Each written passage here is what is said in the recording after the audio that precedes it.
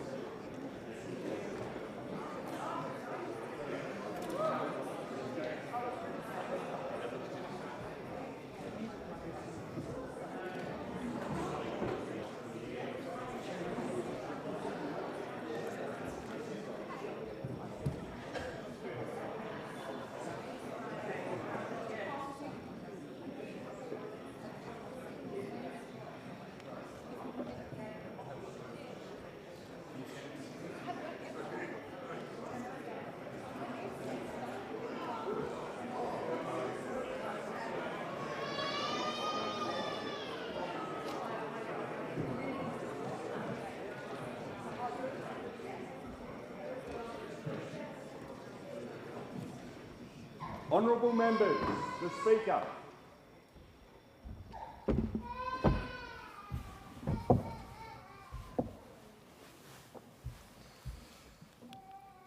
I acknowledge the Ngunnawal and Ngambri peoples who are the traditional custodians of the Canberra area and pay respect to the elders past and present of all Australia's Indigenous peoples.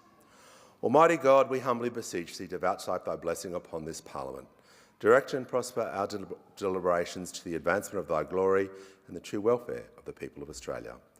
Our Father, who art in heaven, hallowed be thy name. Thy kingdom come, thy will be done on earth as it is in heaven. Give us this day our daily bread, and forgive us our trespasses, as we forgive them that trespass against us. And lead us not into temptation, but deliver us from evil. For thine is the kingdom, and the power, and the glory, forever and ever. Amen.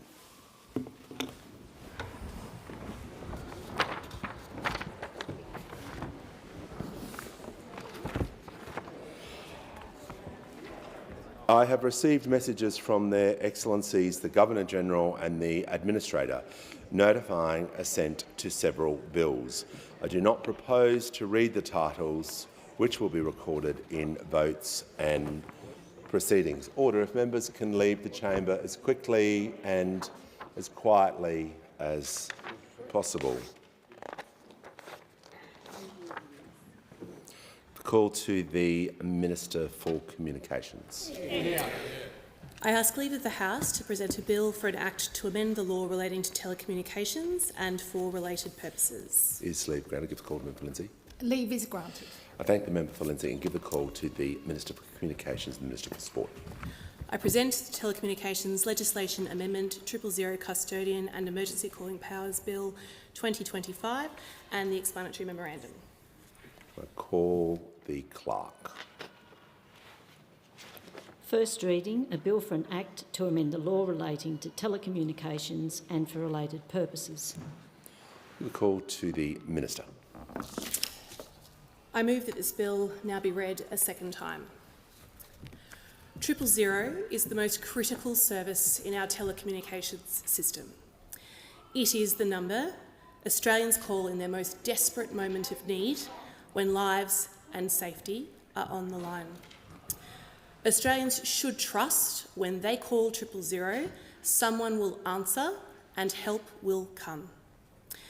But repeated failures by Optus in recent years, through which thousands of emergency calls failed to connect and lives were lost, has compromised that trust. The Albanese government will always work to protect Australians, and we will hold those who fail to deliver their obligations to full account. Optus and all telecommunications carriers have no excuses for 000 outages. while the Australian Communications and Media Authority's independent investigation into the most recent incident continues, today I introduce the Telecommunications Legislative Amendment 000 Custodian and Emergency Calling Powers Bill 2025. From the moment a person dials 000 into their phone, a chain of actions are set in motion. The call passes through carriers, infrastructure owners, and the emergency call person, before finally landing with the relevant state and territory emergency service, who dispatch potentially life-saving resources. And while telco outages may occur, the law is clear. Carriers must always make sure that 000 calls still connect by being redirected to alternate mobile towers or infrastructure. Despite this requirement, the Bean Review found a lack of overarching accountability over many years left the system vulnerable when coordination broke down. That is why in March this year, the Albanese government established the 000 custodian in the Department of Infrastructure, Transport, Regional Development, Communications, Sports and the Arts. So far, the custodian has worked closely with industry to understand the gaps in the 000 system. Alongside the custodian, the Telecommunications Industry Ombudsman has led a steering committee of industry, government and consumer representatives to establish a longer-term 000 custodian model. I thank the participants in that steering committee for their contribution to this incredibly important work. This bill cements into law the powers and functions of the existing 000 custodian to strengthen the resilience and oversight of the 000 system. And it builds on critical industry standards starting on the 1st of November. From the 1st of November, telecommunications carriers will have to provide real-time reporting of outages to ACMA and to emergency services. They will also have to test 000 during upgrades and maintenance and ensure calls fall back to other networks if needed. And within 6 months of the commencement of this bill, the custodian, through ACMA, will issue additional performance requirements to telcos to ensure best practice. Telco providers know, under the law, they must provide reliable access to 000. That is their legal obligation. And that's why this morning I met with the CEOs of Optus, Telstra and TPG Vodafone ahead of the approaching natural disaster season. There are no excuses, and I made that crystal clear today. Turning to the specifics of the bill, Schedule 1 amends the Telecommunications Consumer Protection and Service Standards Act 1999 to put the custodian on a statutory footing and equip ACMA with targeted powers. Under these amendments, ACMA may issue directions to carriers, carriage service providers and emergency call persons.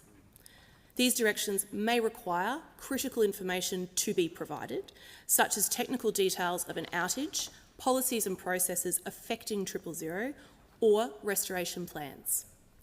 They may also require specific actions to be taken, such as consulting with other stakeholders, sharing information with an emergency service organisation, or improving procedures to prevent a repeat failure. During an outage event where the custodian or ACMA reasonably believes access to 000 may be affected, ACMA can compel timely information on the outage's nature, scale, impacts and restoration. Information gathered by ACMA will be provided to the custodian in a timely manner. The custodian will use this material to support its ongoing system-wide oversight of 000. ACMA will also provide advice and analysis to the custodian to assist in identifying risks and improving preparedness across the ecosystem. This arrangement strengthens ACMA as an active participant in 000 while maintaining the custodian as the central coordination and oversight function within the department. The bill also establishes rules for the use and disclosure of custodian information. This framework allows information to be shared with emergency service organisations, regulators and other relevant bodies to remediate problems before they cause crisis and to respond during an outage of the 000 system. Schedule 1 requires ACMA to report every 6 months to the Minister on use of the new powers, with a copy provided to the custodian. The Minister may also cause a review of the custodian's effectiveness within 2 years of commencement. These provisions reinforce accountability and provide the flexibility to refine the framework over time. For constitutional reasons, the power of direction contained in the bill do not extend to state and territory emergency services organisations. However, it is my expectation that the custodian will work constructively with the states and territories to ensure the appropriate transfer of information. Schedule 2 makes consequential amendments to the Telecommunications Act 1997. It confirms ACMA's investigation pathway where matters are referred by the custodian and establishes civil penalties for contraventions of custodian directions. This aligns with the penalty settings of other enforcement tools across the telecommunications regulatory framework and reinforces the seriousness of compliance. Schedule 3 of the bill updates references to emergency services so that the term is consistently defined across telecommunications legislation. This bill acts on the lessons of past service disruptions by establishing into law the powers and functions of the 000 custodian. It provides the Commonwealth with a permanent mechanism to oversee emergency call services, both during outages and in business as usual operations. It will also give the ACMA the tools it needs to be proactive and forward-leaning in pursuing a resilient, reliable emergency call service for the benefit of all Australians. Going forward, I will repeat for the record what I said to the CEOs of Optus, Telstra and TPG before walking into this chamber. The Albanese government is committed to making the 000 system better and more reliable for all Australians. Legislating a 000 custodian will help, but there is no silver bullet solution for corporate failure. If a telco fails Australians, like Optus did, they will face significant consequences. Yeah. There is no excuse. I commend the bill to the House. Yeah. The debate must now be adjourned. The debate be adjourned. I thank the member for Lindsay. The question is the resumption of the debate be made an order of the day for the next sitting. I'll put the question. Those opinions say aye. Against no. I think the ayes have it. I call the clerk. Government business, notice number 1. Suspension of standing and sessional orders relating to the proceedings on the Appropriation Bill No. 1, 2025 and related appropriation bills. Call to the Assistant Minister. Thank you, Speaker. On behalf of the Leader of the House, I move the motion relating to the suspension of standing and sessional orders for the consideration of the Appropriation Bill No. 1, 2025-2026 and related appropriation bills in the terms in which it appears on the notice paper. I'll put the question. Those opinions say aye.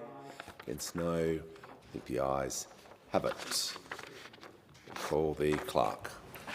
Government business. Order of the day number 1. Appropriation Bill No. 1, 2025-2026. Question, second reading. The question is that this bill be now read a second time. I'll put the question. Those opinions say aye. Against no. The ayes have it, and I call the clerk. It's all health money anyway. You shouldn't even vote for it. Love spending. Second reading, a bill for an act to appropriate money out of the Consolidated Revenue Fund for the ordinary annual services of the government and for related purposes. In accordance with the resolution agreed to earlier, this bill and related appropriation bills stand referred to the Federation Chamber, and further consideration of this bill is made an order of the day for a later hour. The call to the honourable member for Fisher. Thank you, Mr Speaker. On behalf of the Parliamentary Joint Committee on Intelligence and Security, I present the following reports. Firstly, the review of the listing of Telegram as a terrorist organisation under the Criminal Code, and secondly, the advisory report on the Telecommunications and Other Legislation Amendment Bill 2025. And I ask leave of the House to make a short statement in connection with those reports. Is leave granted? Give a call to the Minister. It's granted.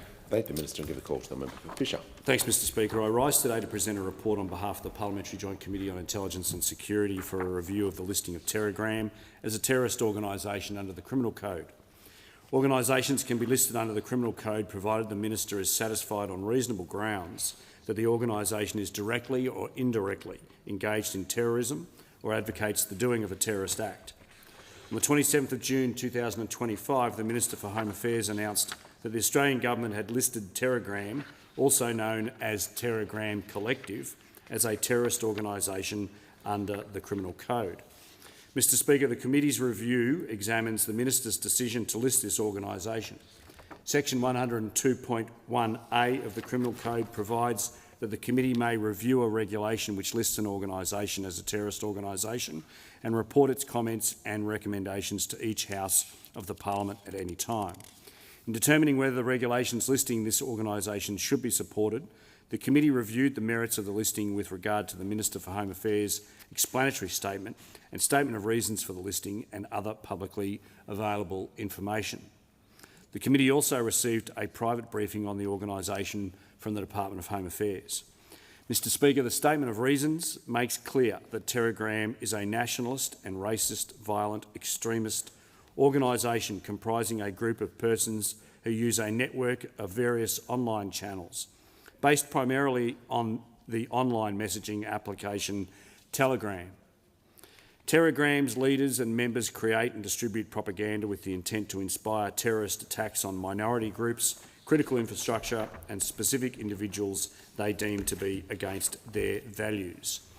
The organisation advocates for and provides instructions on how to conduct terrorist attacks and has successfully inspired a number of terrorist attacks in the United States, Europe and Asia.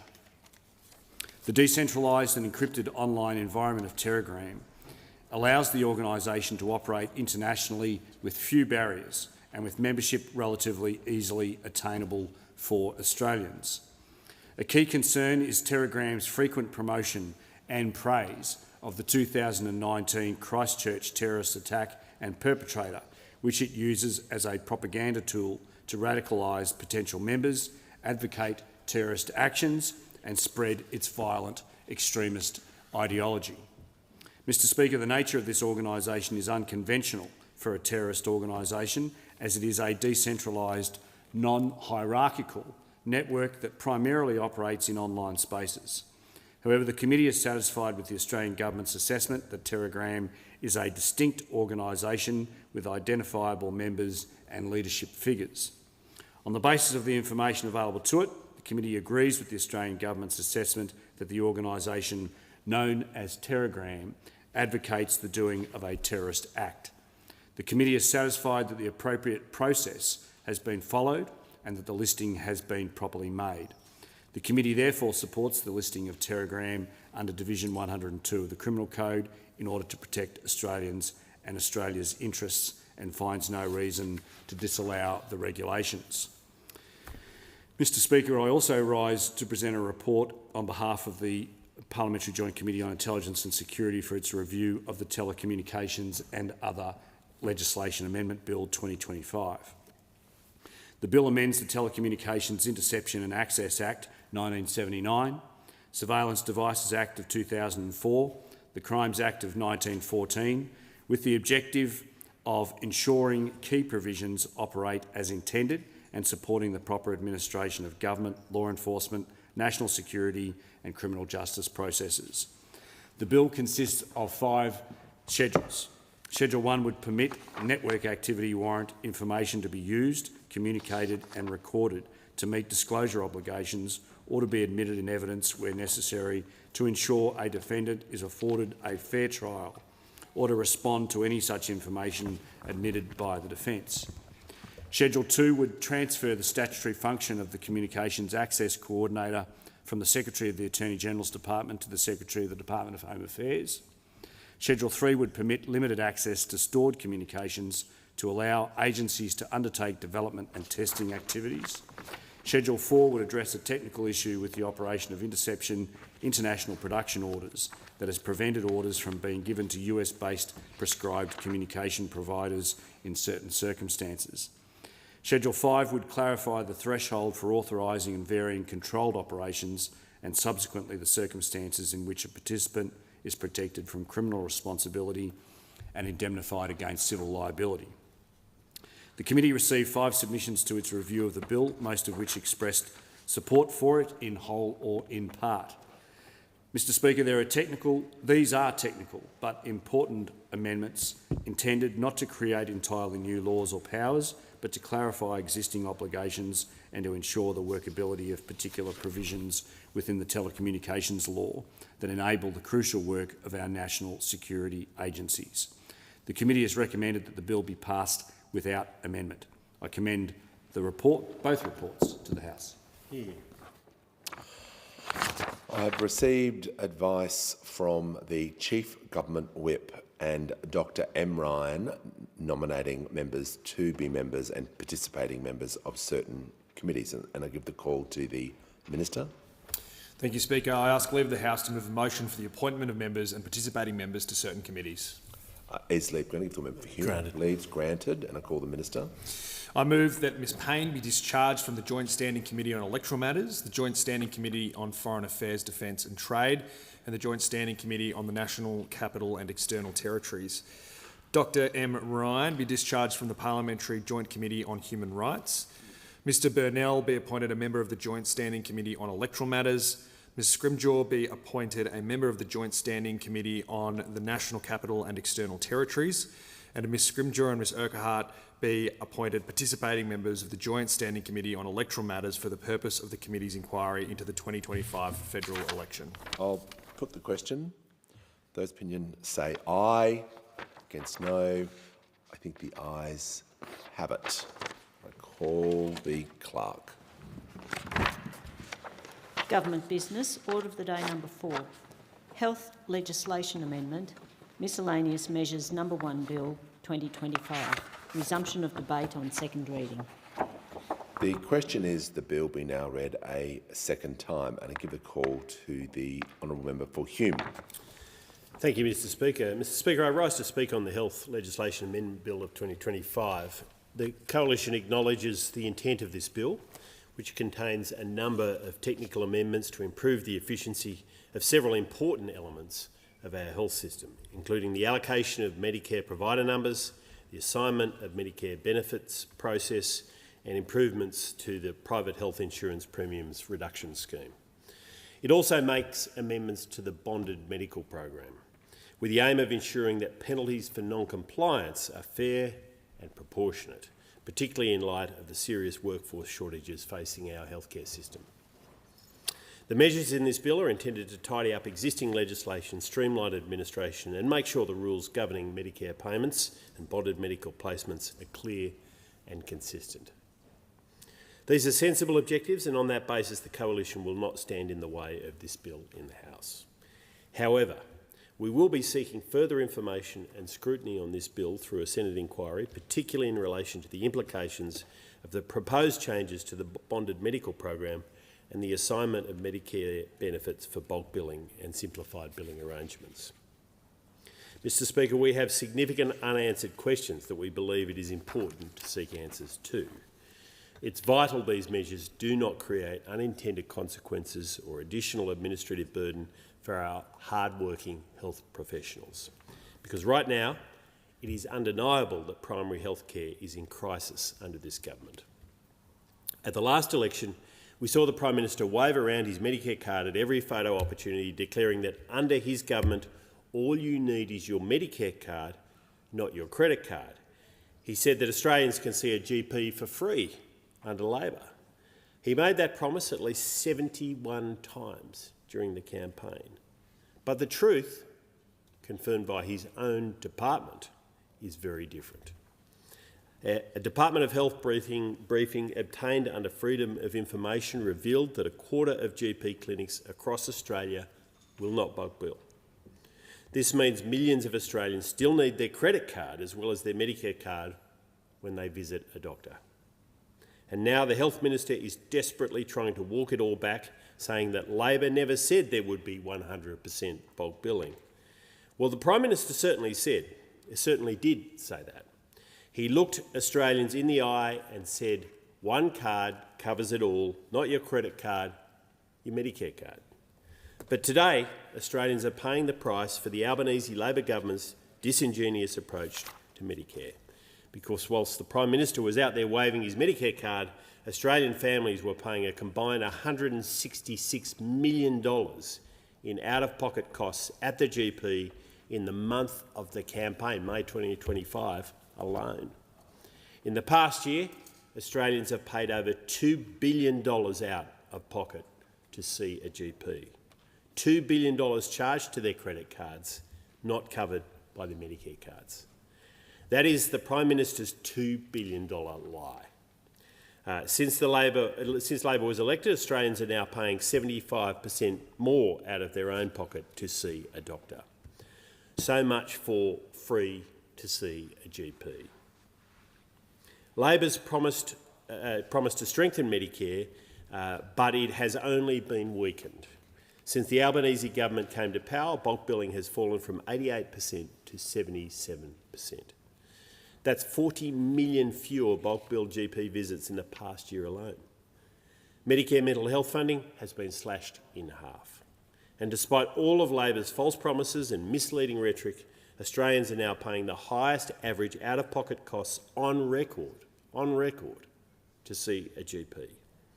That is the stark reality of Labor's primary care crisis. More than 1.5 million Australians last year said they avoided seeing a GP because of cost concerns.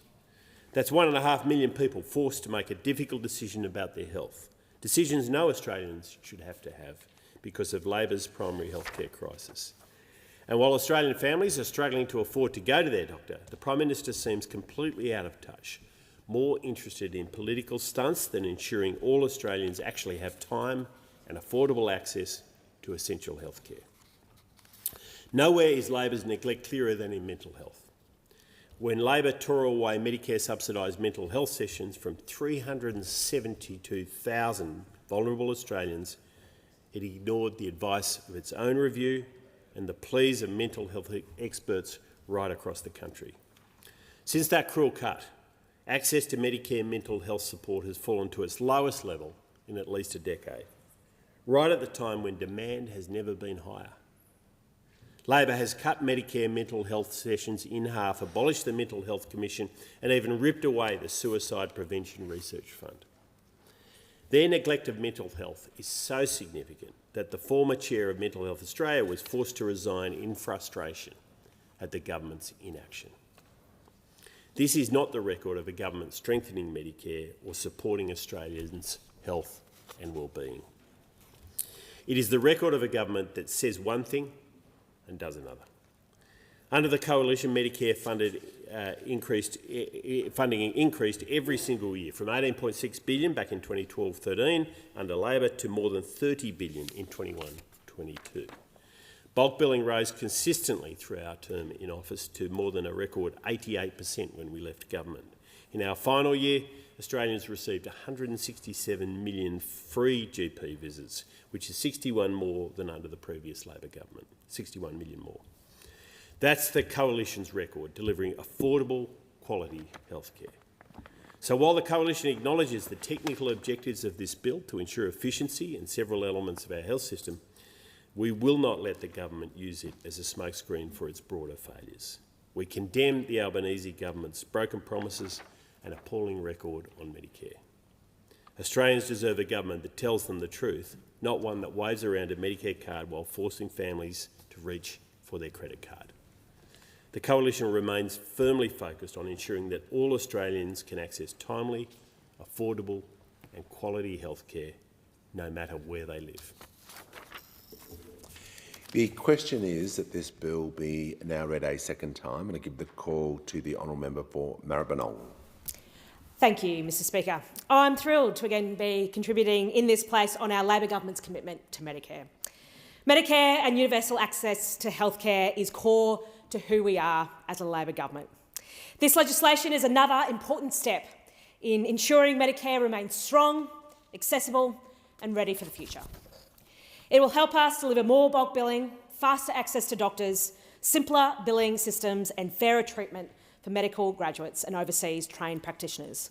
So that Australians can get the care that they need, when they need it, and with only needing their Medicare card.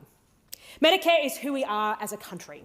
It's one of our nation's greatest achievements, built on our Australian values of fairness, equity and compassion. And it's why our government is determined to strengthen Medicare, to make it easier and affordable to see your doctor, to support our healthcare workforce and keep bulk billing strong across every part of our community. This legislation makes important practical changes across the health system to help deliver a stronger Medicare, including more bulk billing, faster access to provider numbers and better systems that help doctors spend less time on paperwork and more time with their patients. This bill is a key part of the Albanese Labor government's ongoing commitment to not just strengthen Medicare, but safeguard it now and into the future.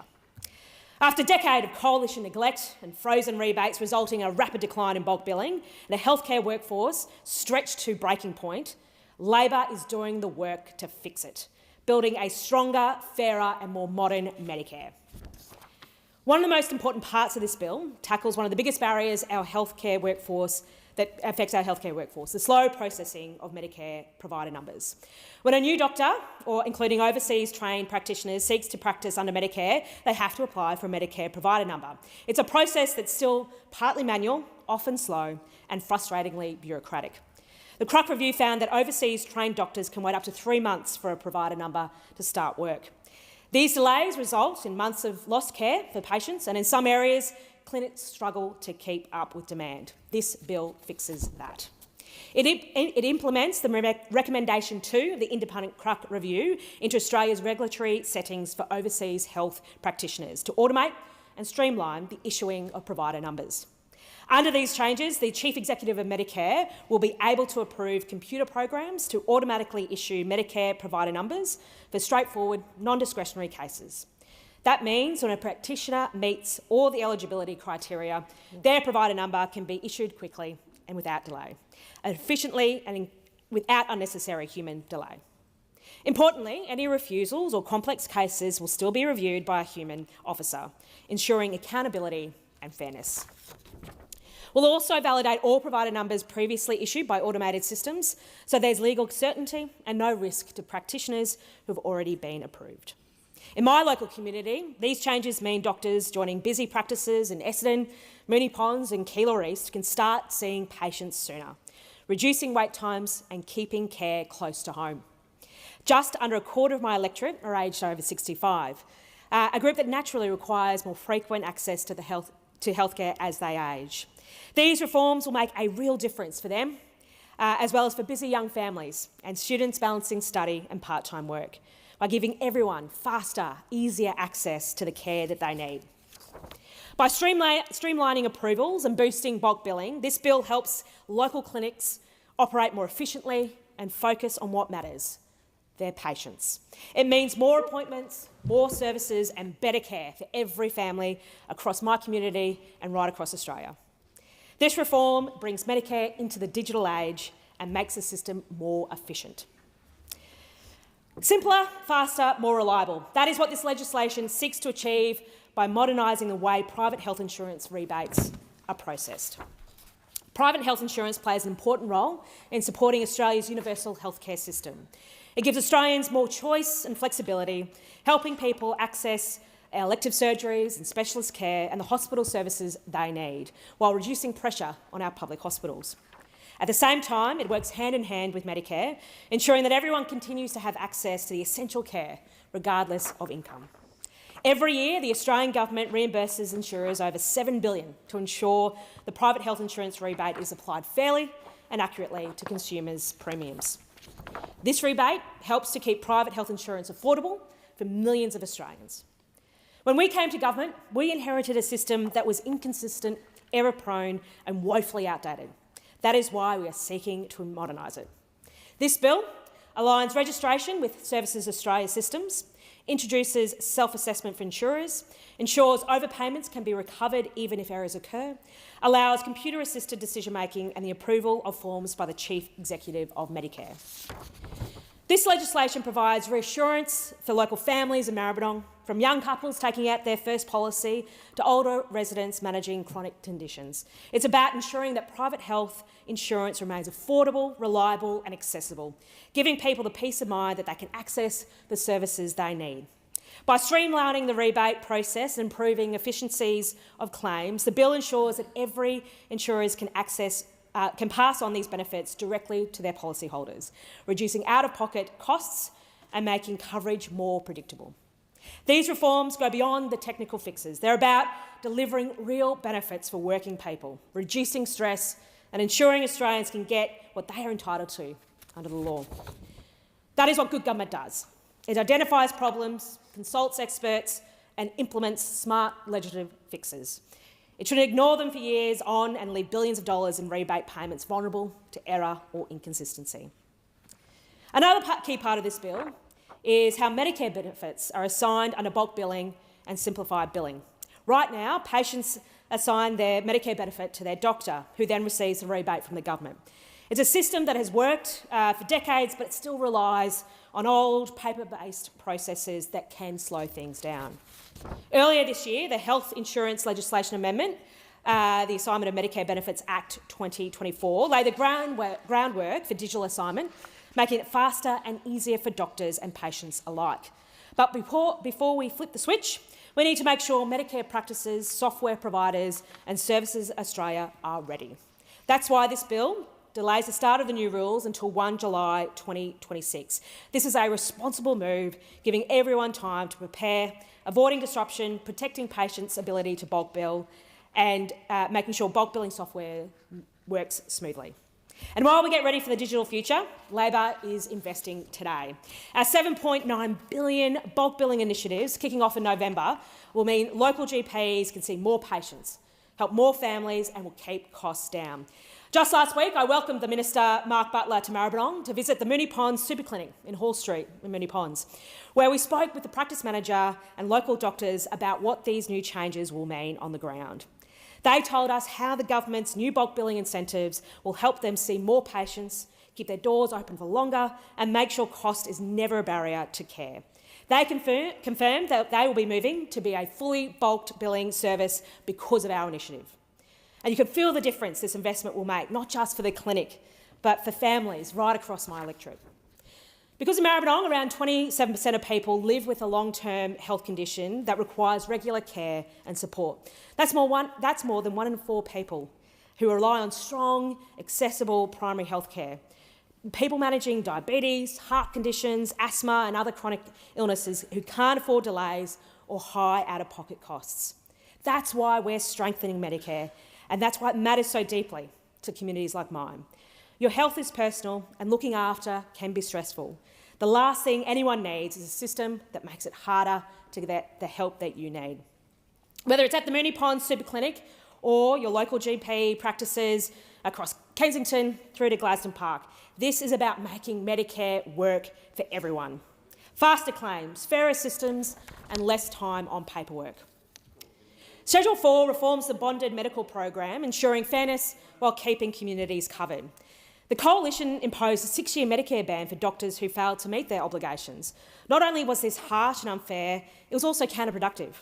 That policy risked depriving regional, rural and outer suburban communities of critical health services.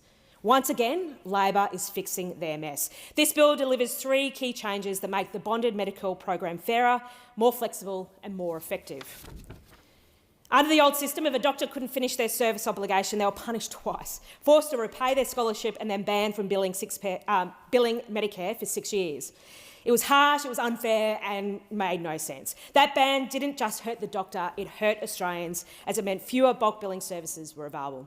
By removing that blunt penalty, we're keeping fairness and accountability in place without cutting our communities off from the care that they need. Many bonded doctors have already spent years working in our rural, regional and outer metropolitan communities. Yet under the old rules, that effort often didn't count toward their obligations. This bill changes that. It ensures that the work done and the spirit of the program is properly recognised. We know medical training is demanding and personal circumstances can change. Extending the grace period gives students more time to decide whether the program is right for them, supporting a smoother transition into the workforce and reducing unnecessary stress during study. This flexibility helps us attract more students into medicine, especially those who want to give back to their communities, without trapping them in unfair or unrealistic conditions.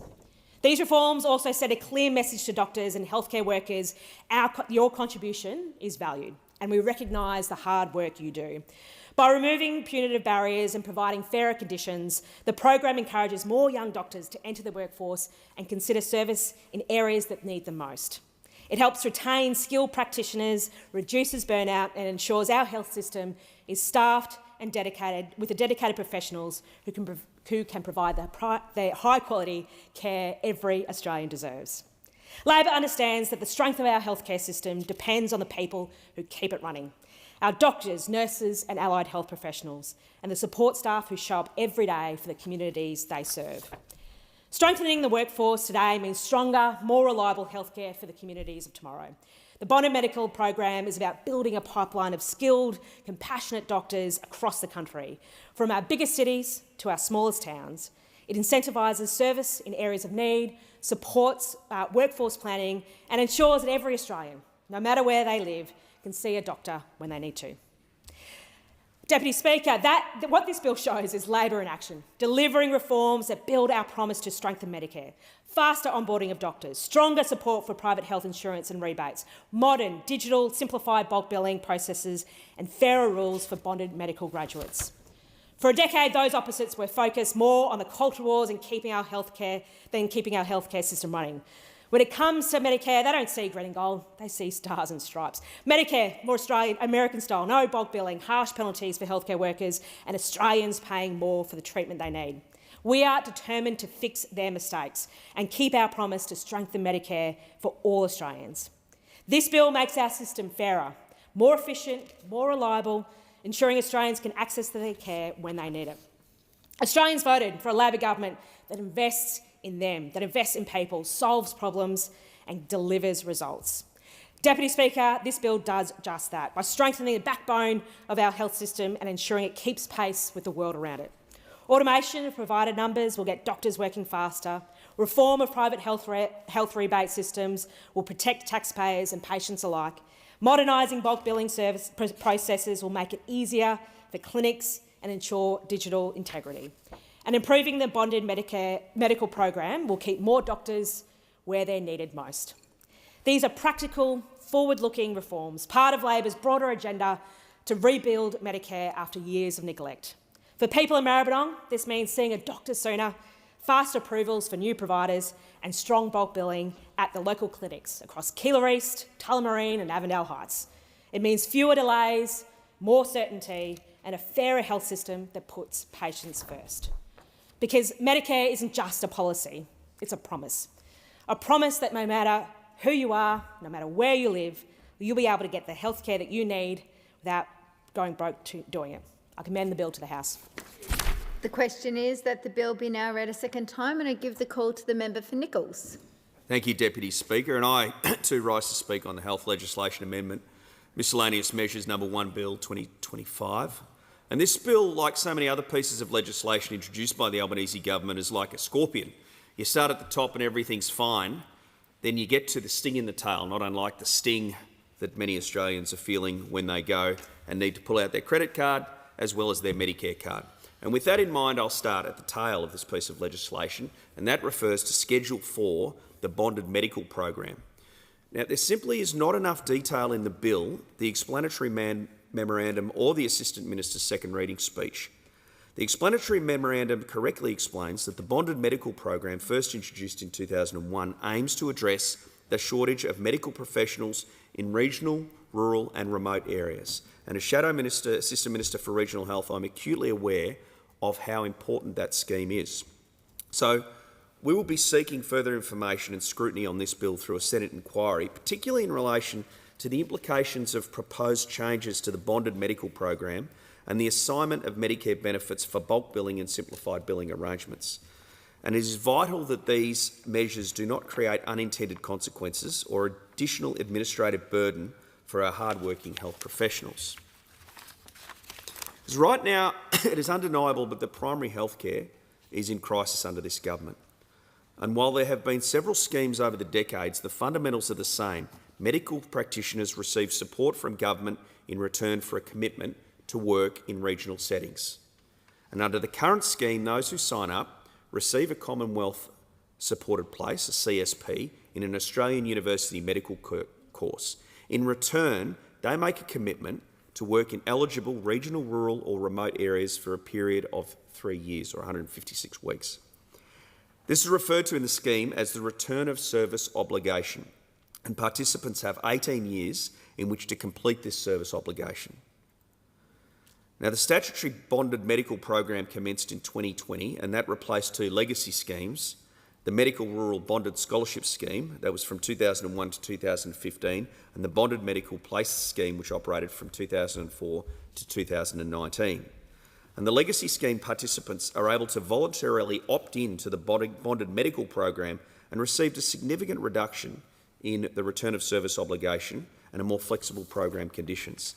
And in some cases, the length of time doctors are obligated to practice in areas of need in regional Australia is cut from 6 years to 3 years by opting into the current scheme. And I can understand the reasons for wanting to streamline participation and administration to a single scheme, but we should also recognise the outcome is a significant cut to the amount of time those practitioners are required to practice in rural and regional areas to satisfy their return of service obligation. And I will remind everyone in this place that doctors are still not growing on trees. The bonded medical programs have played an important part for many years in delivering Australian educated doctors to regional communities. The schemes have operated alongside similar schemes binding foreign-trained doctors to work in regional areas for a set period as part of their visa conditions. Schemes designed to address GP workforce challenges in regional and remote communities are already being undermined by changes that the Albanese government has made to distribution priority areas. So they've expanded the GP priority areas. 17 areas became more remote under the new modified Monash model classifications, but priority areas continue to extend into the fringes of capital cities. 15 metropolitan areas gained DPA status, which allows those areas to compete for overseas trained doctors with the most remote and underserviced regions in Australia. And what we can't afford is further dilution of programs designed to get doctors into communities that most need them. Schedule 4 seeks to make changes to the bonded medical program so that consequences for participants who withdraw from the program or fail to complete their return of service obligation, and I emphasise that word obligation, balance the personal circumstances, in inverted commas, the personal circumstances of the bonded participant with the broader interests of the community. Now, it is not clear from this bill, from the explanatory memorandum or the second reading speech, what that actually means in practice and what the implications are going to be for regional and remote Australia who need these GPs. While a waiver is referenced, there's no detail to it. And I can understand that in some cases there may be compassionate and compelling circumstances for a waiver to be applied. But the broader interests of the community are also very important, and these schemes can mean the difference between having or not having a local GP. And there is a third element here that's not addressed, and that is the integrity of the scheme itself. So currently breaches may be liable for financial penalties, such as repayment of the scholarship or CSP fees. And in addition, former Medical Rural Bonded Scholarship Scheme participants can receive a 6-year Medicare ban. Now, without additional information gleaned through an inquiry, and that's why we want to send it to a Senate inquiry, it's difficult to determine the impact of these changes, and I'm a bit wary of any change that undermines the scheme and makes it easier for participants to, on one hand, receive the benefits, but then not deliver the obligation under which they were given the benefits in the first place. We need doctors in the regions, and you can wave your Medicare card as much as you want, even if you're the Prime Minister, but you won't be able to use it if there's not a doctor available. And there are alternatives that are out there that I've seen work very successfully about getting medical professionals into regional areas. And initiatives by the previous coalition government are a great example of this. An example of which is in my electorate of Nichols, in the Murray-Darling Medical School, to move Commonwealth-supported places out to regional universities and regional campus, and the School of Rural Health in the Shepparton campus of the University of Melbourne is a great example of this. So the way the scheme works, or the way the program works, is that students will do a Bachelor of Biomedical Science, and there are 15 places set aside at La Trobe University in this particular scheme, and 15 places that will be from any other appropriate prerequisite undergraduate course. And then they will go into the 4-year Doctor of Medicine, which will be exclusively at the School of Rural Health in Shepparton, which is over the road from the hospital. So the students spend 4 years in a regional setting. By the time they come out, and the first graduates will come out in 2025, the end of this year, and I'm really looking forward to that moment when they graduate. I know those students personally. They've already set themselves up in regional areas. Most of them were country kids in the first place. The reason the scheme was so attractive to them is because they were kids who, if they had to go to university in Melbourne or Sydney to study medicine, they just wouldn't have studied medicine. They studied medicine because there was an opportunity to do it in a regional setting, close to their families, in an affordable way. So we've got all of these kids who are going to be doctors who wouldn't have otherwise been. They're going to have studied in a regional location. They're going to have been there for 4 years. They've put down roots. They've met people. In some cases, they've started families. In some cases, they're close to their existing families. I think in some cases, people have already put down a deposit on a house. They are going to stay and practice in regional areas. The Murray-Darling Medical School is an example of really creative thinking by the then coalition government about saying, okay, the evidence shows us that if you train people in regions, they're likely to practice in regions. And we're about to yield all regional areas, not just Shepparton, but across the area where the Murray-Darling Medical School runs, are about to yield the benefits of having those young people graduate and work in these regions. I think that we should look at expanding the Murray-Darling Medical School beyond the Murray-Darling to other parts of regional Australia, and to make sure that we contribute to that population balance by not just focusing a lot of our university courses in major metropolitan cities, but moving them out to regional cities so that they grow, so that we grow Australia in an even way. So the Murray-Darling Medical School is an example, along with the bonded medical scheme, along with the programs that have required overseas doctors to practice in regional areas as part of their visa requirements. It's an example of the government's being creative and filling that need for medical professionals in regional areas. But if you start watering down these schemes, as this bill may do, again, it's not clear, as this bill may do in relation to the bonded medical schemes, then you're going to not only water down the scheme, you're going to water down the ability of regional communities to have access to GPs. So, Deputy Speaker, the other schedules in this bill seek to address regulatory and administrative issues, and the Coalition acknowledges the intent of this bill, and it contains a number of technical amendments to improve the efficiency of several important elements of our health system. Schedule 1, for example, the automation of Medicare provider numbers. In my own electorate, my office has had to assist general practitioners facing extended days in the issuing of a Medicare provider number.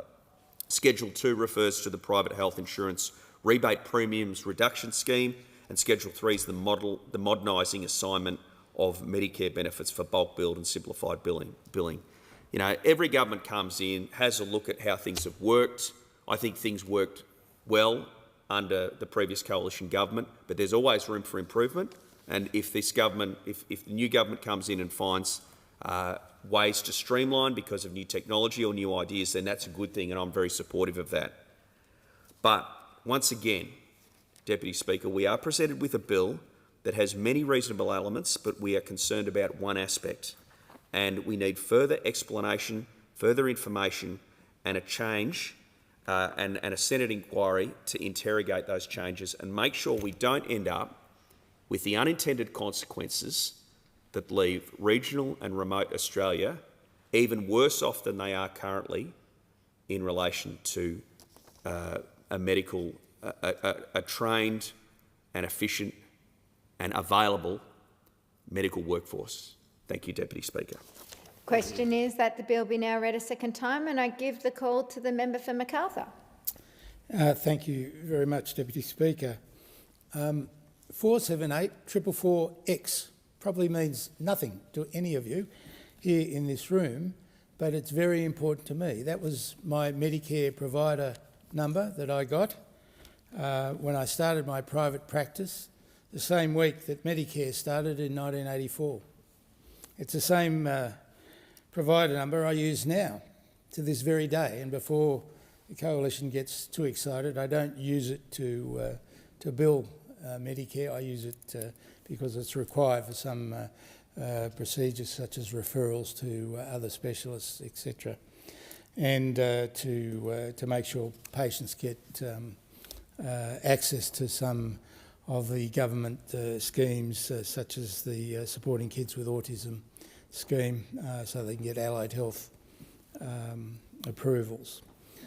I speak on the public importance of the health legislation amendment, miscellaneous measures number 1 bill, not just as a member of Parliament, but as someone with a deep understanding of the importance of providing efficient health care to everyone in an equitable manner, and the first-hand experience of administrative bottleneck.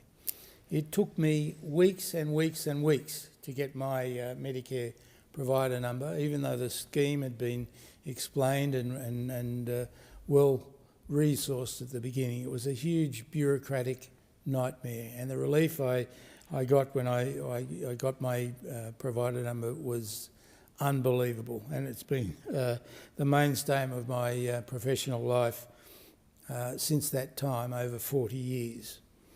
I personally experienced the difficulties involved in obtaining a Medicare provider number, as have many of my colleagues, and in particular my young medical students once they finish their training, and work as residents and registrars in the time when they are looking to further their professional lives, either as general practitioners or specialists.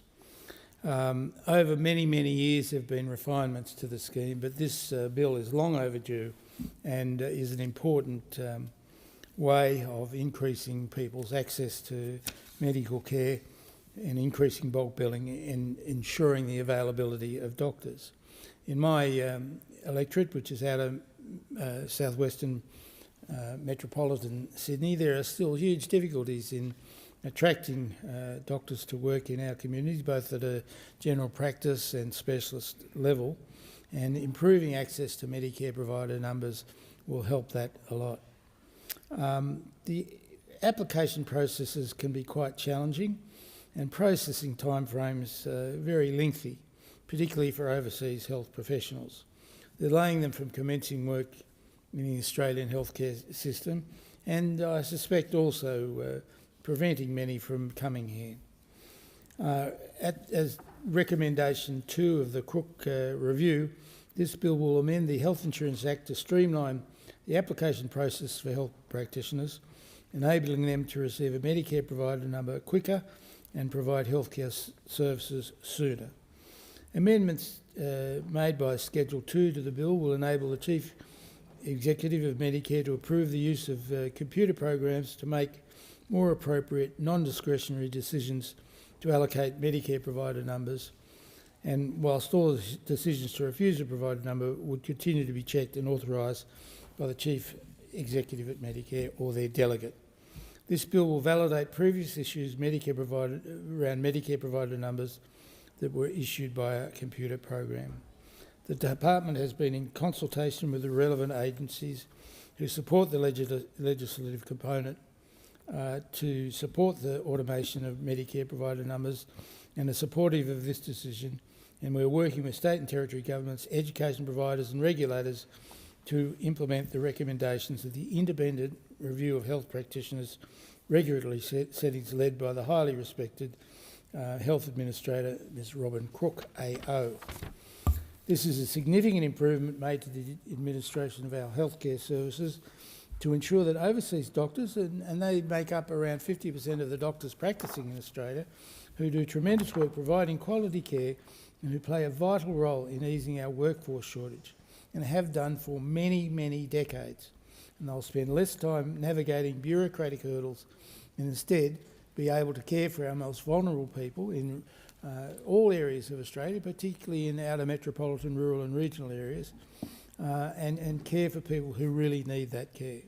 Having the right skills critical to the success of the government's agenda. We know that, and this bill will make it easier for medical practitioners who are well qualified to get access to Medicare billing. Schedule 2 of this bill will see the amendment of Chapters 2, 3 and 6 of the Private Insurance Act 2007 to support the processes for claiming private health insurance rebates under the Premiums Reduction Scheme. The Australian Government reimburses private health insurers for the portion of health insurance premiums that are reduced on behalf of consumers under the Premiums Reduction Scheme, and each year rebate repayments in excess of $7 billion are paid in this matter. The private health insurance rebate is an essential element to our healthcare system in order to make private health insurance more affordable for Australians by funding part of their premium. The Premium Reduction Scheme allows eligible people to choose to get the rebate at the time they pay their private health insurance premiums, and I'm certainly a beneficiary of that, rather than pay the full cost of the premium and then claim a deduction back through their tax return at the end of the financial year. Under the scheme, the insurer reduces the premium payable by the policyholder by the amount of the rebate and claims reimbursement of that amount through a system administered by Services Australia. Over time, it's become clear that parts of the registration and claims process for the scheme haven't always lined up with the rules set out in the Private Health Insurance Act, resulting in some inconsistencies in its administration. To fix that, this bill is introducing some changes that help the system run more smoothly and support the operation of the registration and claims system. Yet again, another way this government understands healthcare, understands the importance of getting people access to healthcare and making the process more streamlined. Now, the Chief Executive of Medicare is able now to use use automated systems to handle registrations and claims, and these changes will make it possible to recover any overpayments caused by system errors. Changes were made to our healthcare system last year with the introduction of the Health Insurance Legislation Amendment, Assignment of Medicare Benefits Act 2024, modernising and simplifying how patients assign their Medicare benefits. In a modernised era, these changes were made to align with the times and move away from paper-based processes and supports a digital assignment option, and this bill supports the modernising of the assignment of Medicare benefits by addressing limitations of the assignment of Medicare benefits and the Health Insurance Act, and supports regulations allowing the ability for a patient to assign their Medicare benefits, which will underpin further increases in bulk billing, particularly with our new supports for bulk billing processes in the general practitioners field. We understand that these processes and charges can be tedious and timely, and time-consuming, but we have listened to the concerns of the IT vendors, state and territory governments, medical peak body groups and other stakeholders who have expressed concerns with the timeline of delivering rebate changes, and also with the extension of provider numbers. To provide sufficient time for medical and health industries, particularly the private sector, to allow for software updates to reflect new assignment benefit processes, this legislation is being introduced. These extensions of time will allow the health sector, medical industry providers and patients to prepare for any changes. Our government is committed to easing the cost of living pressures and ensure people receive the care and treatment which they need, and our government is committed to funding to implement these reforms, which will further streamline the process for patients and also for medical practitioners. We are ensuring that the passage of this bill will be further string in the Albanese government's election commitment of $7.9 billion to improve bulk billing incentive payments, to encourage increased bulk billing rates and further ensure that more Australians can see a GP and their specialists for free. The Department of Health, Disability and Ageing has been in consultation with all relevant parties for this amendment, from patient representatives, stakeholders, private health insurers, hospitals and state and territory governments, and taken feedback and recommendations to provide a seamless transition. This is what Australians deserve, and it's the one thing that Labor governments have done, is to ensure that the Australian population can receive the health care it needs, making our healthcare system the envy of the rest of the world. Australians deserve this, to have fairer and affordable access to see a doctor when they need to. This bill, furthermore, will amend the bonded medical program, a program which provides eligible students with a subsidised Commonwealth-supported place in a medical degree at a university in exchange for a commitment to work in regional, rural or remote areas after graduation. Now, there have been concerns about this bonded program for some time.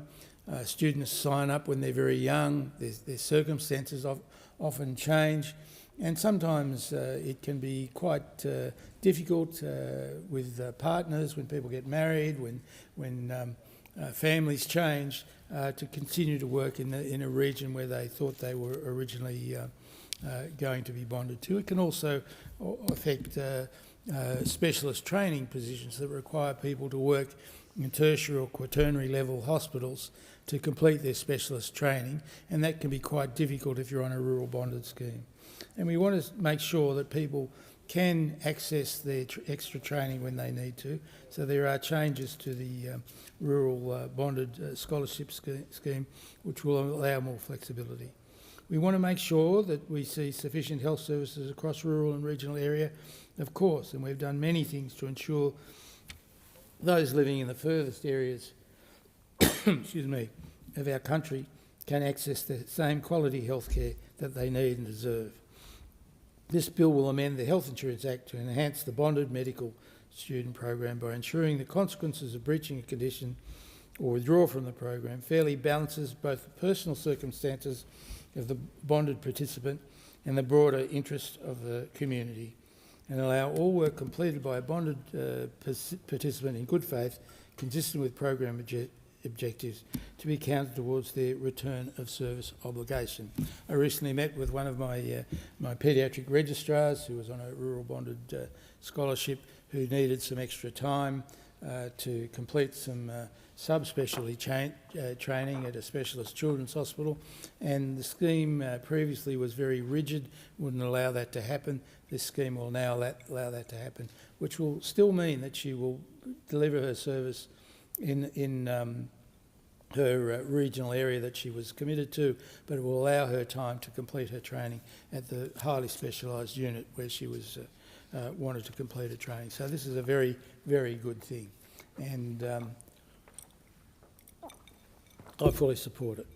I've been contacted by a number of medical students who face this predicament, and it's honestly a shame to see the stress that some of them have been put under, and I'm glad that this bill allows more flexibility.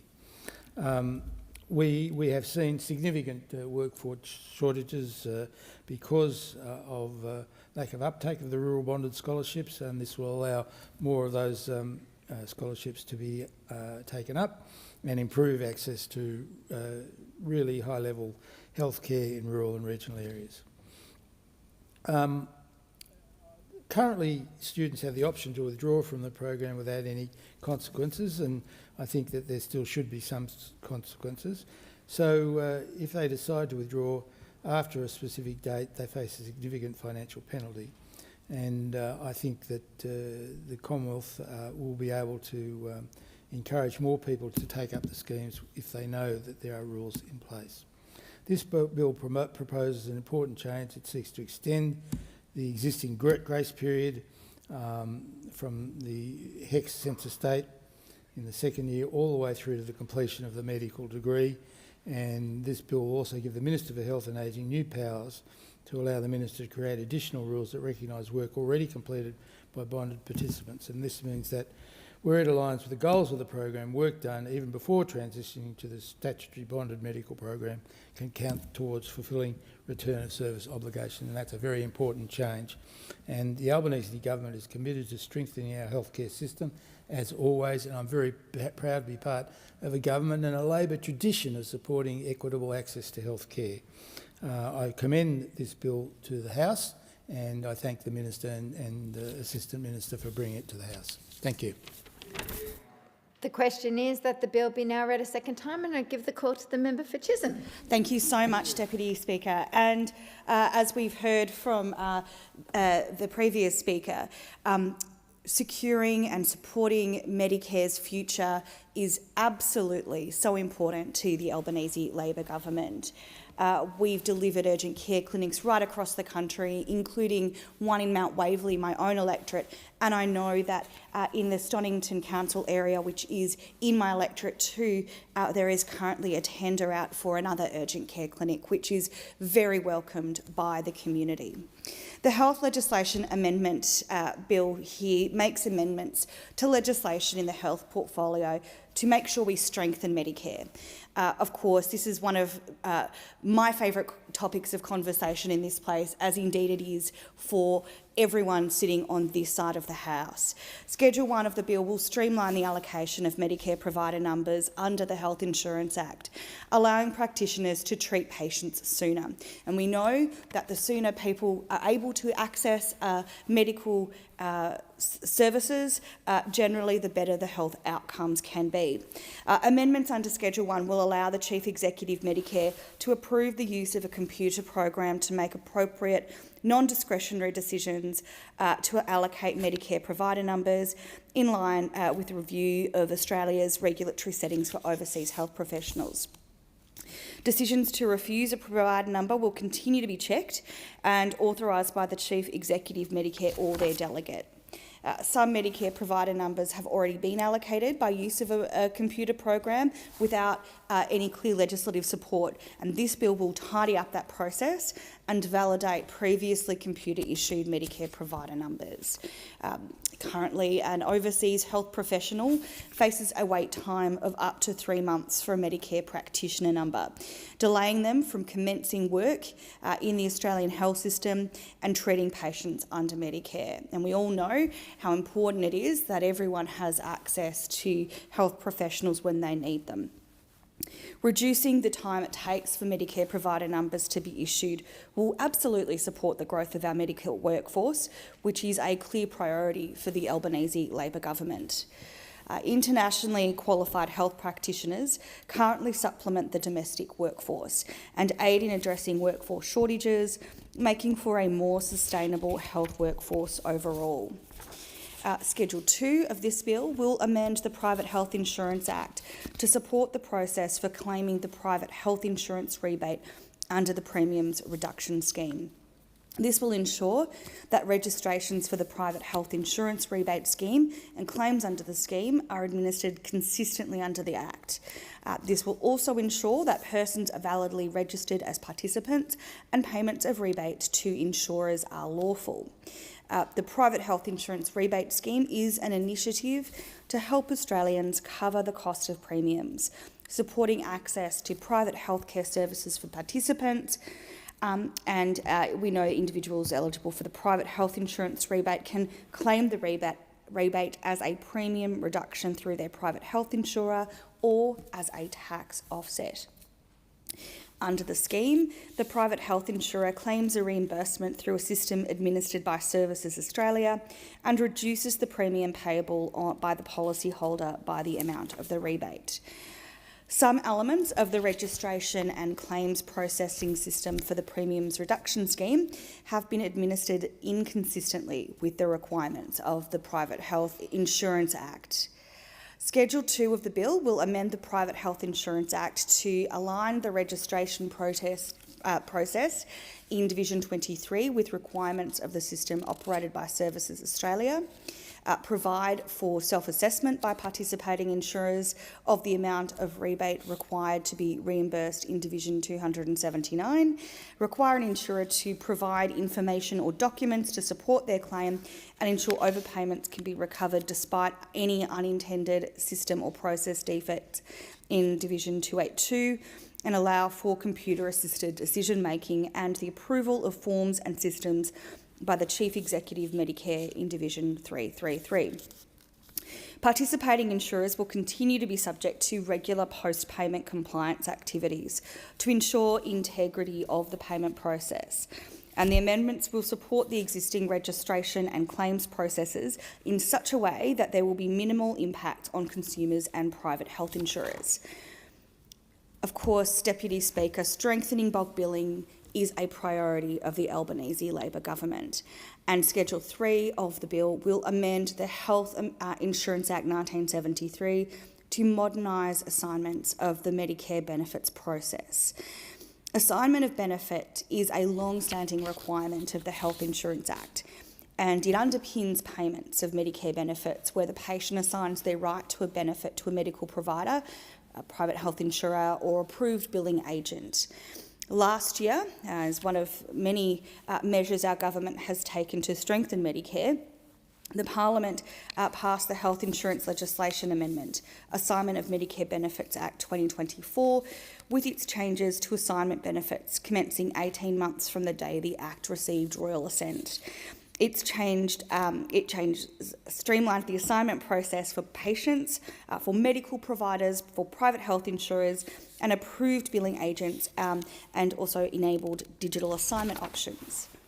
This bill here before us now will build on those changes and address limitations of the Assignment of Benefits Act. This bill will delay commencement of the Assignment of Benefits Act to the 1st of July of next year, 2026, which will support industry and consumers to comply with the new assignment of benefits requirements, and it will allow time for new processes to be developed and for IT systems to be updated. In the meantime, bulk billing can continue under the current processes, including additional incentives for bulk billed services, which will start, of course, from the 1st of November this year, in line with the government's election commitment. Bulk billing is vital for equitable access to healthcare. It helps with cost of living pressures and ensures every Australian receives the best healthcare they deserve.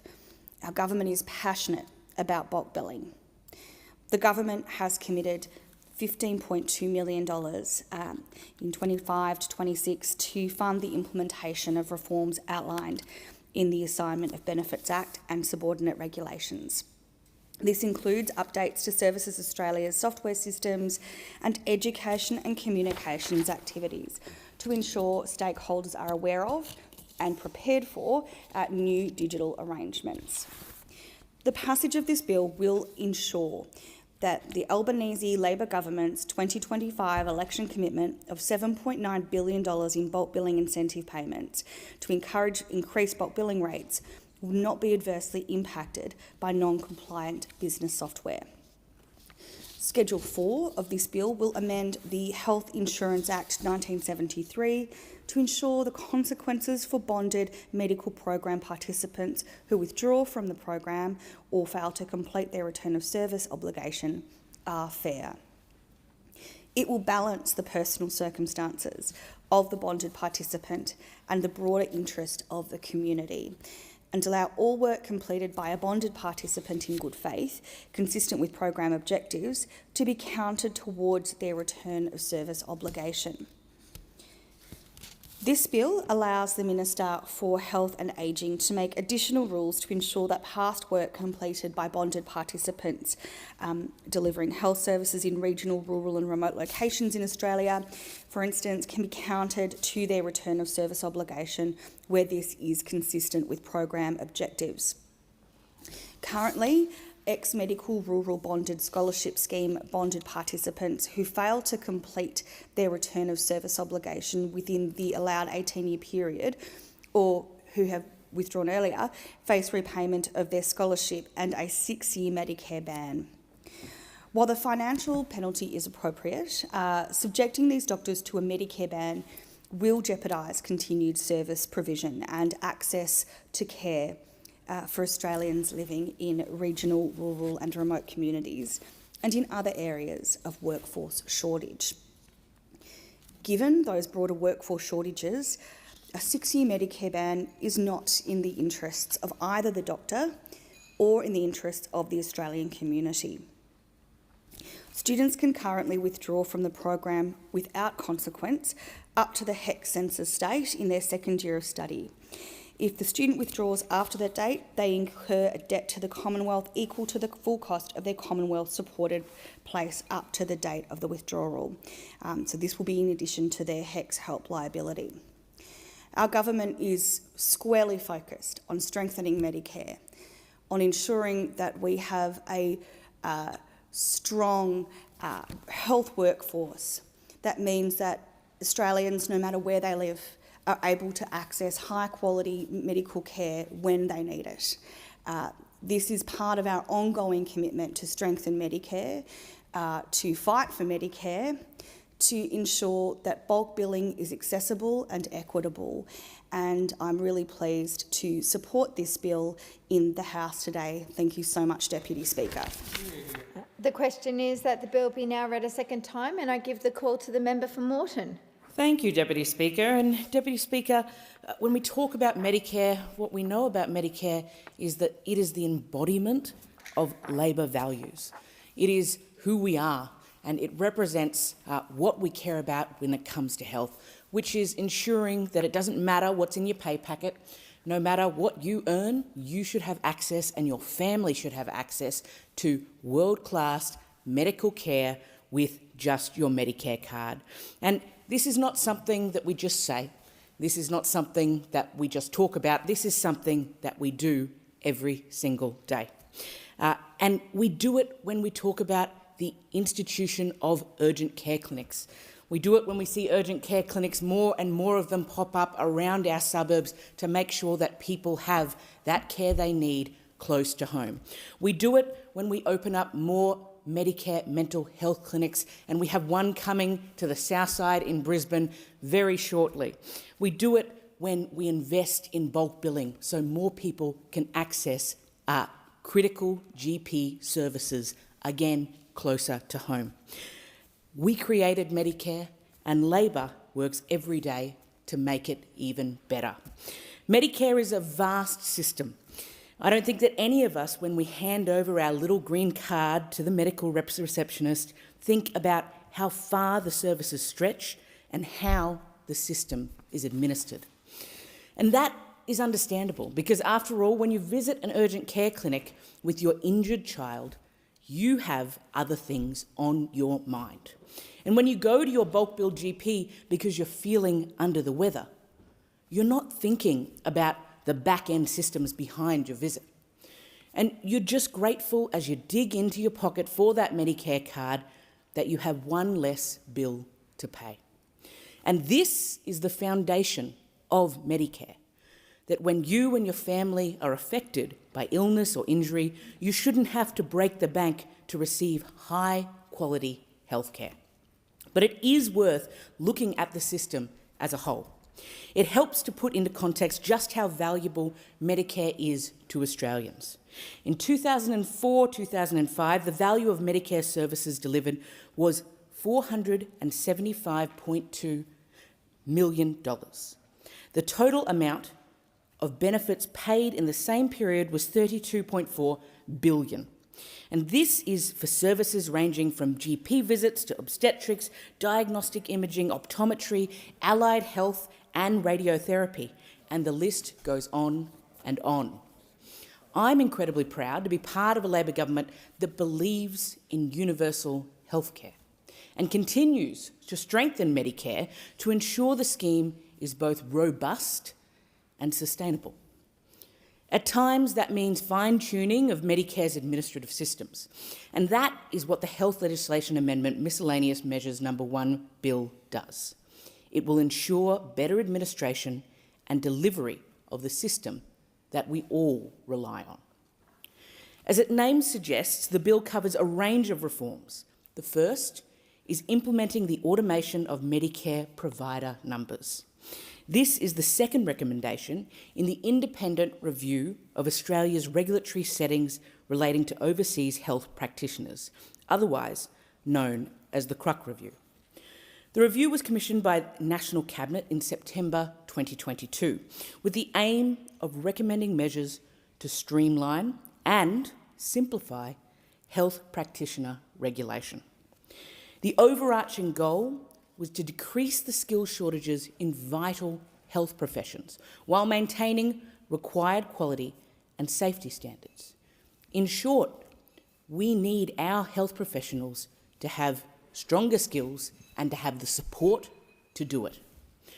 The resulting report in August 2023 from Robin Cruck AO acknowledged persistent shortages in the registered health practitioner workforce. And these shortages led to some communities not having access to a GP, nurse-led clinic or dental or mental health service within a 60-minute drive. Other negative effects on the shortages included critical health services such as a maternity or dental being closed down in some places, and wait times for specialists blowing out, in some cases for as long as 4 years.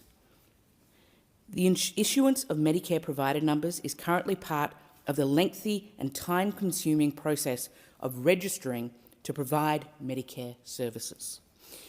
An MPN enables the health practitioner to claim, refer or request Medicare services, and health practitioners require an MPN for each practice location. And MPNs are currently allocated by the Chief Executive Medicare via the Human Services Medicare Act of 1973. The report recommended automating the issuance of MPNs to speed up the approval processes and result in more practitioners being available to provide services more quickly. And that's what this is all about, making sure that we have more practitioners, making sure that they can provide services to the communities that need them most in an efficient and effective way. This bill will amend the Health Insurance Act 1973 to establish the function of allocating MPNs within the Act, enabling the Chief Executive Medicare to approve automation, and will also validate MPNs previously issued automatically.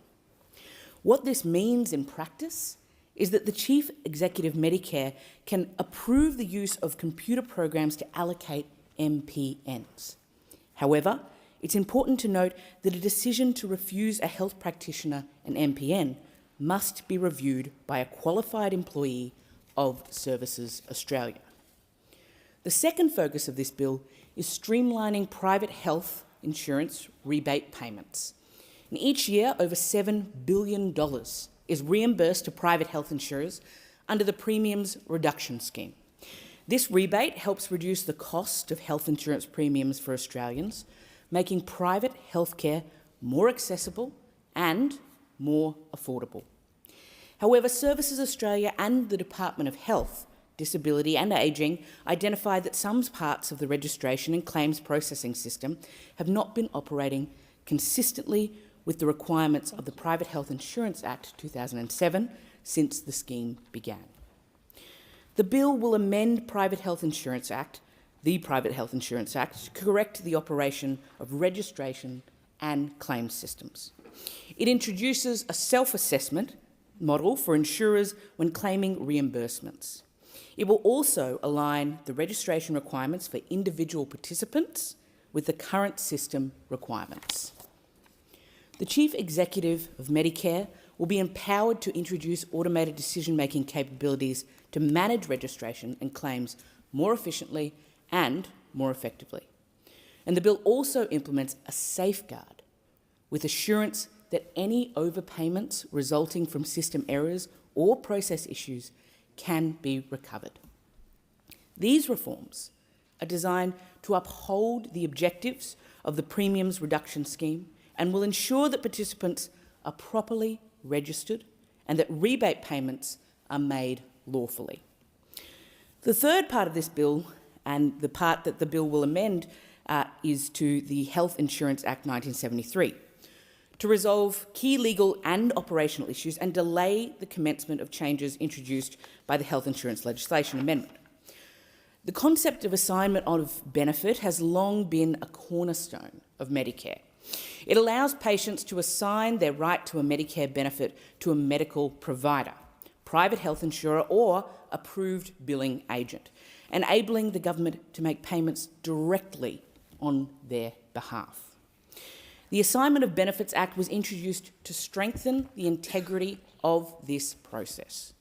It streamlines how benefits are assigned and introduces digital options to replace outdated paper-based system.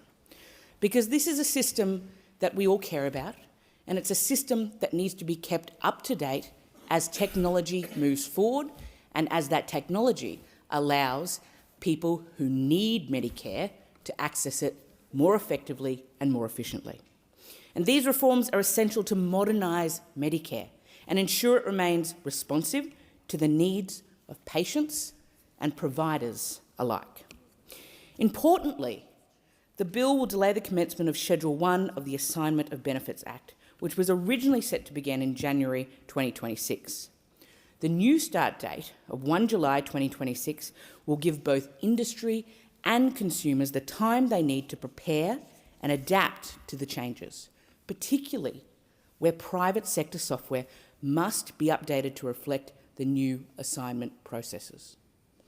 Bulk billing will continue under current arrangements with additional incentives for bulk billing services commencing from the 1st of next month. And these reforms are supported by $15.2 million worth of funding in 2025-26.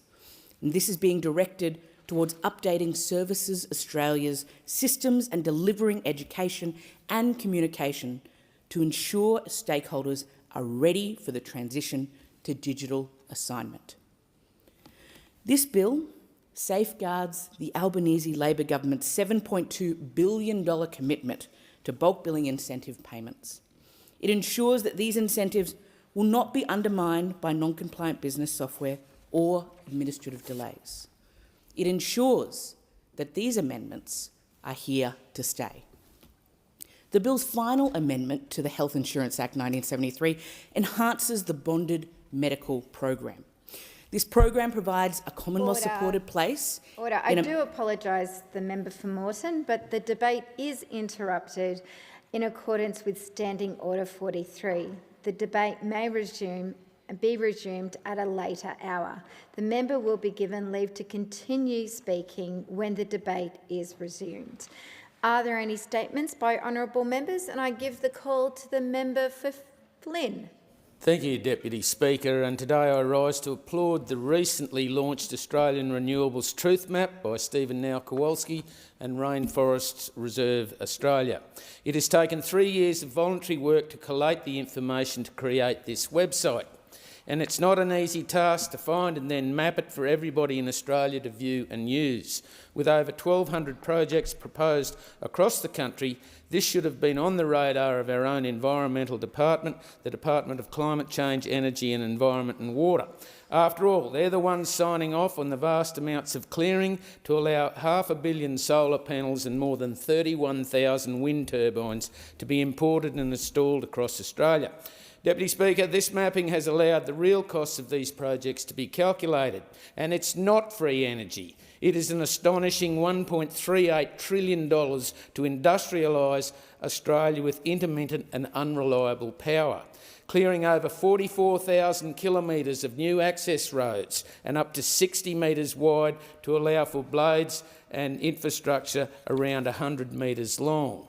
These are the real costs. There are over 90 of these projects in the Flynn electorate, including Moa Creek. This project directly affects significant amounts of flora and fauna, including ancient cycads that should be protected under the EPBC Act, and these landscapes must be preserved.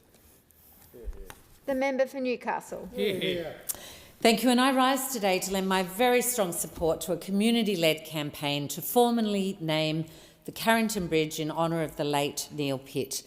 Carrington Bridge is a gateway that connects this proud peninsula community to the rest of Newcastle. It's a vital part of Carrington's unique identity and the close-knit community spirit that binds its residents together. The proposal to name the Carrington Bridge after Neil Pitt is a fitting and enduring tribute to his life of selfless service. Neil was an extraordinary Novocastrian, a tireless volunteer, a passionate advocate and a deeply loved and well-respected member of the Carrington community. His passing has been felt profoundly by all who knew him. Each morning on his walks to the local shops, Neil would call in on his neighbours, dropping off not items that people needed, checking in and generally lifting community spirits wherever he visited. He gave so much of himself to others, especially to those in aged care residence, where I know he visited for a number of decades, offering a friendly smile and a listening ear. Neil embodied the very best of community spirit, and that's why I'm backing this petition. Every person who crosses that bridge at Carrington would be reminded of his remarkable contribution to the heart and soul of Carrington. I commend the organisers of this petition for their commitment to preserving Neil's legacy, and I encourage all members of our community to add their voice of support. The member for Durack. Last month, I had the privilege of welcoming to Parliament House students and teachers from Mount Magnet District High School, travelling from the red dirt of Mount Magnet, one of WA's original and longest-serving gold mining towns, to the heart of our nation's democracy.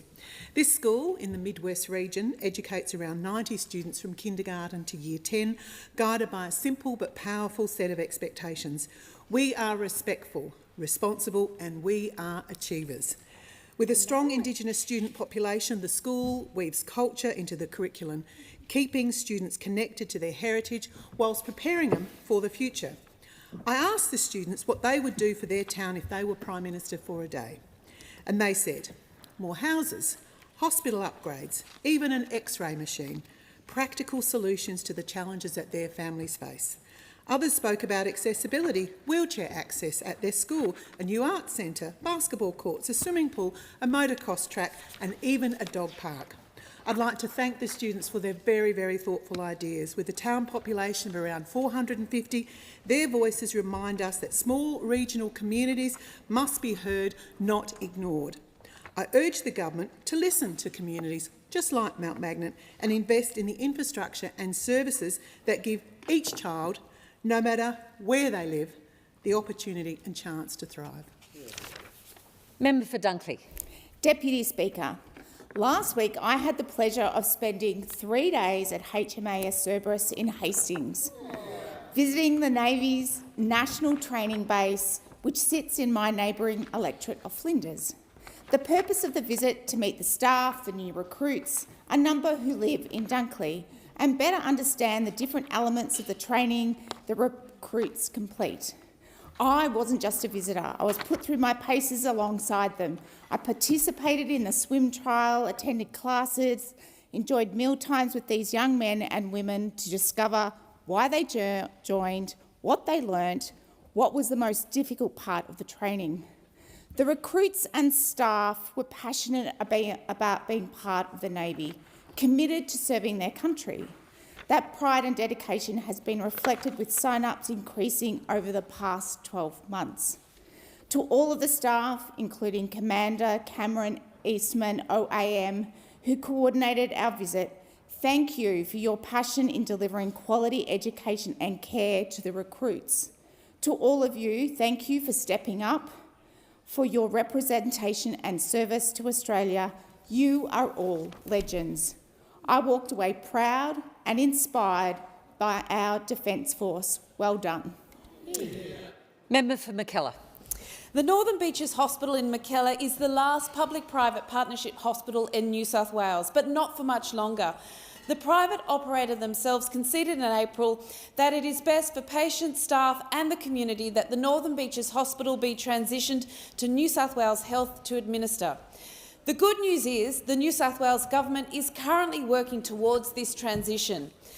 The transition of the public hospital means it will now be eligible for the same staff-to-patient ratios, junior doctor levels, IT systems and resourcing that is available to all other public hospitals across New South Wales.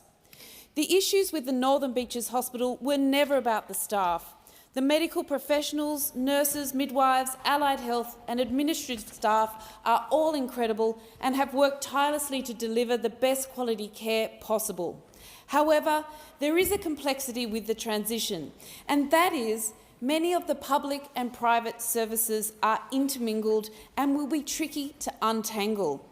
But it is absolutely imperative that the transition does not impact the delivery of private healthcare services at the hospital. In Mackellar, 77% of adults have private hospital cover. So the people of the Northern Beaches need an assurance from the New South Wales Health Minister that the new model of care at the Northern Beaches Hospital retains the current level of private healthcare services, including the full complement of inpatient beds. Call to the member for Bendigo. This month marks 3 years since the devastating floods that hit Rochester and parts of my electorate in October 2022. Yesterday is a 3-year anniversary since the rain started falling, which would go on to lead to Victoria's worst flood disaster on record, impacting 81% of the state's local government area. In my electorate of Bendigo, towns such as Heathcote, Huntley, Axdale, Morong, Campbells Creek and Rochester all experience flood waters above the floorboards. In the area of Rochester, the majority of the town's 3,000 constituents were displaced, with many forced into temporary accommodation. 3 years on, some residents still can't return home, and I acknowledge them today in this speech. This is due to ongoing insurance disputes, building delays, and it's unacceptable that, as I stand here today, they still are not in their homes. This has resulted in continued emotional, mental and financial stress for these families.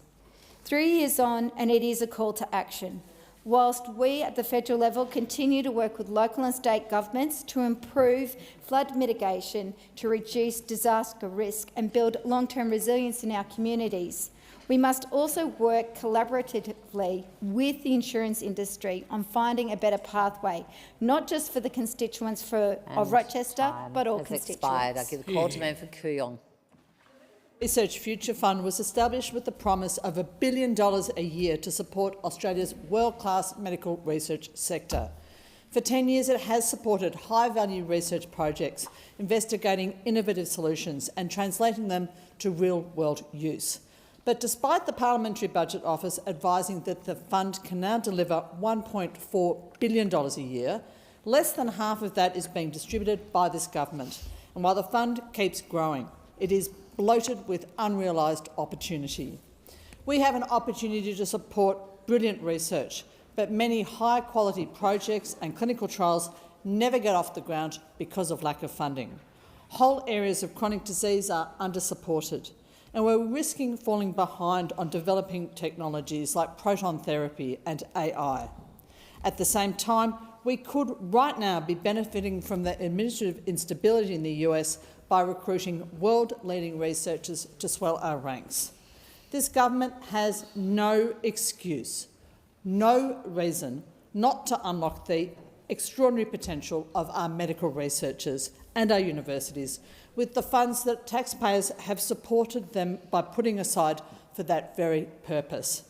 I would argue that the government has a duty to do so, and it should do so immediately. Member for Reid.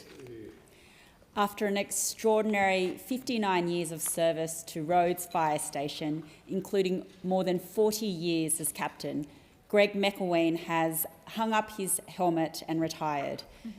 Greg's name is synonymous with fire safety in our community. His leadership, commitment and deep local knowledge have protected generations of families across Rhodes and the city of Canada Bay. From hazardous industrial sites to high-rise developments, Concord Hospital to Rivendell School, Greg's dedication to fire prevention and rescue, as well as pre-incident planning, has been second to none. Over his distinguished career, Greg has accrued a long list of honours. He's been awarded the Australian Fire Service Medal, the National Medal with 4 clasps, the Long Service and Good Conduct Medal, the Premier's Bushfire Citation and the National Emergency Medal. But Greg's legacy runs deeper than that. The McElwain family name has been part of Rhodes Fire Station since it began 104 years ago. The fire station was founded by Greg's grandfather, Captain Charles McElwain. Greg is also a proud member of our local Labor family.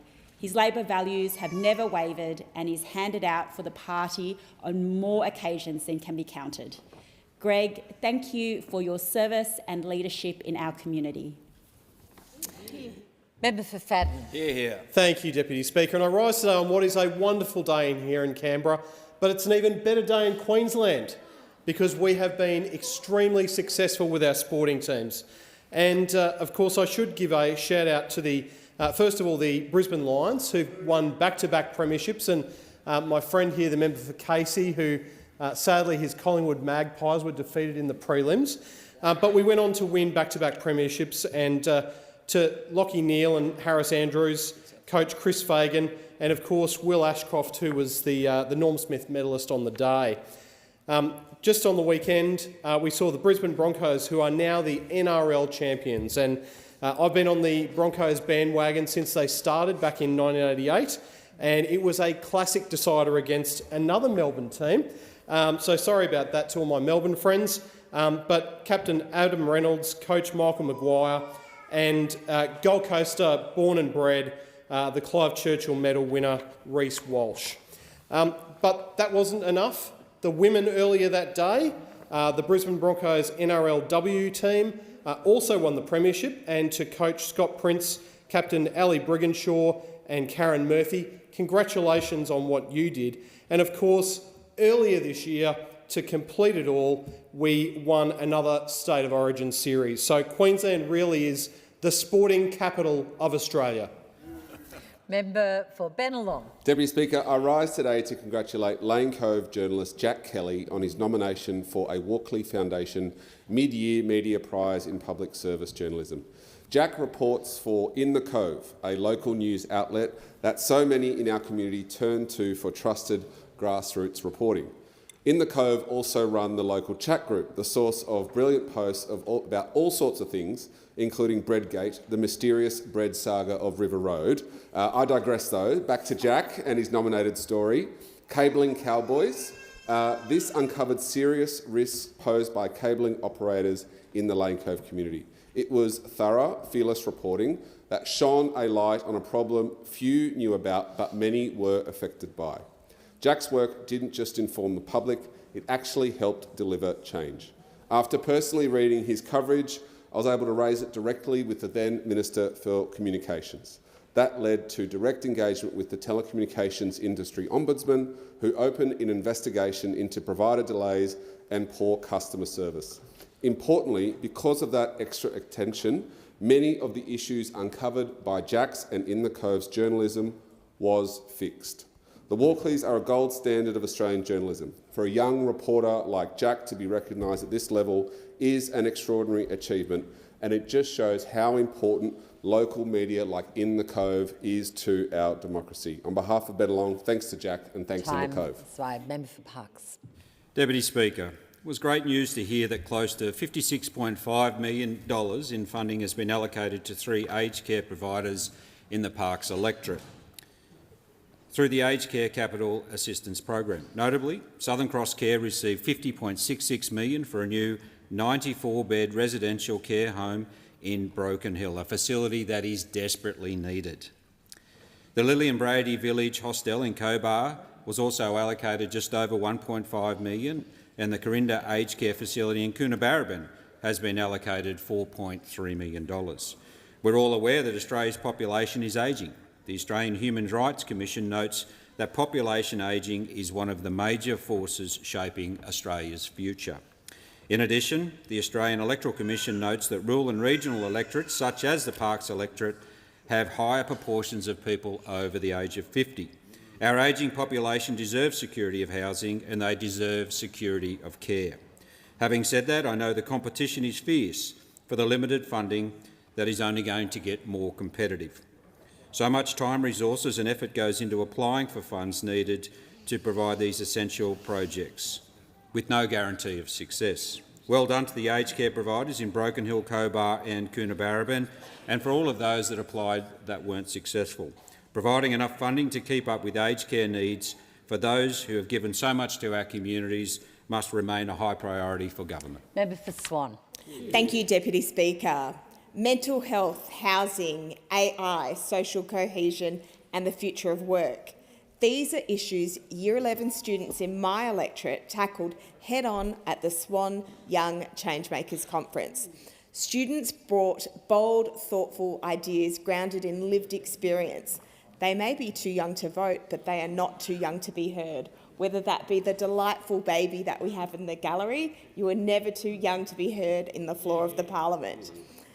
This is a generation that has a unique insight on known challenges such as balancing good pay and pursuing your passion, and newer issues like having quality online content as opposed to AI-generated slop, quote unquote.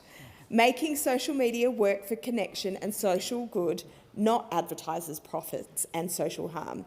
This was the second youth conference that I've hosted at the amazing Pawsey Supercomputer Centre. Behind us, machines were processing data from the stars. In front of us, young humans' minds were processing the future. I look forward to presenting these ideas to my ministerial colleagues, and a special thanks to my team, the young mentors and facilitators, Aditi and Mark and the Pawsey team, Senator Whittaker, Senator Walker, and of course the amazing students themselves. Thank you. Member for Grey. Speaker, I rise to acknowledge that October is National Mental Health Month. This month reminds us all the opportunity we have to start conversations that can save lives, to ask, are you okay? And to remind us that good mental health is as important as good physical health. I want to take this opportunity to recognise the vital role of those on the front line supporting Australians who need it most. Thank you for the enduring difference you make to people's lives. But Speaker, we cannot ignore that access to mental health services is not the same everywhere. Unfortunately, you have greater access to mental health support in Mongolia than you do in regional South Australia. And if you can find it, long travel distances, limited specialists, and in many cases, months of waiting. This is an unacceptable reality for many of my people in the electorate of Grey. I note the work of the former coalition government, which delivered record mental health funding, opened Headspace and Medicare mental health centres in Port Lincoln, Whyalla, Port Augusta and Port Pirie, and created the Head to Health Support Service. By contrast, Labor has cut the services and left Australians paying more out-of-pocket costs than ever before. Yet the Prime Minister told us that this is all we will need under Labor. Australians deserve better than broken promises and lies of this government. Thank you, Speaker. Member for Hasluck. Thank you, Deputy Speaker. And a local organisation in my electorate of Hasluck that is making an absolute real difference is Midland Meals. Food insecurity is a reality faced by too many people across Australia, and that's why the work of Midland Meals is so vital. Every week, Midland Meals provides around 870 meals to those living in Midland, Ellenbrook and Bassendean. That's 7 days a week, 365 days of the year. That commitment is extraordinary. Last week, Deputy Speaker, I had the honour of joining the team to serve dinner, and what struck me was the sense of dignity and respect and care that every person received. It's not just about a meal, it's about community, compassion and hope. I would like to acknowledge the vision and the compassion of Pastor Lauren Pratt. Lauren saw people in need and he decided to act. From humble beginnings, Midland Meals has grown into the incredible organisation that it is today. And as their local member, I'm proud to stand alongside Midland Meals. They are one of 25 organisations in Hasluck that have received grant funding through the 2024-25 Hasluck volunteer grants. Midland Meals volunteer grants went towards purchasing 2 laptops for the volunteer coordinators to use to roster the more than 300 volunteers.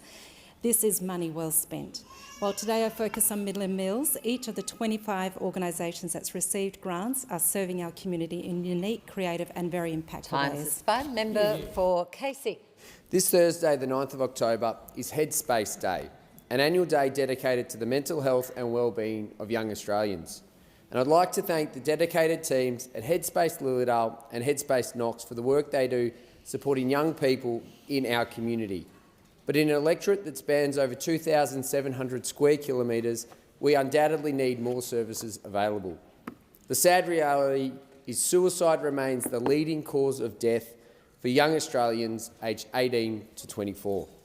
Too many young Australians are struggling with wait times, the expensive appointments and the ongoing stigma that leaves many afraid to reach out for support. My community in Casey has felt acutely the government's failure when it comes to mental health support. The former Liberal government funded the Lilydale Youth Hub, but when the Albanese Labor government won the 2022 federal election, they cut funding and forced the hub to close down. The government has also slashed Medicare-funded mental health sessions from 20 to just 10, halving the spots available for young people in need. I've met with Headspace in my community, and I know they are at capacity. Our community needs access to alternative local mental health supports, and I'll continue advocating for the mental health supports our community deserves and needs. Member for Hunter. Thank you, Speaker. Another day, another Hunter success story in Hospo, Speaker. I'm proud to stand here and talk about a local gem from back home that is punching well above its weight. EXP Restaurant, right in the heart of the Hunter Valley, has been named a finalist for the Regional Restaurant of the Year in the Sydney Morning Herald Good Food Guide. It's not just about fine dining, it's about passion, community and telling the Hunter's story one plate at a time. For a full decade, Frank and Emma Faulkner and their talented team have been serving dishes that showcase the very best of our region. Produce grown in the Hunter soil, wines poured from Hunter vineyards, native ingredients that remind us we are lucky to live in the best part of Australia, Speaker. EXP has become more than a restaurant, it's a true destination. People come to the Hunter to experience their creativity, their hospitality, and to see why the Valley is known worldwide for food and wine. It's also brought their commitment to sustainability, their support for local growers, and giving visitors a genuine and authentic taste of home. To Frank, Emma and the whole EXP team, congratulations. You are proof that when it comes to great food and great wine, the Hunter always leads the way. Because, Speaker, there's nowhere you'd rather be than right there in the Hunter. Cheers. Member for Coldstone. Thank you, Speaker. It's unparliamentary to be called a lunatic, but, Speaker, today it's a badge of pride. Last year, Team Luna from Brighton Grammar came third at the World STEM Racing Championships in Saudi Arabia. STEM racing is the global multidisciplinary challenge where teams test a miniature F1 car powered by CO2 canisters. Last week, Team Luna made Australia proud, beating 1.8 million participants and 83 teams worldwide to win the 2025 Aramco STEM Racing World Finals in Singapore. Led by team manager Leo Jansen, Team Luna included CAD engineer Ollie Chernikov, CAM engineer Liam Jones, engineer director Max Zilman and enterprise director Max Xu. Congratulations, lunatics. Ad Astra from BGS also completed, making the semi-finals in the knockout round. Led by manager Ethan Davis, he was of course supported by an incredible team of Bill Wang, Gianluca Stavros, Dar Shah, Max Henley, Jack Tan, Reggie Cook and Sam Heavey.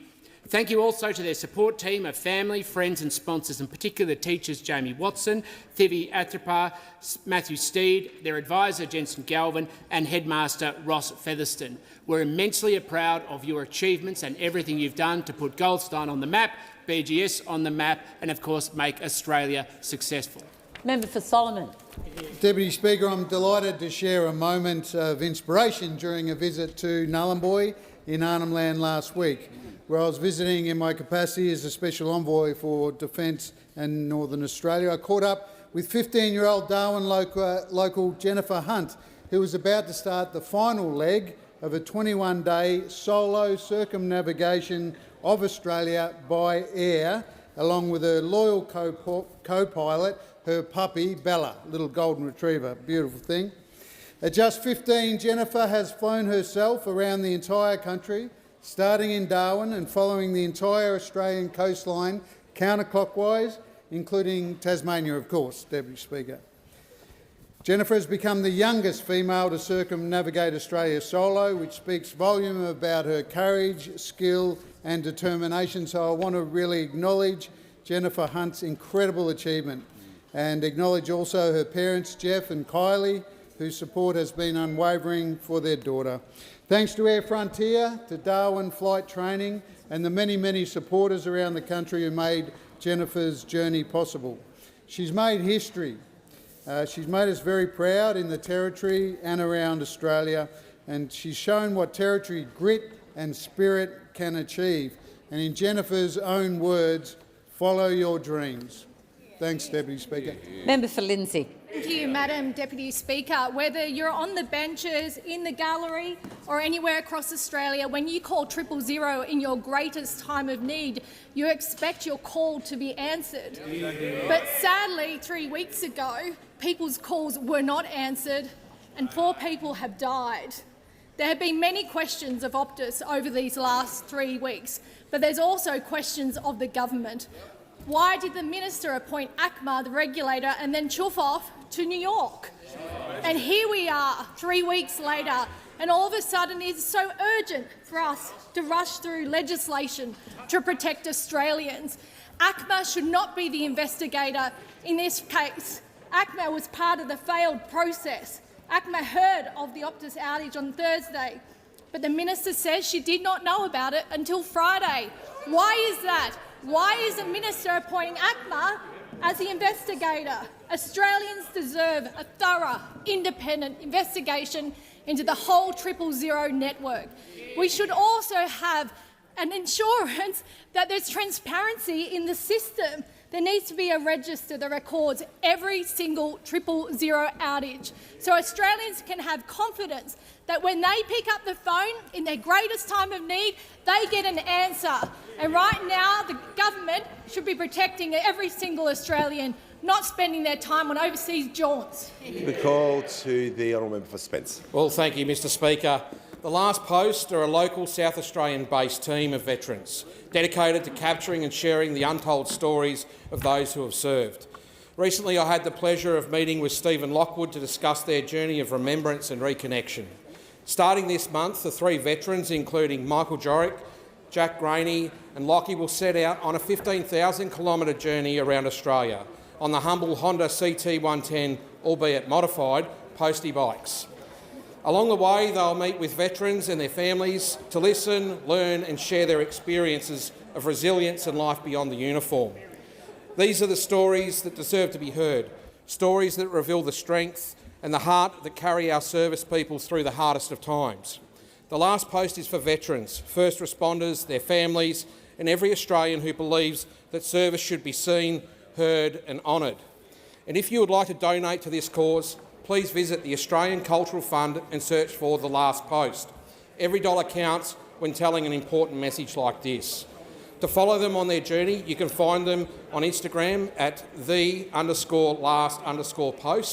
And lastly, to Lockie, Michael and Jack and your support crew, best of luck, stay safe, and I'll see you all for Stepping Off Day at 0700 hours on the 18th of October at the Freeland Coffee Co. Thank you. In accordance with Standing Order 43, the time for members' statements has concluded. If members can take their seats as quickly, as quietly as possible.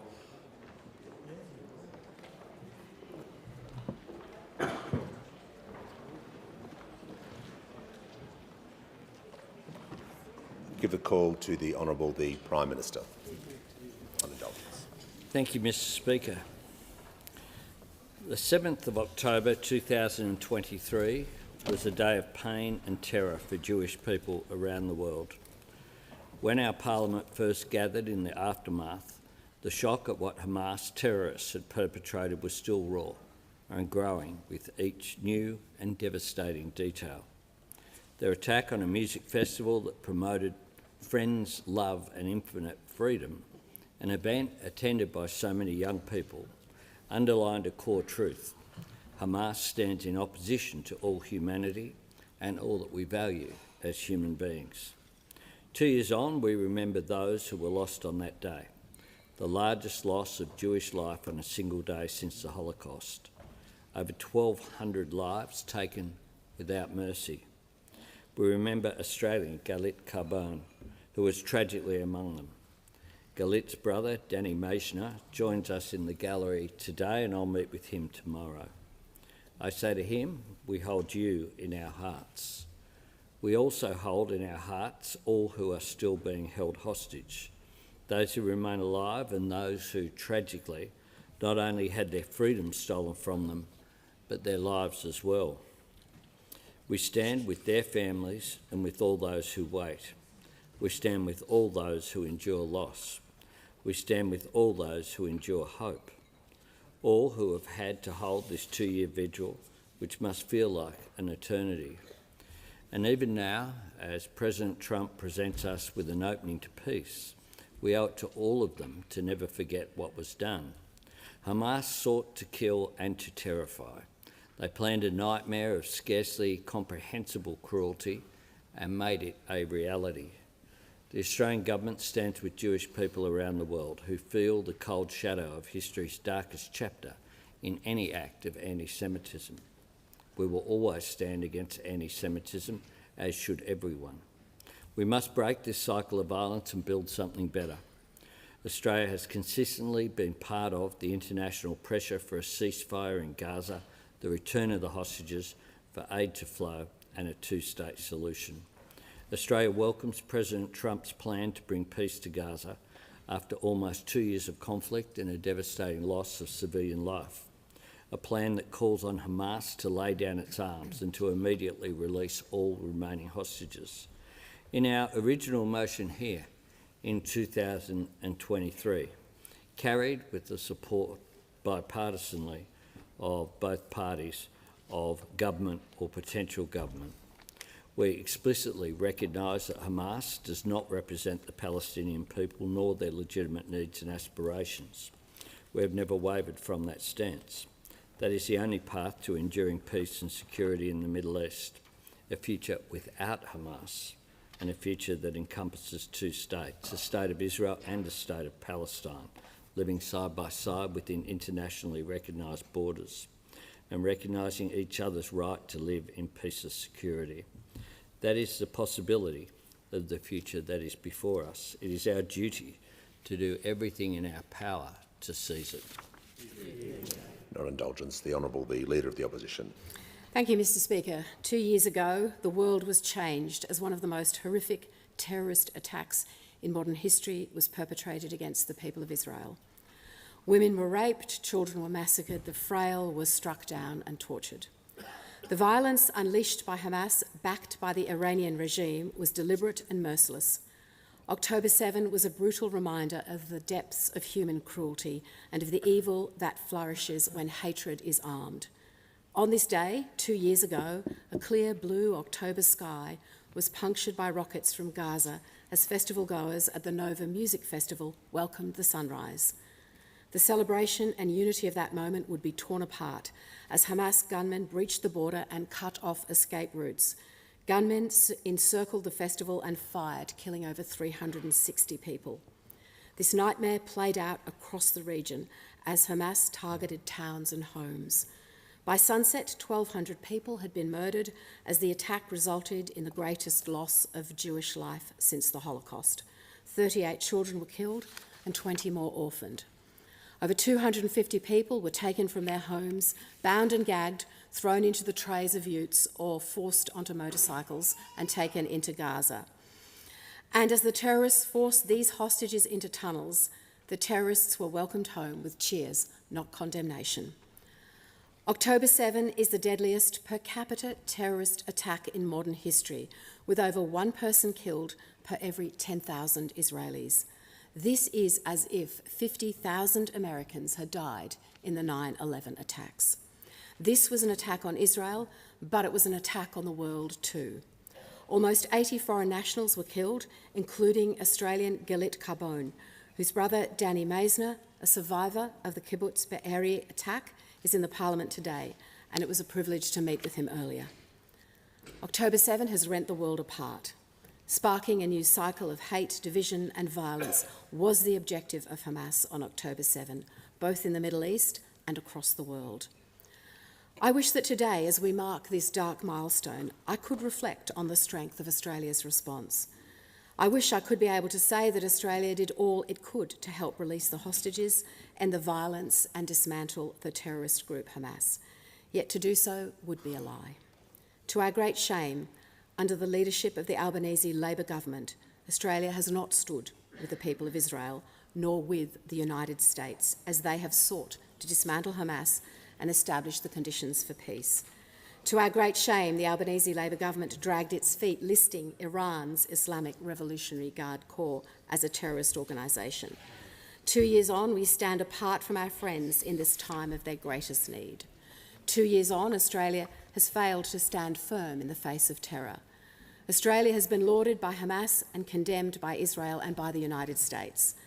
Australia could have stood firm, and to their great credit, millions of Australians have. But those Australians and our Jewish community have been failed by their government. We have allowed hate to take root onto our streets and into our communities. As homes still smouldered in Israel, here in Australia, protesters hijacked a vigil at the Sydney Opera House with cries of "Where's the Jews?" As Jewish Australians sought to find solace in their moment of grief, they were confronted by hate. In the years since, the tide of anti-Semitism has risen across Australia. We see it in the armed guards that stand at Jewish childcare centres, and we have seen it in the Jewish businesses that have been boycotted and harassed, and in the synagogues and businesses that have been firebombed. We see it in the horrific anti-Semitic terror attack in recent days in Manchester too. We see it in the hateful graffiti sprayed in Fitzroy this morning. I make this clear to all Australians. Hamas is a listed terrorist organisation. Supporting Hamas is not free speech. It is a crime. Those responsible must face the full force of the law. All Victorians deserve to feel safe in their own community. The AFP and ASIO should support Victoria Police to track down those behind this disgraceful act and bring them to justice. To our great shame, there are people today in this country seeking to hold protests this week. We cannot and should not allow the Sydney Opera House to be used as a backdrop of hate.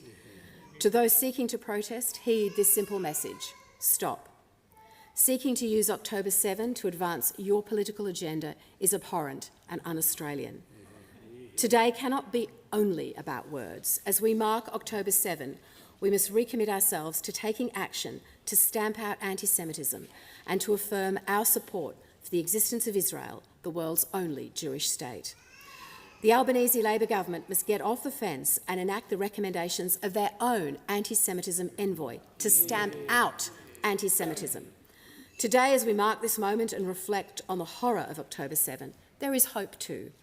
There is hope for a path to peace thanks to the efforts of the US administration. We must stand with the US and with Israel and give our support to this process. To Israel, to survivors, to the Jewish people everywhere, you are not alone. We stand with you in grief, in solidarity, and in the unbreakable hope that life will triumph over terror. Israel Chai, the people of Israel live. I inform the House of the death on 18 September 2025 of James Henry Snow, a member of this House for the division of Eden Monaro from 1983 to 1996. As a mark of respect to the memory of Jim Snow, I invite all present to rise in their places.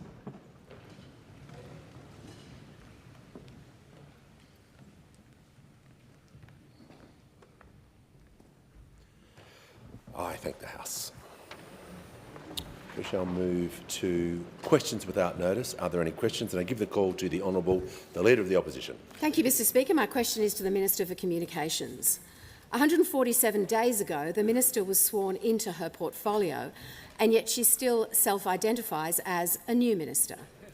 Being new is no excuse. Australians dialling 000 in an emergency cannot wait for you to learn.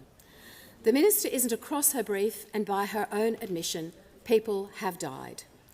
Given the magnitude of the 000 crisis, does the Minister regret her decision to prioritise a trip to New York over dealing with these urgent matters in Australia? Call to the Minister for Communications and the Minister for Sport. I thank the Leader of the Opposition for her question. We can all agree that the outages that occurred last month by Optus are completely unacceptable. Optus's failings are under multiple investigations, including by ACMA, the independent regulator, and by state authorities. No one should be under any illusion this outage was the fault of Optus and Optus alone, and they will be held accountable. However, Optus's repeated failures have made one thing very clear. The 000 system needs reform, and that's exactly what our government is delivering. Today we've announced 6 key points that we are prioritising to make 000 the most resilient and the most safe system that it can be. 1. Introducing a new bill to enshrine the 000 custodian in law. 2. Introducing real-time reporting of outages to ACMA and emergency services. 3. Forcing telcos to test 000 during upgrades and maintenance. 4. New requirements on providers to fully ensure 000 calls fall back to other networks. 5. Mandatory improvement plans after 000 outages. And 6. Within 6 months of the commencement of the new laws, the custodian, through ACMA, will issue additional performance requirements to telcos to assure Australians of best practice. With respect to the end part of the opposition leader's question, our bipartisan new laws to delay access to social media are one of the most important things that our nation has ever done. Yeah. And they have the potential to change the world. And that is why these laws were being discussed at the United Nations. And that is why I was at the United Nations. The member would know if they had met with the bereaved families who have been lobbying for these laws for many years, people like Rob Evans, who was carrying his daughter Liv's ashes in an urn when he came to this place and begged us to act. They would know if they had spent time with Emma Mason, who lost her daughter Tilly to suicide. Emma is just an ordinary woman, but she has acted with incredible courage. Emma went to the United Nations to appeal to the world's leaders to take action, as we are taking action. And I do not regret, for 1 minute, The member for Fisher will cease interjecting. Standing with Emma as she took that mission to the world. So if we're going to talk apologies, the Leader of the Opposition should apologise for calling that work swanning around. That is what she said. I call on the Leader of the Opposition to apologise to those organisations and to the parents around the country seeking us to act. Order. The member for Wright, we're going to have the manager of opposition business is just going to cease, and everyone is now going to listen to the member for Leichhardt with his question. Thank you, Speaker. My question is to the Prime Minister. What does yesterday's historic signing of the Puk-Puk Treaty mean between Papua New Guinea and Australia for our nation? Call to the Prime Minister. I thank the member for Leichhardt for his question, and of course he represents an electorate where you can swim from Saibai Island to Papua New Guinea. That is how close we are. Order. Last year, when Prime Minister Marape and I walked the Kokoda track for Anzac Day, we reflected on our nation's shared bond. At the 50th anniversary of PNG independence last month, we reflected on our shared history.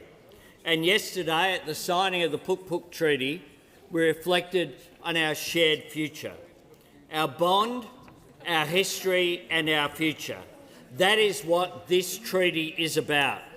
An alliance between two equal partners, between two old friends, furthering the interests of our nations and of our peoples, finding our security in the Pacific from within the Pacific family. And for Australia, family means Papua New Guinea. This is indeed a historic moment. The Puk-Puk Treaty is only our third alliance and our first in over 7 decades. Our nearest neighbour, now our newest ally. An alliance born of respect, an alliance to meet common dangers, to act in our mutual interests and to safeguard each other's sovereignty. Two houses with one fence, as Prime Minister Marape has said. Two neighbours, partners, mates and now allies. I cannot comprehend the possibility of anything as significant as this for the defence of Australia as well as the sovereignty and defence of Papua New Guinea. Just over 50 years ago, of course, PNG during our darkest hour, during World War II and through that period, was of course considered to be part of Australian territory. What this alliance does is up this relationship to a new level.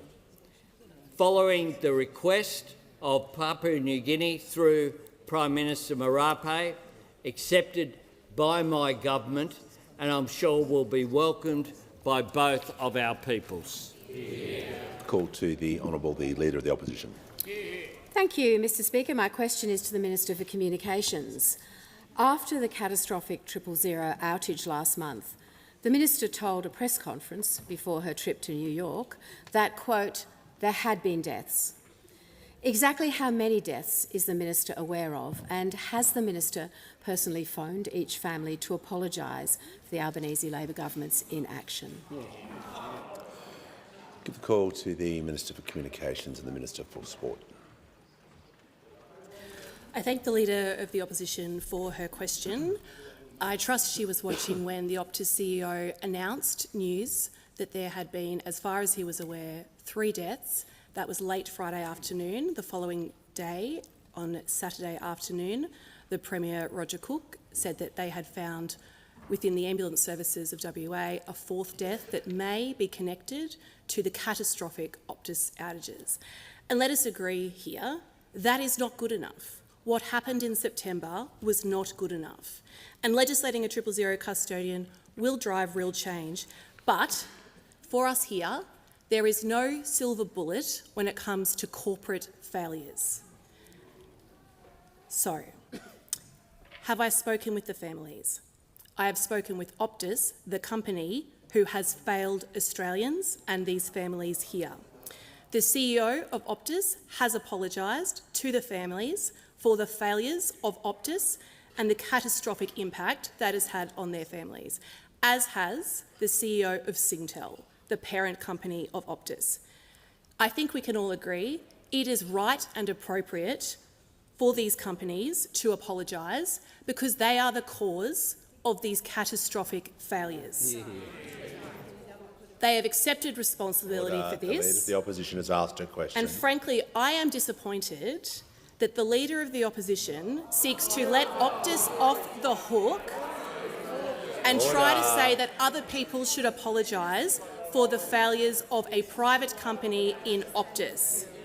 This outage and the many failings of Optus are the fault of Optus alone, and I think the political actions, the politicising of a catastrophe here is letting Optus off the hook, and you should be ashamed of yourself.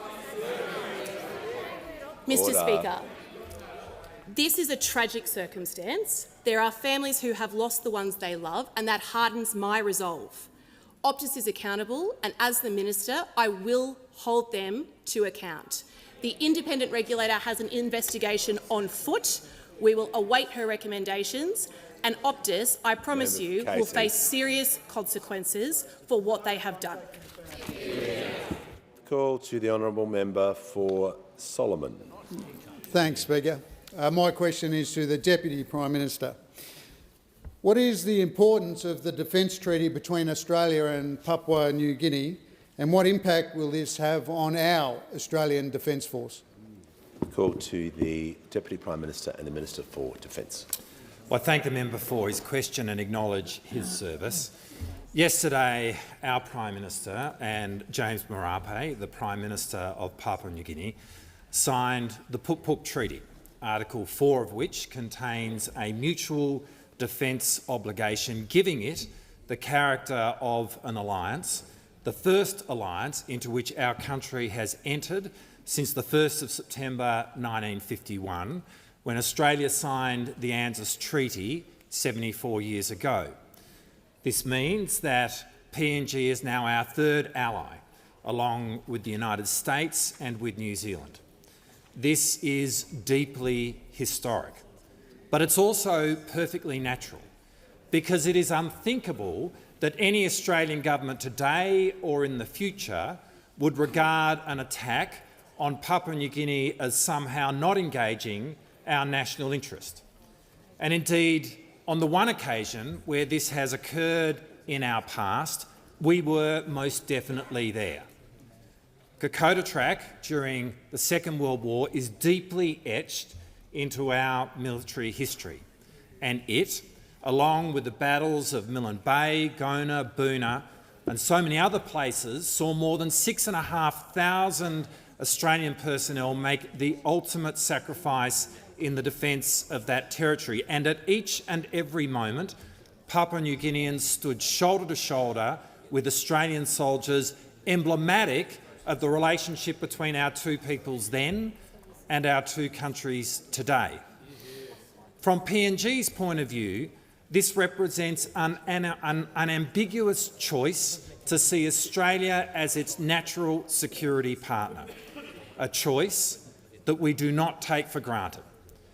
And this alliance will now further the process of the integration between our two defence forces, which will include the recruitment of Papua New Guineans directly into the ADF, the first step of which will see permanent PNG residents in Australia be able to join our Defence Force from the 1st of January next year. Now, this agreement has been negotiated in record time, underpinned by a shared and significant ambition. And I really want to thank James Marape, the Deputy Prime Minister John Rosso, my counterpart, the Defence Minister Billy Joseph, along with our Prime Minister, our Foreign Minister, our Minister for Pacific Island Affairs, and the countless officials in both Port Moresby and Canberra who have brought this treaty to fruition. The result is an alliance which will see both Papua New Guinea and Australia be fundamentally safer. Before I call the member for Calare, I'll just do some quick acknowledgements. I'm pleased to inform the House that present in the gallery today are representatives and leaders of the Zagawau Union in Australia, a guest of the Minister for Climate Change and Energy, and also the Right Honourable the Lord Herbert of South Downs, Member of the House of Lords of the United Kingdom. Welcome to you all. Give the call to the Honourable Member for Calare. To the Health Minister. The rural doctor shortage crisis is a disgrace and a shameful indictment. The Charles Sturt University School of Rural Medicine in the central west of New South Wales is training doctors in the bush for practice in the bush, but for half a decade has been restricted by the government to only 37 Commonwealth-supported student places each year. This isn't good enough. When will your government deliver more medical student places to Charles Sturt University so it can train more country doctors that are so desperately needed? Call to the Minister for Health and the Minister for the National Disability Insurance Scheme. Thank you, Speaker. I thank the member for Calare for his question and for his persistent advocacy around improving healthcare services, not just in his community but in rural Australia more broadly. I'll come to the question of CSPs because I think he's aware that there is a tender open right now, but can I refer to the College of GPs Health of the Nation report this morning, an annual report that the College has delivered now for 9 years, I think, since the former government got rid of the Beach data set that used to track activity in general practice. It's an important contribution. And one of the highlights of this morning's report was to say that for the first time in many years, the number of GPs in a full-time equivalent sense has started to increase again. And that is a good thing for the country. It reflects determined work to make general practice more attractive for junior doctors as they consider their future career after finishing medical school. But the member does highlight the fact that there has been limited growth in medical school training places for many, many years now, often because of pretty determined opposition from the medical community itself, including the AMA, over the years. Over the last several years, this government has added a number of new medical schools, or is in the process of adding new medical schools, particularly outside of our major cities. James Cook University in far north Queensland, Darwin for the first time will have its own medical school. A number of other places have been added over the last several years as well. There are currently, I think, 100 Commonwealth-supported places for medical schools open for tender. And Charles Sturt University and other universities are able to apply for that. Obviously, it is a competitive process and that will be conducted at arm's length from myself and from the Education Minister. We have asked in the tender, as I understand it, for universities to indicate a particular focus on general practice, because although we want to see doctors more broadly come into the system, we are prioritising an increase in general practice above all things else, because we know that a well-functioning general practice scheme is utterly central to a well-functioning healthcare system. So I welcome the question. Obviously, I can't comment on the tender, which is open right now, but more doctors, more bulk billing, more urgent care and even cheaper medicines are the 4 key pillars of our strengthening Medicare agenda. Call to the member for Boothby. Thank you, Mr Speaker. My question is to the Minister for Pacific Island Affairs. How will the historic agreement between Australia and Papua New Guinea contribute to building a peaceful, stable and prosperous region? Give a call to the Minister for Defence Industry and the Minister for Pacific Island Affairs. Thank you, Speaker, and I thank the member for her question and strong interest in foreign policy. Last month, the Prime Minister, the Deputy Prime Minister and I travelled to Papua New Guinea to commemorate the 50th anniversary of PNG's independence. We celebrated our shared history, values and our enduring bonds. And our relationship with PNG is special. We've achieved so much together in recent years, from our bilateral security agreement to the PNG National Rugby League team. And yesterday, the 2 Prime Ministers signed the Puk Puk Treaty, establishing Australia's 3rd ever alliance and the first one in 74 years, and PNG's first ever. As the Prime Minister said, 4 kilometres separates our 2 nations. And as Prime Minister Marape said, in this very chamber, we are joined at the hip. We shed blood together on the Kokoda track and are buried together at the Bamana War Cemetery, including Pata Topipin from the Papuan Infantry Battalion, who was only 16 years of age when he made the ultimate sacrifice to preserve our freedom. So when PNG proposed this alliance, Australia was honoured to agree. As allies, in the event of an armed attack on either of our countries, we would both act to meet the danger. It is an agreement founded on friendship between our 2 peoples. It shapes the future of our relationship, as the PM said, as neighbours, equals, family and now allies. Speaker, the government is working hard to respond to Pacific priorities and ensure that we are the partner of choice. We turn up, listen and act on the priorities of the Pacific family. The Prime Minister walked the Kokoda track with PM Marape, the first 2 leaders of our nations to do so. PM Albanese was also the first foreign leader to address the PNG Parliament, and PM Marape was the first Pacific leader to address ours. Senior ministers from our government are regular visitors to the Pacific, and we're using every tool of statecraft, from defence and policing cooperation, trade, development assistance, temporary labour schemes, permanent migration and sport to deepen our relationships. Turning up, listening and acting, that's what we do, because our prosperity and stability is dependent upon the prosperity and stability of the Pacific. We've signed landmark treaties with Tuvalu and Nauru. The Nauru-Australia Treaty responds to their top concerns of economic resilience and banking services. Importantly, we're acting on climate change, the Pacific's top priority, and our landmark Whalepili Union does that. And we're negotiating with Fiji and Vanuatu as well. So our approach of listening, respect and action has delivered genuine and enduring partnerships. And Speaker, today, Australians and Papua New Guineans are safer due to this new alliance. Call to the member for Lindsay. Thank you, Mr Speaker. My question is to the Minister for Communications. It has been 565 days since the Bean Review made 18 critical recommendations to government to fix the 000 network after the first Optus outage. 18 months on, with a 000 crisis and sadly deaths, why hasn't the government implemented all the recommendations, and will the minister apologise for the government's delay in acting on these vital recommendations? To the Minister for Communications and the Minister for Sport. I thank the Shadow Minister for Communications for her questions, and I invite her to read the Bean Review, which has 18 recommendations, 13 of which are now complete, and 5 which are still in implementation. Now, of those 5, recommendations 3 and 4 pertain to new industry codes in testing of both devices and of networks. Recommendations 14 is around temporary outage roaming during natural disasters.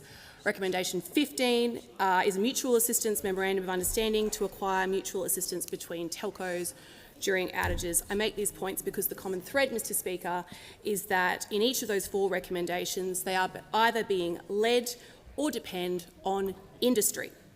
So, at my meeting with the chief executives of the 3 telcos who I summoned to Canberra earlier today ahead of introducing the 000 custodian legislation, I urged industry to go faster on those remaining 4 recommendations that they have carriage of, and I'm pleased to update the House, Mr Speaker, that they agreed to do so. One of the good things about this new law is that it creates new levers for the custodian to press industry when they are recalcitrant to get on with improvement. That is an improvement that would be delivered by the passage of the legislation, which is why, Mr Speaker, I was very disturbed to hear on Sky News just before question time, after the introduction of legislation for which the Shadow Minister for Communications was in the House to listen to, that she dithered and equivocated on whether the opposition would support the 000 custodian bill.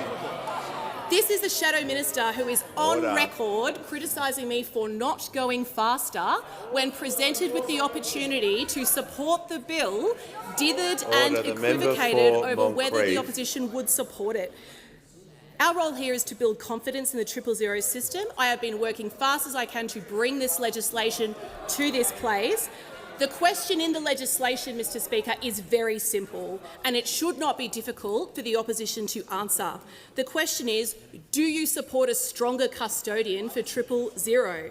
And if the answer is yes, and if you want to be useful, then stop politicising this crisis and support the bill. Order. The member for Page is now warned. Make a note of that.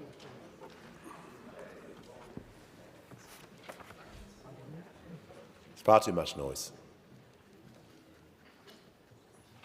We'll hear from the member for Bean. Speaker, my question is to the Minister for Housing, Homelessness and Cities. How is the Albanese Labor government making it easier for first home buyers to buy their first home? What has been the response? Call to the Minister.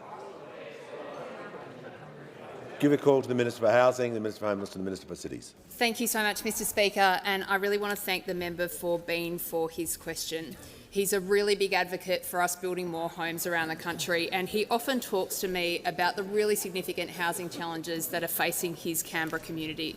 Speaker, he's got constituents that are working hard, they're doing everything right, and yet still they cannot afford to buy a home in our great country. Now, Speaker, it is too hard to build a home in our country and it is too hard to buy a home in our country, and that is because we have a housing system that's been in desperate need of reform for 40 years. Speaker, our government is turning that moment of national challenge into a moment of national change. And just in the last 2 weeks, you've seen our government deliver on a couple of really important The Minister will pause. The member for Page, about a minute and a half ago, was warned, has ignored that, has interjected, so you'll leave the chamber under 94A.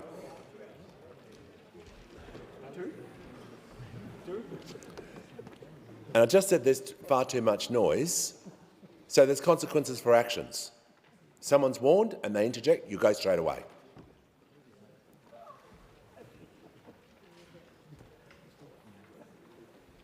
Minister in continuation. Thank you so much, Speaker. You would have seen about a week ago, Speaker, that the Prime Minister and I were together implementing a really important change for the young people of this country. As of the 1st of October, every single first home buyer around this country will be eligible to get into the housing market with just a 5% deposit and our government support. Now, Speaker, there's no income limits, there's no limits on places, and for the first time we've got house price caps that actually reflect the cost of housing where people want to live. Now, Speaker, in Sydney today, we see a young couple that will save on average around 11 years to get into the property market. The change that we are making today not only saves them tens of thousands of dollars in lenders' mortgage insurance, it saves them hundreds of thousands of dollars in rent that they would be able to that they don't have to pay, and it takes that 11-year time frame back to 2 or 3 for people around the country. Now, Speaker, this is really meaningful support for a generation of people in this country who need and deserve our help, and they need it right now. Now, Speaker, of course, the solution to our national housing challenge is to build more homes, and that's why the majority of Labor's visionary $43 billion investment is in doing just that, and we're making really good progress. Speaker, we've got housing starts in our country up 17% on where they were a year ago. Now, our government's talked about clearing the backlog of housing applications that are under federal environmental approvals. And, Speaker, I can let the House know that we are now processing new housing environmental approvals at about 3 times the rate that we were a year ago.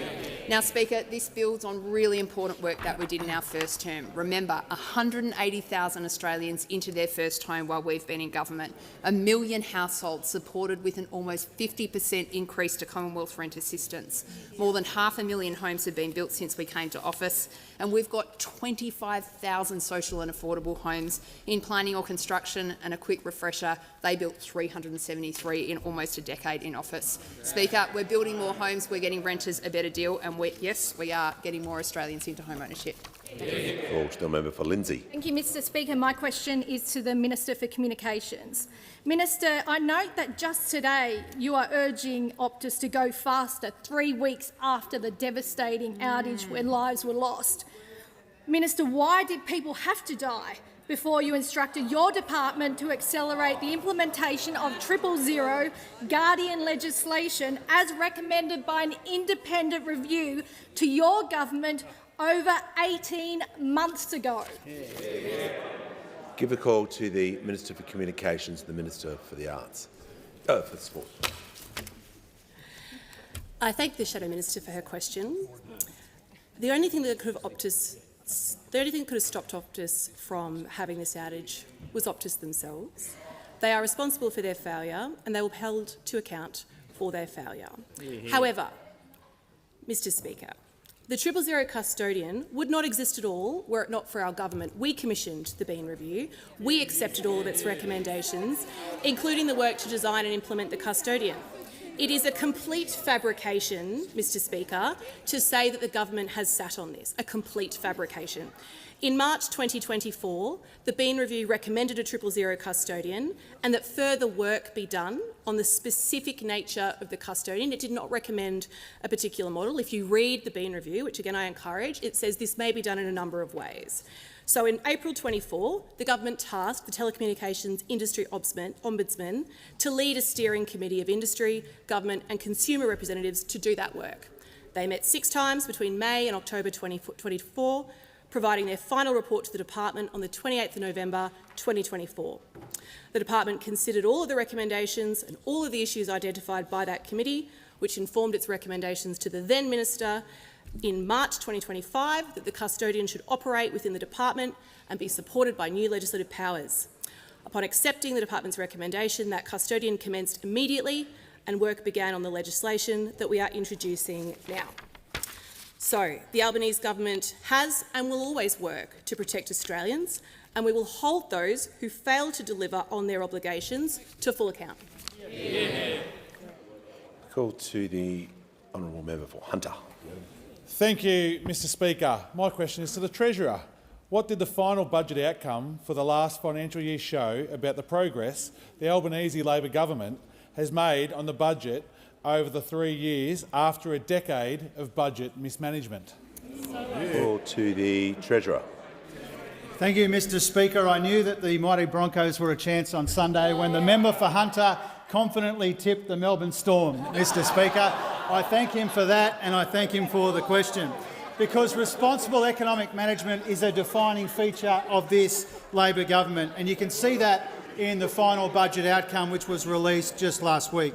In dollar terms, our government has presided over the biggest ever positive improvement in the budget in a single parliamentary term. In just 3 years, we've overseen a $209 billion improvement in the budget bottom line.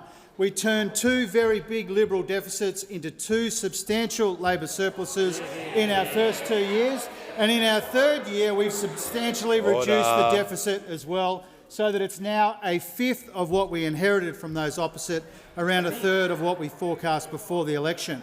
As a consequence of that, debt is now $188 billion lower in the year just finished than what we inherited from those opposite, and that means we are paying something like $60 billion less interest over the course of the next decade or so. Now, we've achieved this outcome because we've found savings, we've shown restraint, we've banked revisions to revenue, we've kept unemployment low, and we've got real wages growing again in our economy. And as a result of our approach and our policy, international ratings agency Standard & Poor's just last week reaffirmed Australia's AAA credit rating. Now, Labor's responsible economic management is in stark contrast to the mess that we inherited from those opposite.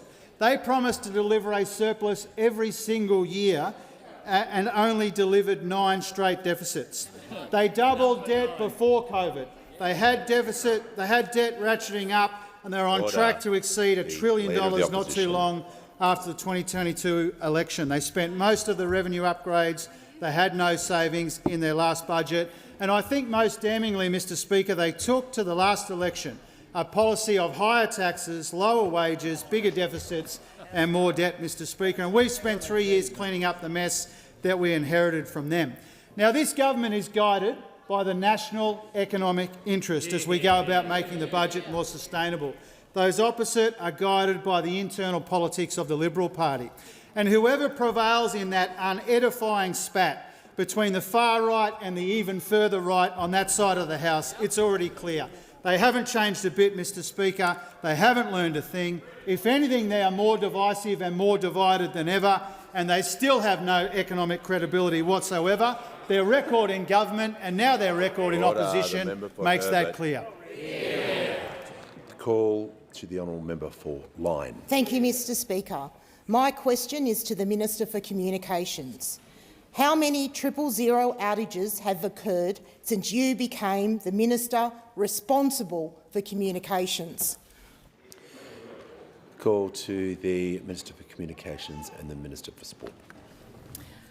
I thank the member for her question. I also encourage her to read the Bean Review, because if you did, you would read the disturbing fact that until our government acted, Australian telcos were not legally required to report outages. Not required at all. That's what happened under your side of the fence. Order. We have already put in place changes which will be further strengthened on 1st of November when the new ACMA determination commissioned by my predecessor takes effect. It'll mean telcos must immediately share information relating to outages with relevant emergency service organisations such as police, fire and ambulance. Order. Order. The Manager of Opposition Business. The House comes to order.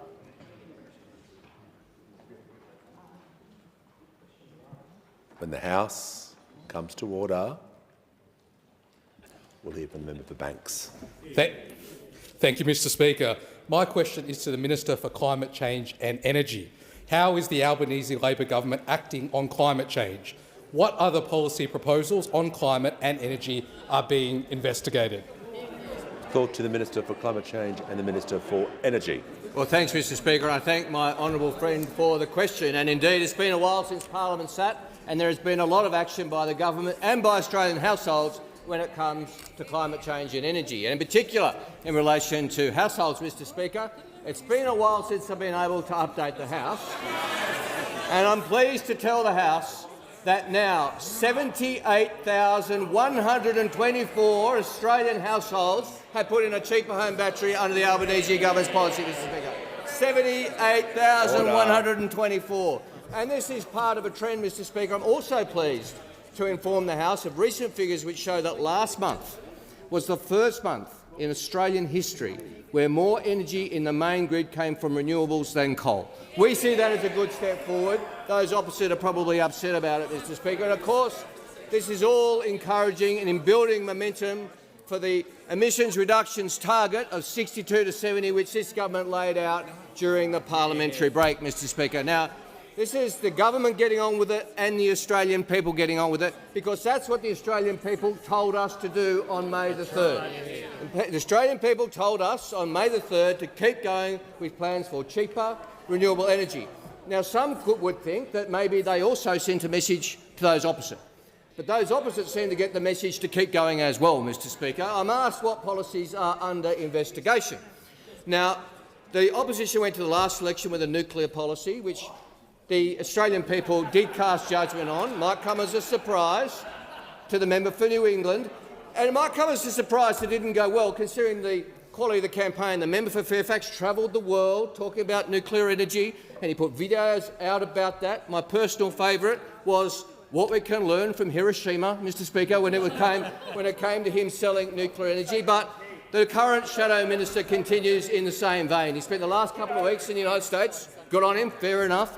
He put up an 8-minute video on YouTube about his trip, Mr Speaker. I watched it so that you don't have to. You're welcome. And having watched that video, we can tell some things. He did not visit any small modular reactors, advanced modular reactors or micro-reactors, perhaps due to the small technical detail that none exist, Mr Speaker.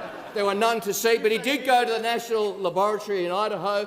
What his video didn't tell us is that that was the site for the NuScale small modular reactor, which was cancelled last year because it was so expensive and because no one would buy the power from it because the power was so expensive. That was the small modular reactor that the member for Fairfax had as the image on his website. It's time to talk nuclear, Mr Speaker. There is no nuclear renaissance. There is just a renaissance of silly ideas from the opposition.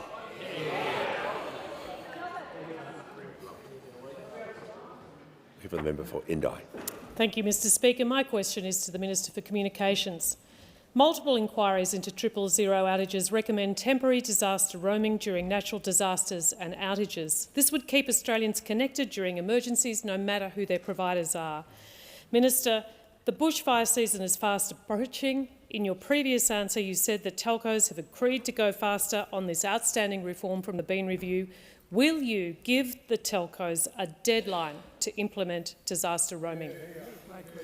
Call to the Minister for Communications and the Minister for Sport. I thank the member for Indi for her question, and I acknowledge her ongoing interest and passion for improving regional telecommunications. The government accepted, absolutely, and agreed in principle with recommendation 14 of the Bean Review, which recommended that work currently being undertaken on roaming during natural disasters should be followed by work on temporary roaming during outages caused by other events, though acknowledged the industry had identified some technical feasibility issues. I'm advised that the industry is developing a temporary disaster roaming capability. It's drafting a memorandum of understanding to support this development. And let me be clear, it is my expectation that industry will make that work. Subject to the outcomes of that work, my department will examine the extent to which roaming could be available during other outage events, as recommended in the Bean Review. I would also highlight the government's commitment to the Universal Outdoor Mobile Obligation, which will enable for the first time baseline outdoor mobile connectivity across Australia, and this will provide another level of redundancy during outages of all kinds. And with respect to the second half of your question, I will say that was absolutely the subject of much of the discussion of the Minister for Emergency Management and myself when we met with the 3 CEOs of the telcos in my office earlier today. We also asked NEMA to attend, and NEMA and the Minister for Emergency Management spoke to the particular perils of the natural disaster season, the particular matters that were outstanding, and we all committed to get back together again and to do a simulation drill in a couple of weeks to stress test where this system is not currently working for people, particularly in places like regional Australia. You would know, of course, the Minister for Emergency Management is always thinking front of mind about regional Australians, and I reassure you that we are sincere in that work and that work will continue. Call to the member for Patterson. Thanks, Mr Speaker. My question is to the Minister for Agriculture, Fisheries and Forestry. How will the free trade agreement with the United Arab Emirates expand opportunities for our farmers and producers?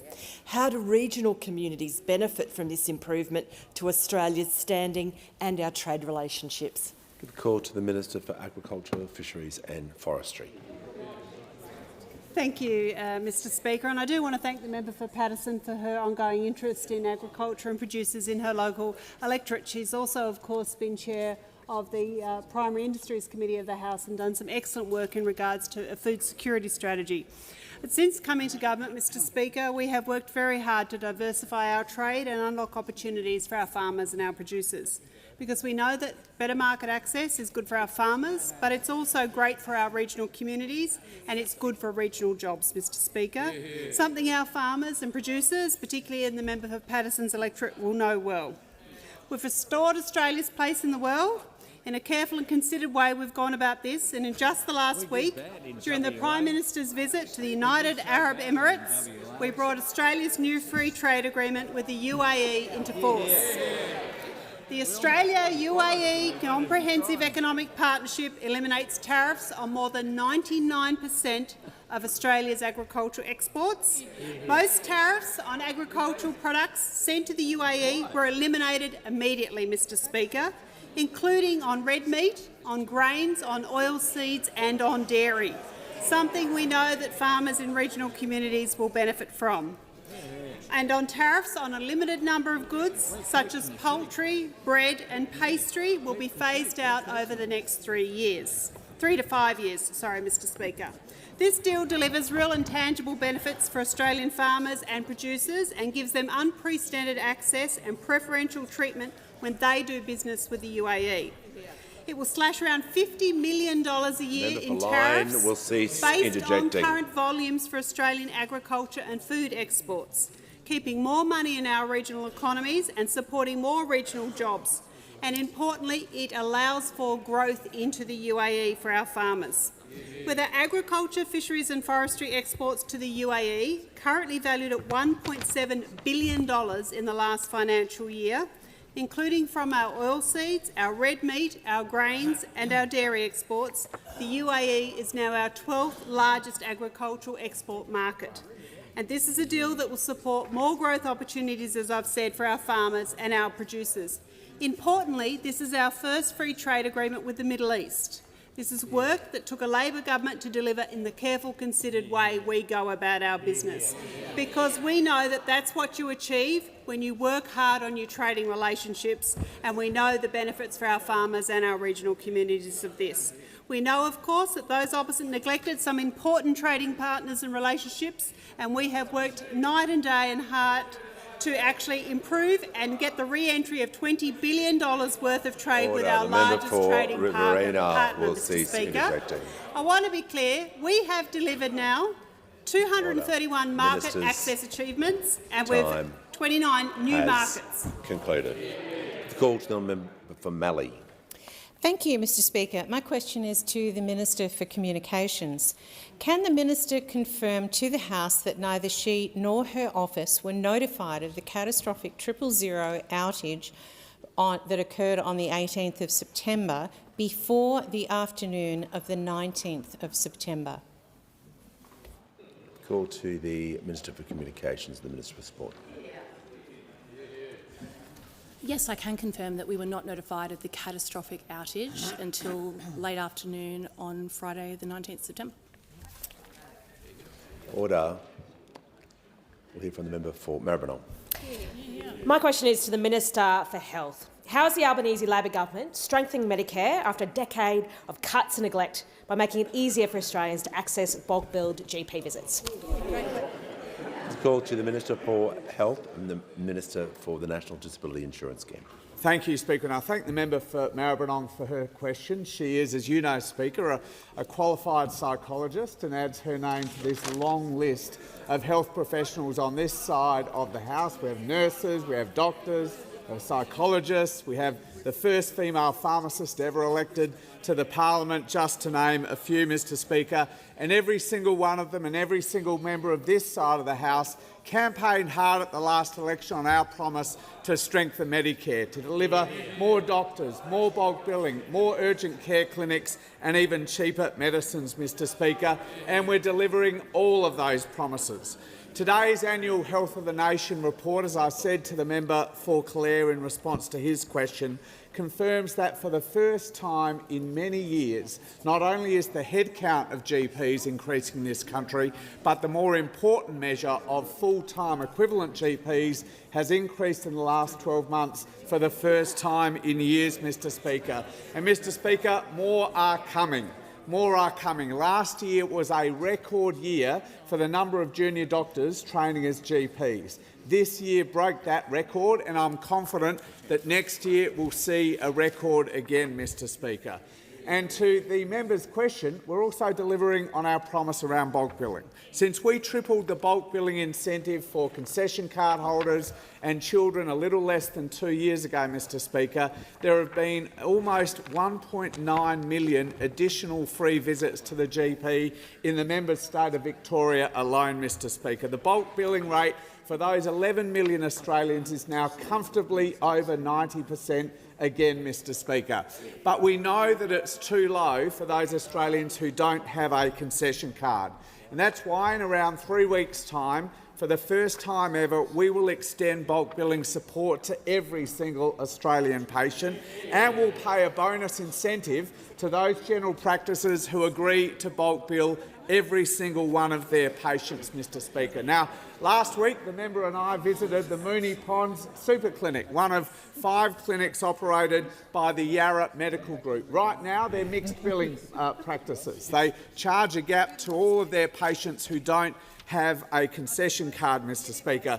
But they told the member for Maribyrnong and me last week that from the 1st of November they will bulk bill at all 5 clinics every single patient that comes through their door, Mr Speaker, because they worked out it's not just better for their patients, it also works out better for their practice and for their individual doctors when they look at the record investment we're making, Mr Speaker. We're delivering more doctors, more bulk billing, more urgent care clinics and even cheaper medicines. That's what a government focused on delivery does. Call to the honourable member for Kennedy. Treasurer, we praise the Prime Minister for completion of the Great Inland Highway. But now disaster, a closure of copper by Glencore and phosphate by Dyno Nobel. Simultaneously, government put bananas on the scaffold, accepting an import application from the Philippines, rife with disease and exploitive wage levels. The expiration of the $6 a unit gas agreement precipitated doomsday for copper and phosphate. Our competitors pay $6, Australia's $16.60. Treasurer, without reserved resource policy, won't your government preside over the obliteration of Australia's 4th biggest industrial centre, Mount Isa, and a goodbye to bananas? Call to the Treasurer. Thanks, Mr Speaker. I think at least 4 really important issues in the member for Kennedy's question. I'll try and touch on all of them. First of all, on bananas, I wanted to assure him that the government will not compromise on biosecurity when it comes to banana imports.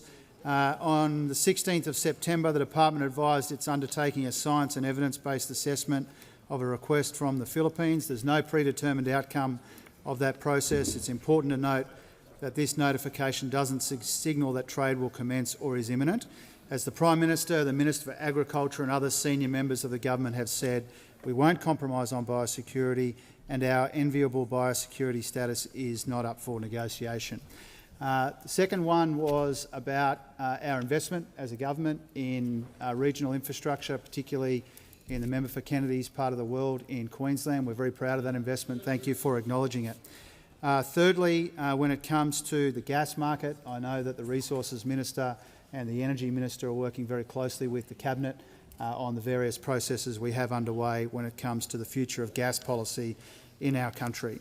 Mr Speaker, I was also asked about the very concerning developments in North Queensland and North West Queensland when it comes to the smelters, Mr Speaker. And I wanted to acknowledge from the outset that the workers, their families, the broader community, the local economy of that part of our country is front of mind. It is about 600 jobs at Mount Isa and Townsville. It is about 500 more at Dino Noble, Phosphate Hill that would go if the smelter closes, but it's bigger than that. It's about the broader industrial capabilities of our country and that really important region, as the Prime Minister has said when he was asked about this recently. That's why Minister Ayres has been doing a heap of work with the Queensland Government and Glencore to try and find a solution here. I thank particularly Minister Ayres for the way that he's gone about that, working closely with the Queensland Government. Good progress has been made and more will be said about that before long by Minister Ayres, and I don't intend to preempt that. The government's approach is to do what we responsibly can to ensure that Australia is an export powerhouse for decades to come. The Mount Isa copper smelter is a nationally significant asset, a significant facility for regional Queensland's industrial capability, and that has driven our efforts right throughout this process. It's also what drives our Future Made in Australia agenda, making sure that our workers and businesses and regions are beneficiaries of all of this churn and change that we're seeing in the world. And that's why we're doing whatever we responsibly can to get a good outcome for the workers and families, communities and businesses that the member for Kennedy represents, and we hope to have more to say about that soon. Call to the honourable member for Melbourne. Thank you, Speaker. My question is to the Minister for Employment and Workplace Relations. How is the Albanese Labor government delivering for Australian workers and easing cost of living pressures? Good call to the Minister for Employment and the Minister for Workplace Relations. Well, thank you, Speaker. I'd like to thank the member for Melbourne for her question and her fierce advocacy for Australian workers. Since the Albanese Labor government came to office, we have been working to get a better deal for Australian workers and to get wages moving. Of course, this was off the back of 10 long years of low wages as a deliberate design feature of the Coalition's economic architecture. Well, our government has improved our workplace laws to deliver better wages and more secure jobs, and now we're starting to see the benefit of our changes. Under the Albanese Labor government, we are currently seeing the strongest rate of annual real wage growth in 5 years. Growth in real wages helps workers with cost of living.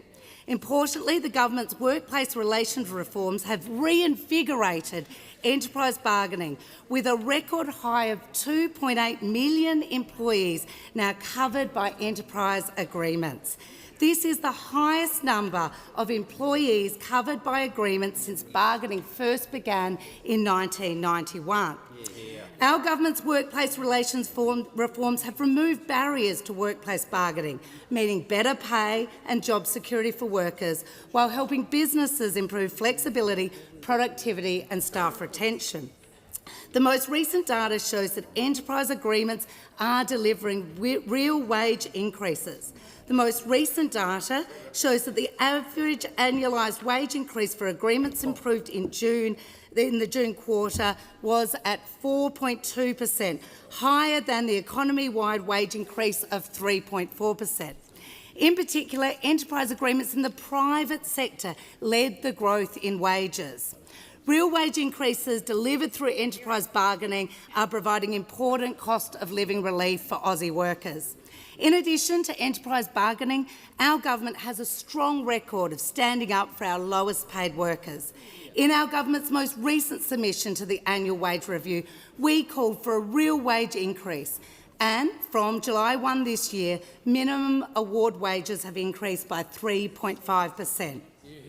Of course, over the term of this Labor government, minimum award wages have increased by $9,120 a year. This is real money in the pockets of our lowest paid workers. We have also, of course, legislated to protect penalty rates for those on the minimum award safety net who rely on them as an essential part of their pay packet. And of course, our government is delivering tax cuts for every single worker in this country. While those on the other side continue to be distracted and divided, it is this Labor government that is committed to helping Australians earn more and keep more of what they pay. Call to the member for Lindsay. Thank you, Mr Speaker. My question is to the Minister for Communications. Minister, when exactly did the minister personally find out about the 000 outage on the 18th of September, and how was the minister personally advised of this outage? Call to the Minister for Communications and the Minister for Sport. I thank the Shadow Minister for her question. The 000 outage from Optus occurred on the 18th of September, the Thursday. I was made aware by my office Friday afternoon, late Friday afternoon, that there had been more than 600 calls impacted and 3 deaths. Give the call to the member for Griffith. Thank you. Thank you, Mr Speaker. My question is to the Minister for Education. What is the Albanese Labor government doing to help Australians with a student debt, and what other reforms is the government making to higher education? Call to the Minister for Education. Thanks very much, Mr Speaker. And can I thank the member for Griffith for her question? She asked about student debt. This is an issue I know that's dear to her heart. There are 31,877 people in her electorate who have a student debt. I think that's almost the highest in the country. And so the promise that we made at the election to cut student debt by 20% means a lot to those 31,000 people in the electorate of Griffith. But more than that, the 3 million Australians right across the country. It was the first piece of legislation that we introduced and that we passed in this new parliament. The average student debt today is about 27 grand. That means that when this cut takes place, it'll cut about $5,500 off that average student debt. But for those 31,000 people in Griffith, it's even more. The average student debt there is about 6.5 grand.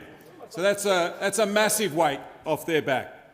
And I can advise the House that the Tax Office tells us that they will start to do this from next month. Order. The Tax Office will start cutting student debt from the second half of November, and it will continue in December.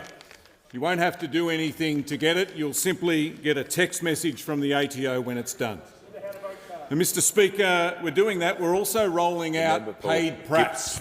This is, for the very first time, the Commonwealth Government providing financial support for teaching students, for nursing students, for midwifery students and for social work students. We promised it and we're delivering it. It's real cost of living help, real practical help with the practical part of your university degree. It started on the 1st of July and already more than 50,000 people have applied to get it. We also promised to double the number of university study hubs right across the country, in the bush, in the regions and for the very first time in the outer suburbs, bringing university closer to where people live. Again, Mr Speaker, we promised it and we're delivering it. I opened one in Strathpine in the member for Dixon's electorate in May. In June, I opened one in Ellenbrook in the northern suburbs of Perth. In July, a hub on King Island opened, a hub in Warwick. In the Leader of the National Party's electorate opened in August, one in Macquarie Fields, in Mount Druitt, in Broadmeadows. In September, one in Murrumba, and in the next few months more will open on Kangaroo Island, in Kununurra, in Sorell, in Tassie and in Elizabeth in South Australia, and Mr Speaker, also in the great suburb of Inala, a suburb I know that you know well, in the southwestern suburbs of Brisbane. So whether it's cutting student debt, whether it's paid prac or whether it's more university study hubs, we promised it and we're delivering it. Call to the Prime Minister. I ask that further questions be placed on the notice paper. And, Mr Speaker, I move that leave of absence from today until 27 November 2025 be given to the honourable member for Canberra for parental leave purposes. And speaking to that, Mr Speaker, if I may, I can inform the House that Joseph Douglas Phillips arrived over the weekend. The newest ACT constituent. Young Joseph weighed 3.7 kilograms and was 49.5 centimetres long. Mum and young Joseph are going very, very well and are delightful. I've seen some fantastic photos of the very, very happy family. And so to Alicia and her partner Ben, I'm sure on behalf of everyone in this House, congratulations, and we look forward to meeting young Joseph when he arrives back here, although 27 November, Mr Speaker, is pretty close to the last sitting day of Parliament. So I'm not sure if it goes to 5 p.m. that day, but maybe young Joseph can drop in and say good day to us on that day. I'll put the question. Those opinions say aye. Against no, I think the ayes have it. The member for Bowman had indicated he was seeking the call. In accordance with Standing Order 105B, I wish to draw your attention to overdue questions in writing, questions 2 and 6. On 23rd of July, I asked the Minister for Infrastructure, Transport, Regional Development and Local Government and the Minister for Disability and the National Disability Insurance Scheme critical questions of importance to my community. 76 days later, I still have no response from either of them. Mr Speaker, can I ask that you write to the ministers and seek their explanations as to why they have chosen not to answer my questions in writing within 60 days? I shall write to the ministers today as the standing orders permit. I present the annual reports for 2024-25 of the Australian National Audit Office and the Parliamentary Budget Office. Papers from the Leader of the House. Thanks, Speaker. These documents are tabled in accordance with the list circulated to the honourable members earlier today. Full details of the documents will be recorded in the votes and proceedings. Members can leave the chamber as quickly and as quietly as possible. I have received a letter from the honourable member for Barara proposing that a definite matter of public importance be submitted to the House for discussion, namely the second anniversary of October 7 terrorist attacks and the resultant increase in anti-Semitism in Australia. I call upon those honourable members who approve of the proposed discussion to rise in their places and give the call to the honourable member for Barara. Thank you, Mr Speaker. Today is a day of memory, it's a day of disappointment, it's a day of defiance and it's a day of hope. 3 years ago, exactly a year before the attacks of October 7, I was in southern Israel with the Leader of the Opposition. We went to see how the Abraham Accords were transforming Israel's relationship with its Arab neighbours. We heard how they were not just creating peace but friendships and opportunities for both sides. A deal with Saudi Arabia was on everyone's lips. First Egypt, then Jordan and now the UAE, Bahrain and Morocco were making peace. The more Arab nations that Israel made peace with, the greater the chance for peace between Israelis and Palestinians. Not everyone supported peace. We visited Ramallah and met with the Palestinian Prime Minister Mohammed Shtayyeh, who denounced the deals and promised that the Palestinians would not be forgotten. We visited on election day. We went to Kibbutz Nachal Oz. We went to Sderot. We met volunteers from the wide range of Israeli political parties contesting the elections. Israel's elections are peacefully but hotly contested. We met people who live close to the border working for peace. We climbed abandoned watchtowers and looked out across towards Gaza. The distance between those two places is so small, it's as if the distance from Castle Hill to Parramatta. In Israel 3 years ago, it was a time of hope. It appeared that Middle East peace was in reach. Australia's long stood aside Israel in the quest for peace because Israel is a nation like our own. Both are Western liberal democracies which believe in the rule of law, protect the rights of women and religious minorities. Israel is one of the few places in the Middle East where Christians, Jews and Muslims can worship freely. Israel is the only place in the Middle East where LGBTI people live freely and openly and are celebrated. Its multi-ethnic parliament, defence force and even Supreme Court is comprised of Jews and Arabs, Bedouins and Druze. Their security partnership with Australia has been highly important. Its intelligence has helped stop terrorist attacks in our country. It's saved lives. It's why it's been so upsetting to watch the Albanese government abandon bipartisan support for Israel even before October 7. However, 1 year on from that visit with the Leader of the Opposition and I, everything changed. Those horrific images of October 7 have been seared in our minds.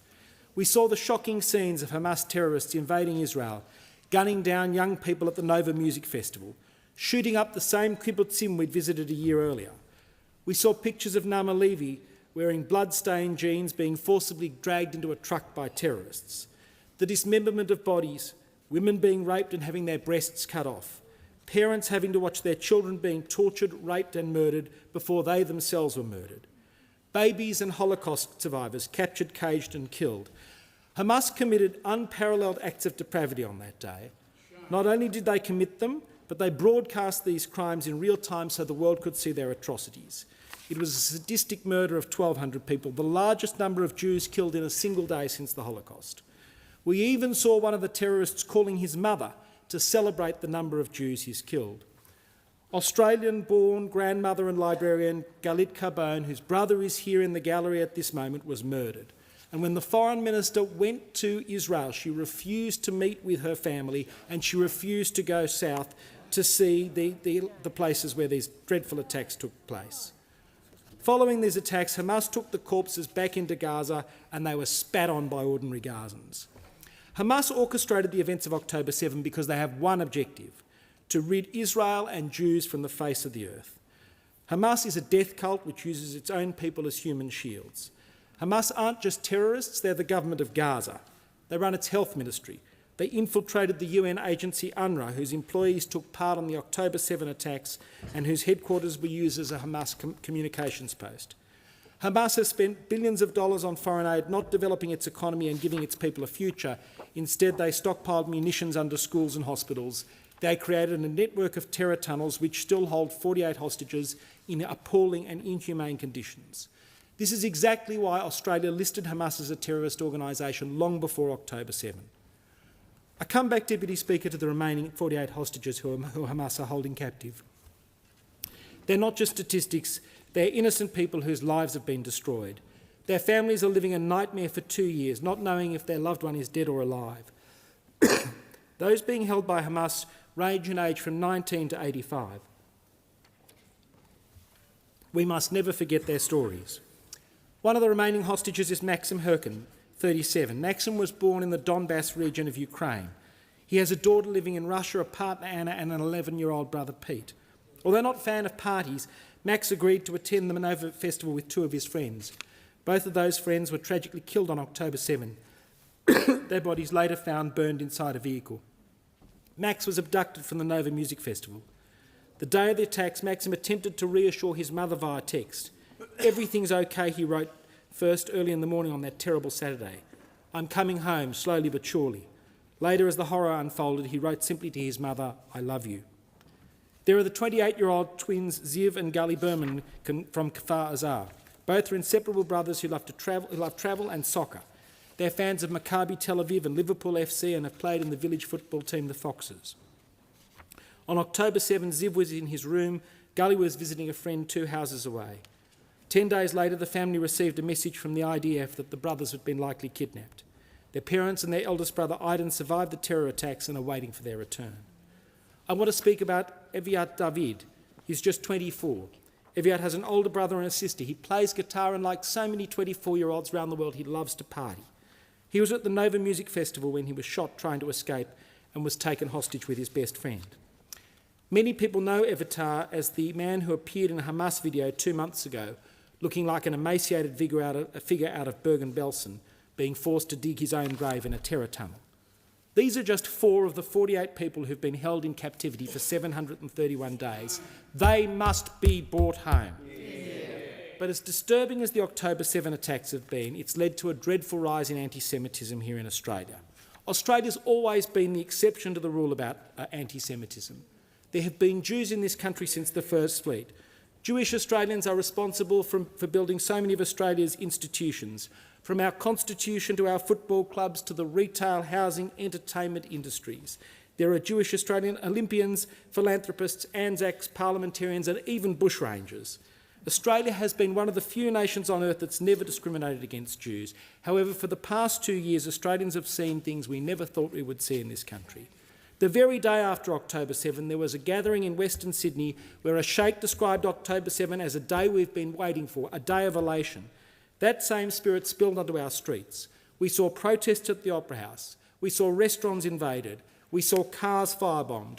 We saw multiple graffiti and arson attacks on synagogues, shops burned. Families of hostages visiting from overseas had paint thrown on them. Even today in Melbourne there is a sign, "Glory to Hamas." People do it because they know they can get away with it, because they know there are no consequences. That's what Australia's become.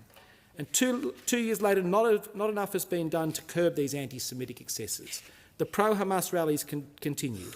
This week, again, protesters are trying to hijack the Sydney Opera House. Tonight, demonstrations are planned in Paul Keating Park in Bankstown, led by the same sheikh who described October 7 as a day of glory. Our university campus continue to be unsafe for Jewish students. Artists continue to be being pressured and punished for refusing to bend to the mob. Unfortunately, we've seen a federal government that has failed to act with urgency. All of these failures directly lie at the feet of the Prime Minister, who has refused to stand firm and stamp out anti-Semitism across Australia, in stark contrast to Labor leaders like Chris Minns. Under the leadership of this Prime Minister, this government has spent 2 years being reactive to issues impacting the Jewish community. It took months to legislate the hate symbols ban first proposed by the Coalition. They failed to coordinate law enforcement and intelligence agencies across the Federation when the crisis first reared its head. They failed to curb violent protests on our streets. They allowed Jew haters to run amok on campuses and refused a judicial inquiry. The Prime Minister had to be dragged kicking and screaming to convene National Cabinet, which delivered neither tougher penalties nor stronger laws. And for 2.5 years we have called for them to list the IRGC, which has been responsible for terrorist attacks on our streets. The former Attorney-General failed during his tenure to root out anti-Semitism at the Human Rights Commission, and the Foreign Minister's conduct abroad has left thousands of Jewish Australians appalled, breaking decades of bipartisan foreign policy. Labor took months to appoint the Special Envoy on Anti-Semitism, then ignored her advice on crucial matters. The Special Envoy delivered a comprehensive report months ago. The government has had this report, yet there has been no response, no plan, no decisive action to keep law-abiding Australians of every background safe. Of course, Deputy Speaker, there is hope. And the hope is the peace plan that has been pursued by the United States. It's a peace plan that this government has had no input into, because this government chose to disrespect our long-standing bipartisan position in relation to Israel and alienated Washington. This government chose the path of unilateral recognition of the Palestinian state. This has been praised by Palestinian actors, and can I say to the Prime Minister, with the new political capital you have with the Palestinian actors, it is important to pressure them, to pressure Hamas. For Isaacs. Thank you, Deputy Speaker. On the 7th of October 2023, in a day of horror, Hamas terrorists carried out coordinated barbaric attacks on the people of southern Israel. The grief and the horror of that day lives on in families, in communities and in people I know. I have felt that grief and horror since that day. Hundreds of festival goers were murdered at the Nova Festival near Re'im. In nearby communities including Kfar Aza, Be'eri, Nir Oz, Nahal Oz, Holit, Zikim, Kerem Shalom and Sufa, people, families were brutally attacked and butchered in their homes. More than 1,200 men, women and children were slaughtered. More than 250 people were taken hostage.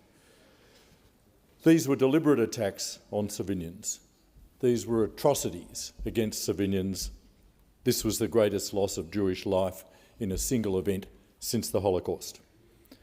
That day left more than physical devastation. It imposed a grief that will not pass quickly and a trauma that will cross generations. For Israeli survivors, for the families of those murdered, and for those still waiting for loved ones to return, the legacy of the 7th of October is enduring. Its violence and cruelty left a mark not only on individuals but on a people.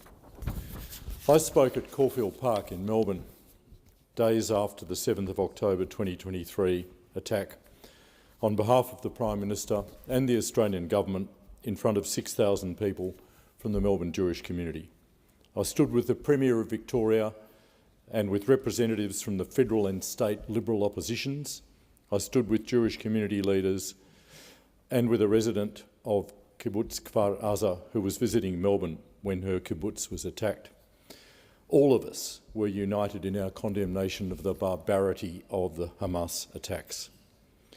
In January this year, I was in Israel when a ceasefire was agreed. After 15 months of war, after what began with those horrific atrocities, there was finally a glimmer of hope. What I saw and heard in Israel, in that week in Israel, will stay with me. At Kibbutz Be'eri, where more than 130 people were murdered, I met with Danny Meisner, who is in our parliament today. He was here during question time. Danny walked me through a community that will never be the same. Danny survived that day. His sister, Galit Carbone, an Australian grandmother, did not. She was murdered in her home. Danny generously shared his family's story with me. To walk those streets, to see homes that were once full of life torn apart, is to understand the weight of what was lost on October the 7th. At the site of the Nova Music Festival, Shalev Biton guided me through the place where 340 people were murdered. Shalev had just returned from working in Australia before attending the festival. He escaped by running for kilometres, saved by the selfless actions of a nearby farm manager. His story is one of horror and also of survival.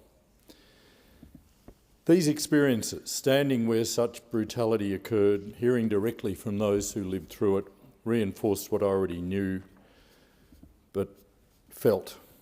Not just knew but felt. These were not acts of war, they were terrorist atrocities, and they must never be forgotten. It is shocking that in Australia, after the barbarity of October the 7th, we have seen a rise in anti-Semitism, including anti-Semitic violence and public abuse. This has challenged our shared commitment to safety, to mutual respect and the rule of law. Regardless of circumstance, Australia is defined by the expectation that all people should be able to live free from fear. I'm always saddened when events overseas leave any Australians feeling less secure and asking serious questions about their place in this country. Some have used these events to drive political division and to exploit international events to incite anger and division in Australia. That path does not lead to peace and does not reflect who we should be. We must ensure that our response to international conflicts strengthens rather than undermines our community. No one in Australia should feel unsafe because of their background or beliefs. And political disagreements, however vigorous, must never compromise the principles that underpin democratic values or public safety. It's through the discipline of law, of restraint, of equal regard that democracy is defended and national unity is maintained. There have been moments over the past year, brief and fragile, when ceasefires were reached. In those moments there was relief and even joy, not only in Israel and Gaza but across the region and beyond. Those ceasefires offered a glimpse of what might be possible, that ends the killing and allows diplomacy, humanitarian aid and recovery to take its place. But let there be no doubt, the attacks carried out by Hamas on the 7th of October 2023 were acts of terrorism, deliberate, calculated, extremist and inhumane. What I've witnessed on our streets in Australia over the last 2 years has been distressing. The hate, the vitriol and anti-Semitism that has festered are utterly unacceptable. Every Australian has the right to protest, but no one has the right to protest wherever they please at the expense of the safety and freedom of others. We must restore the balance between freedom of expression and freedom of movement, ensuring that the right to protest never becomes the right to intimidate and inflame tensions in our community. The very few limits placed on protest activity have paradoxically placed limits on the Jewish community's ability to move and live freely. Families have been afraid to walk in their own neighbourhoods. Jewish schools have cancelled excursions and counselled their students not to wear identifying uniforms. Synagogues and schools have required armed security and police protection. In 2025 in Australia, no religious institution should need such protection. All Australians, including our Jewish citizens, must be able to live publicly, proudly and safely in the country they call home. The Jewish community in Australia deserves our full and unequivocal support. Jews in Australia should not have to doubt whether their fellow Australians stand with them against hate. I believe there remains at heart strong support for the Jewish community within this Parliament, across government and across Australia. But belief alone is not enough. We must act. We must ensure our laws, our public spaces and our public discourse reflect the values of safety, decency and inclusion for all. This Parliament can and does reaffirm that Australia stands against hate and stands for unity. We must confront anti-Semitism wherever it appears, in schools, on campuses, in workplaces and in our political institutions. And it's not just a task for government or for members of Parliament. The responsibility to challenge hate belongs to every one of us. Silence is not neutrality, it is complicity. The events of October the 7th, 2023 were horrific in their intent and brutality. But the events of October the 7th are also a test. They are a test of our humanity, of our principles and our courage to speak truth when it's most difficult to do so. Let us honour the victims of that day not only through remembrance, but through resolve. Let us ensure that hate finds no home in Australia, not in our streets, not in our institutions and not in our hearts. May the values that define us as Australians, freedom, safety and respect for all, guide not just our words, but our actions too. The Jewish community has every right to expect that the crimes committed by Hamas will be condemned clearly, unequivocally and without justification of any kind. I hope for peace, but it will not come easily. It rarely does. Peace is not simply declared, it's built through law, through diplomacy and through the discipline and resolve to continue even when progress is slow or opposed. The Prime Minister has reminded us at the start of question time that the world must never forget the atrocities that were inflicted by Hamas. He called on us to think of those still held hostage and to join with our partners around the world in calling for the hostages to be returned immediately and with dignity. The Prime Minister is right. We must not forget. We remember those hostages who did not survive and we continue to call for those still held to come home. The future must be grounded in security for Israel and dignity for Palestinians, and we continue to hope for a just and lasting peace. Has expired. I give the call to the member for Fisher. Thanks, Madam Deputy Speaker. 2 years ago today, we commemorate the most appalling atrocities that occurred in Israel, where we saw the massacre of some 1,200 innocent Israelis. Women, children, men were slaughtered. Women were raped. And some 250 people were taken hostage. I had the opportunity, along with the member for McNamara and others, to visit Israel just 2 short months after the event. And what I saw will stay with me forever. Before we went to Israel, the Israeli ambassador briefed a number of members of the PJCIS and gave us the opportunity to see a 43-minute video of the body cam footage, a compilation of, at least, of the body cam footage of those Hamas terrorists slaughtering 1,200 Israelis. That also will stay with me for the rest of my life. When we visited Israel, southern Israel, we went to a town called Sderot, which is called the air raid shelter capital of the world because it has an air raid shelter every 100 metres in public spaces. It has every single home has an air raid shelter because of the tens of thousands of rockets and missiles that have been fired from Gaza into the town of Sderot.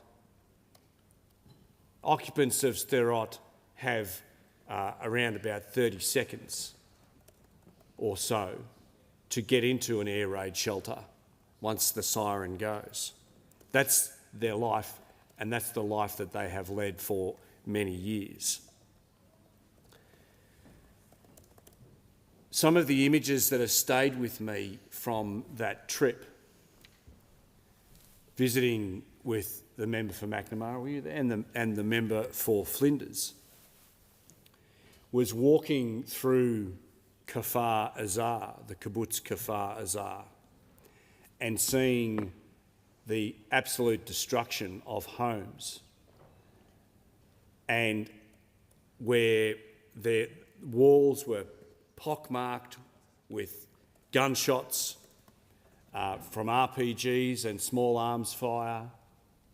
Homes had been burnt to the ground.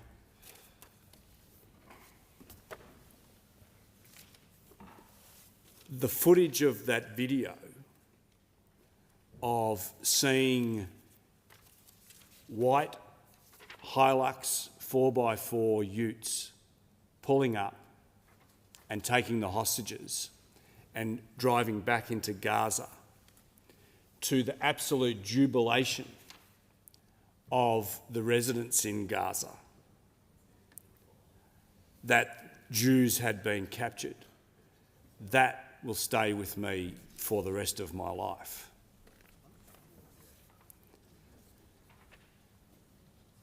It is a good thing that we commemorate today, and we recognise that, and we hope, and I hope and pray, that peace is near. Too many people have died, too many people have suffered on both sides since the 7th of October.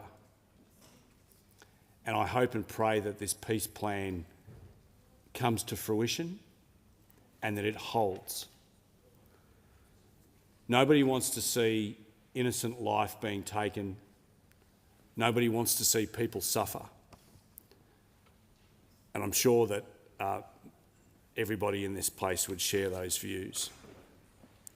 So today we recognise the loss and pain and grief of the people of Israel. And we say, Yam Israel Chai. Has expired. Member for McNamara. Thank you, Deputy Speaker. The sands were shifting in the Middle East in the lead up to October 7. There had already been normalisations of relationships between Israel and the UAE, Bahrain, Morocco and Sudan, and there was talk of normalisation of the Israeli government and the Saudi Arabian authorities of coming together and forming diplomatic relationships. And it's now about 7:30 in the morning in Israel, and an hour previously at 6:30, all of that was attacked. The idea that somehow there could be a stabilisation of the Israeli people and the Israeli place in the Middle East was attacked directly in the most brutal and awful way. But the test of October 7 is not just reflecting on what happened, but also what needs to be confronted and fought back against. On October 7, the people who were killed were the people who sought peace. People living in the southern parts of Israel, in the kibbutzim, like the one I visited, Kfar Aza, which was filled with people with simple homes and communal living, Deputy Speaker. People who sought to live alongside the Palestinian people in harmony and peace, working the land and creating wealth and products from this oasis in the desert. And just like them, the young kids who were dancing and listening to music underneath the desert sky were seeking only to enjoy their friends and their time away from the national service. They were the people who were killed on October 7, the people who wanted peace, the left-wing people inside Israel. It was the tragedy of it all. But the reason behind it was that an organisation filled with terror and seeking to dehumanise another group of people sought to tear apart it in the most brutal and awful way. And that, Deputy Speaker, is exactly why we must hold ourselves and hold the humanity and see the humanity in one another on this day more than any other. I think one of the hardest things for the Jewish people around the world is that the grief that they experienced as a result of October 7 was never really allowed to manifest and allowed to be openly expressed without people seeking to minimise it or not giving the space for it to be presented and public in the way in which it should be allowed. To have people trying to delegitimise the experiences of the Jewish people really hurt. And also, it absolutely on this day must be said, and I say so as a proud Jewish person, that the experiences of the Palestinian people has been devastating, and that they too must have the space and the respect to grieve openly, to mourn the cost and the lives of those who have been lost as a result of this terrible conflict. Because, Deputy Speaker, that is what October 7 was. It was a time in which people sought to take away each other's humanity. But that is not who we are, and that is not the future that we seek to build, Deputy Speaker. When you look at the Australian life who was taken, Galit Carbone, a grandmother, a person who lived freely and with peace and with love, that is the person who we seek to remember today. But it is also the sort of intent that we want to build and take from this moment. Right now, across the world, Jewish communities are hurting, but so are Palestinians. And October 7, we must take this opportunity to say that on the holy days of the Jewish calendar, it is not enough to just say that we want to somehow use this moment as to make a political point against some action of the Israeli government. No, in this moment we need to allow people to grieve, to remember the lives that were lost, and to say on this day, on October 7, that the future that we seek to build is one where we want to try and recognise the humanity in one another. I also want to say that the comments by the leader of a political organisation in this country of somehow saying that there was a legitimate target and a legitimate reason to attack Jewish people going to synagogue as a result of the Israeli government is exactly the wrong approach to be taking and exactly the wrong lesson to be taking from October 7. That where we are today right now, Deputy Speaker, is a moment where we can either choose peace and outline a pathway towards peace for the Palestinian people to finally be able to go home and for the Israeli people to be returned with their hostages and their loved ones. And that is what we seek to do, Deputy Speaker. Not to legitimise violence, but to see the humanity in one another and to imagine a future so that the violence and the terrorism that happened on October 7 never happens again. And I give the call to the member for Goldstein. Thank you, Deputy Speaker. Deputy Speaker, on the morning of the 7th of October 2023, young men and women danced the sunrise at the Nova Dance Festival. Farmers woke at the kibbutz in southern Israel. But the peace was broken by Hamas terrorists who abused the trust of those they deliberately built with to launch attacks, horrific attacks, that is now counted as the biggest loss of Jewish life since the Holocaust. Women, men, children and babies were murdered. Women were raped, mutilated and paraded. 2 years on, 48 hostages remain in Gaza, among them a 19-year-old woman, others as old as 85. It's quite simple. Bring them home. October 7 should never have happened, but it certainly should have been the end. But it was the beginning. On October 8, we had protests on the steps of the Sydney Opera House of those celebrating the attacks. Shortly after that, we had intimidation in Princess Park outside Central Shul in the Goldstein electorate. Left unchecked, the crisis of anti-Semitism spread across Australia and is lived by Jewish Australians from abuse, graffiti to firebombings. There's no place for anti-Semitism in Australia, nor should international conflicts become the basis for targeting our fellow citizens. Since then, we have had an aggressive, and we need to acknowledge at times successful, global propaganda effort to delegitimise Israel defending its national security and defending the interests of its citizens by a terrorist organisation, Hamas. Many Australians of good intention, of course, are looking at the situation overseas and disgusted at the rise of anti-Semitism at home, struggling to understand the impact of these events and the impact they've had. To those Australians, I recommend reading a book, Ruptured, Jewish Women in Australia that reflect on the life post-October 7, edited by Lee Kaufman and Tamar Puduch. And I recommend it because so many people are trying to make sense of these events and understand the impact it's had on Australians. It brings home how our fellow Australians have felt in the months and the years since October 7. In her chapter, In Case I Ever Get Kidnapped, Tamar Puduch wrote, "I have never felt my identities as a mother and a Jew activated as powerfully and urgently as in these times. The world in which I was once fluid and comfortable feels alien and untrustworthy."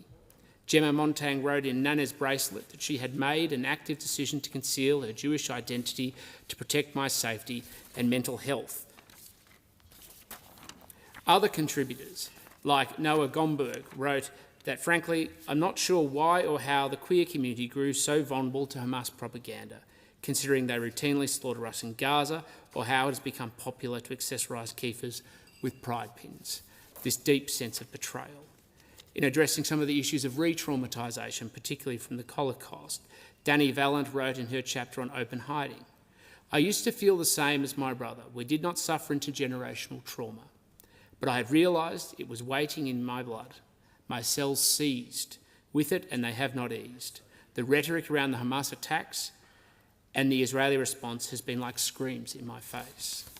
In her chapter, Sienna Einfeld, in her chapter on North of the River, wrote explicitly about the betrayal she's experienced.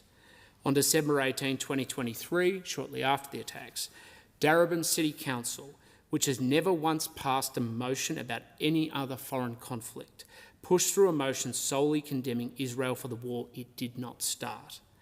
The motion did not once mention the killing spree of October 7. It did not acknowledge the plight of the hostages, nor the mass sexual violence perpetuated by Hamas against Israeli girls and women. In her chapter, Melinda Jones, in The Crack and the Light, wrote, "It was particularly painful to see how the feminist movement, including many of my friends, responded to October 7. They took two inconsistent positions, one involving justification of what happened and the other of denial. Men were the violators, women were the victims of horrific sexual violence.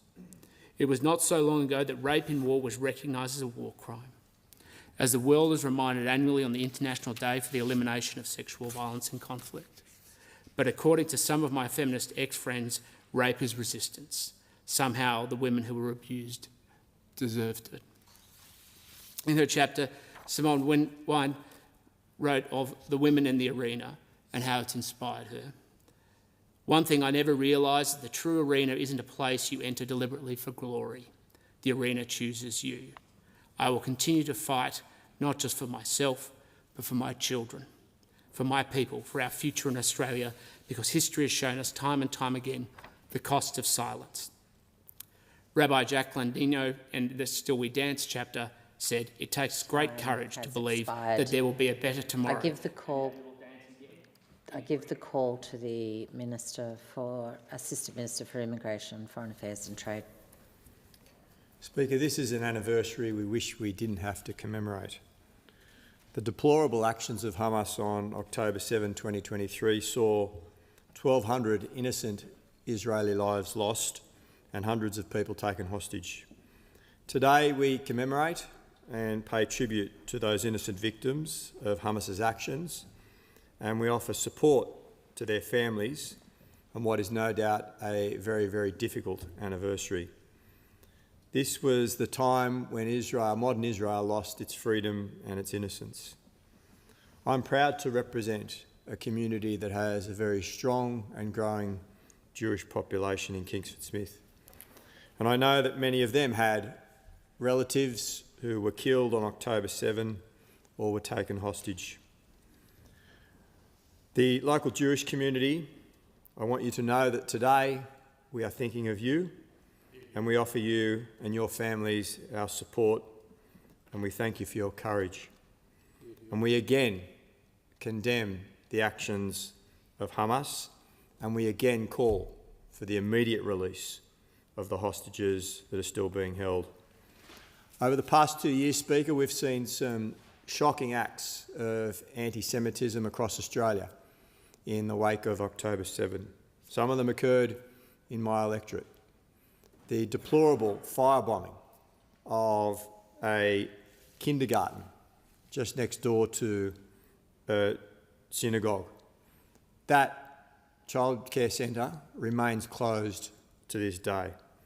The Mount Sinai School next door had shocking anti-Semitic language spray painted in large letters on brick walls, and people have been harassed and vilified walking down the street. And again today we've seen, unfortunately, some shocking and insensitive graffiti. This is completely unacceptable. Every Australian, Speaker, every Australian has the right to feel safe in their home, in their workplace, in their community. And I once again strongly condemn these anti-Semitic attacks that have occurred. In our area, we acted promptly in partnership with our local Jewish community to protect them through the establishment of a local Operation Shelter Group. I brought together elected representatives, the local area commander for the local police force, the local crime commander, representatives of the shuls, the rabbis and presidents, and our local Jewish schools. And we've worked together to keep the community safe. And thankfully, we've seen a reduction in those anti-Semitic attacks. But we will not stop until it is completely eliminated. Speaker, October 7 opened an horrific chapter in world history. The world now has an opportunity to close that chapter. Australians want an end to this decades-long conflict. They want to see the hostages released. They want to see an immediate ceasefire. They want Hamas disarmed and out of Gaza.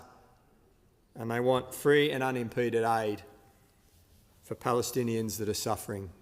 They want to see a democratically elected government in Gaza, and they want to see two states living in peace side by side. The Prime Minister, when he spoke at the United Nations General Assembly last week, mentioned Australia's as the first nation to support, in 1947, the establishment of the State of Israel. That's something that, as a nation, we are very, very proud of. But the Prime Minister also pointed out that that support was on two conditions: on the condition that there is an independent State of Israel and on the condition that there is a State of Palestine. Two states living side by side in peace.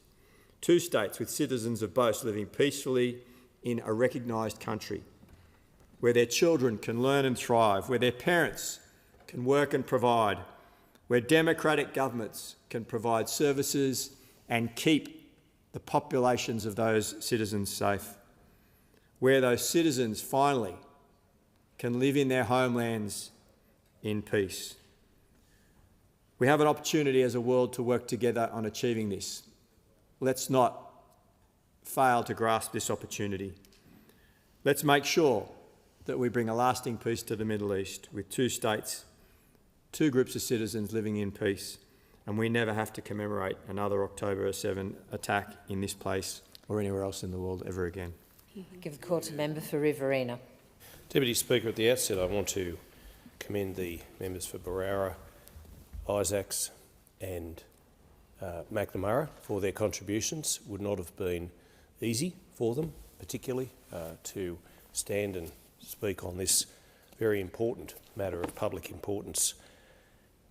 October 7, 2023 was a day of shame, infamy, savagery, a day we must never forget.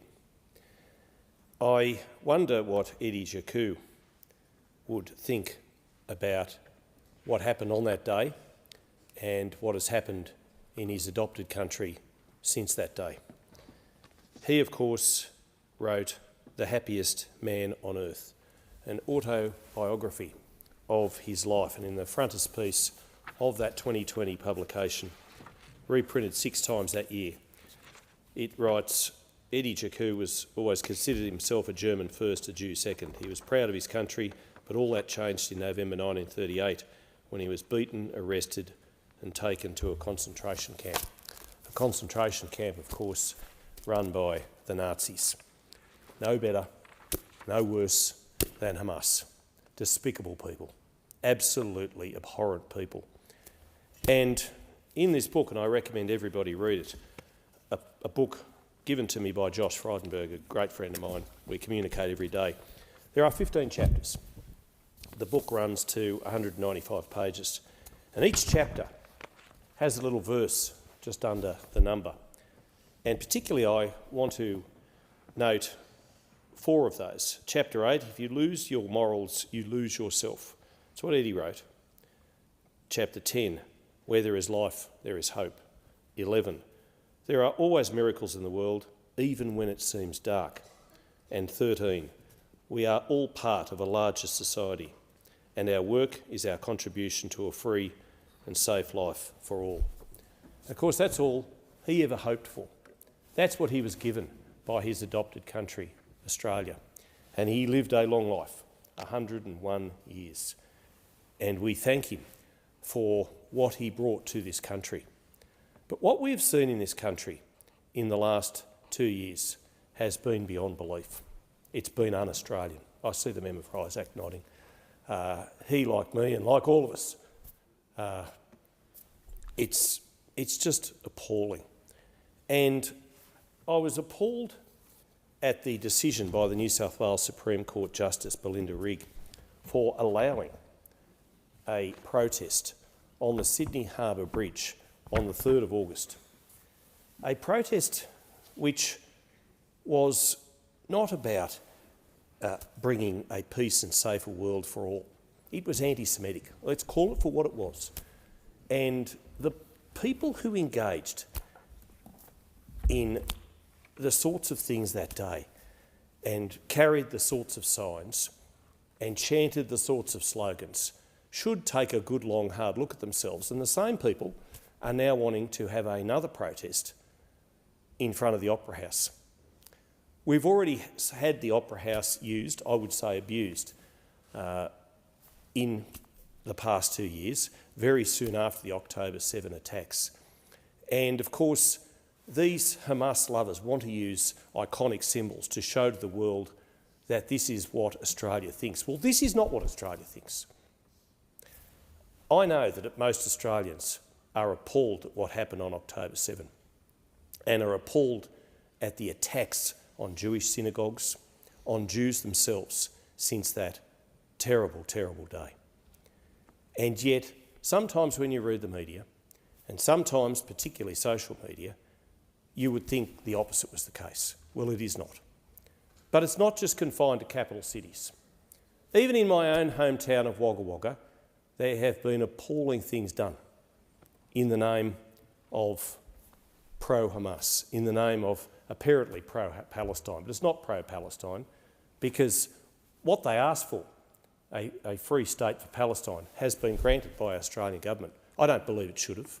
I believe our government should have and could have done more, but this is the world in which we live. But it's not just confined to capital cities. And I think it's a terrible, terrible state of affairs. I mourn for the Jewish people. I stand with Israel today and every day. I give the call to member for Macarthur. Thank you, Madam Deputy Speaker. What happened on October the 7th, 2 years ago in Israel, was a horror, an atrocity, and its effects have caused trauma around the world and to Jewish communities and other communities all around the world that is ongoing. The taking of the hostages, watching their ongoing, drawn-out murders, their depictions as starving remnants of humans in the media is absolutely shocking and a sign of the terror and the horror that is ongoing around the world. And we must never, ever forget that. Not only were these people, young people, killed in front of their relatives, babies, young people with talents, with all their lives ahead of them, murdered by the terror of Hamas. The terror has been ongoing. And we must never forget that, and we must make sure that we deal with the ongoing trauma that is caused in Jewish communities all around the world, and particularly also in Australia, and deal with that. Anti-Semitism has existed in Australia for a long period of time, since Jewish communities first started in Australia, since the time of the First Fleet.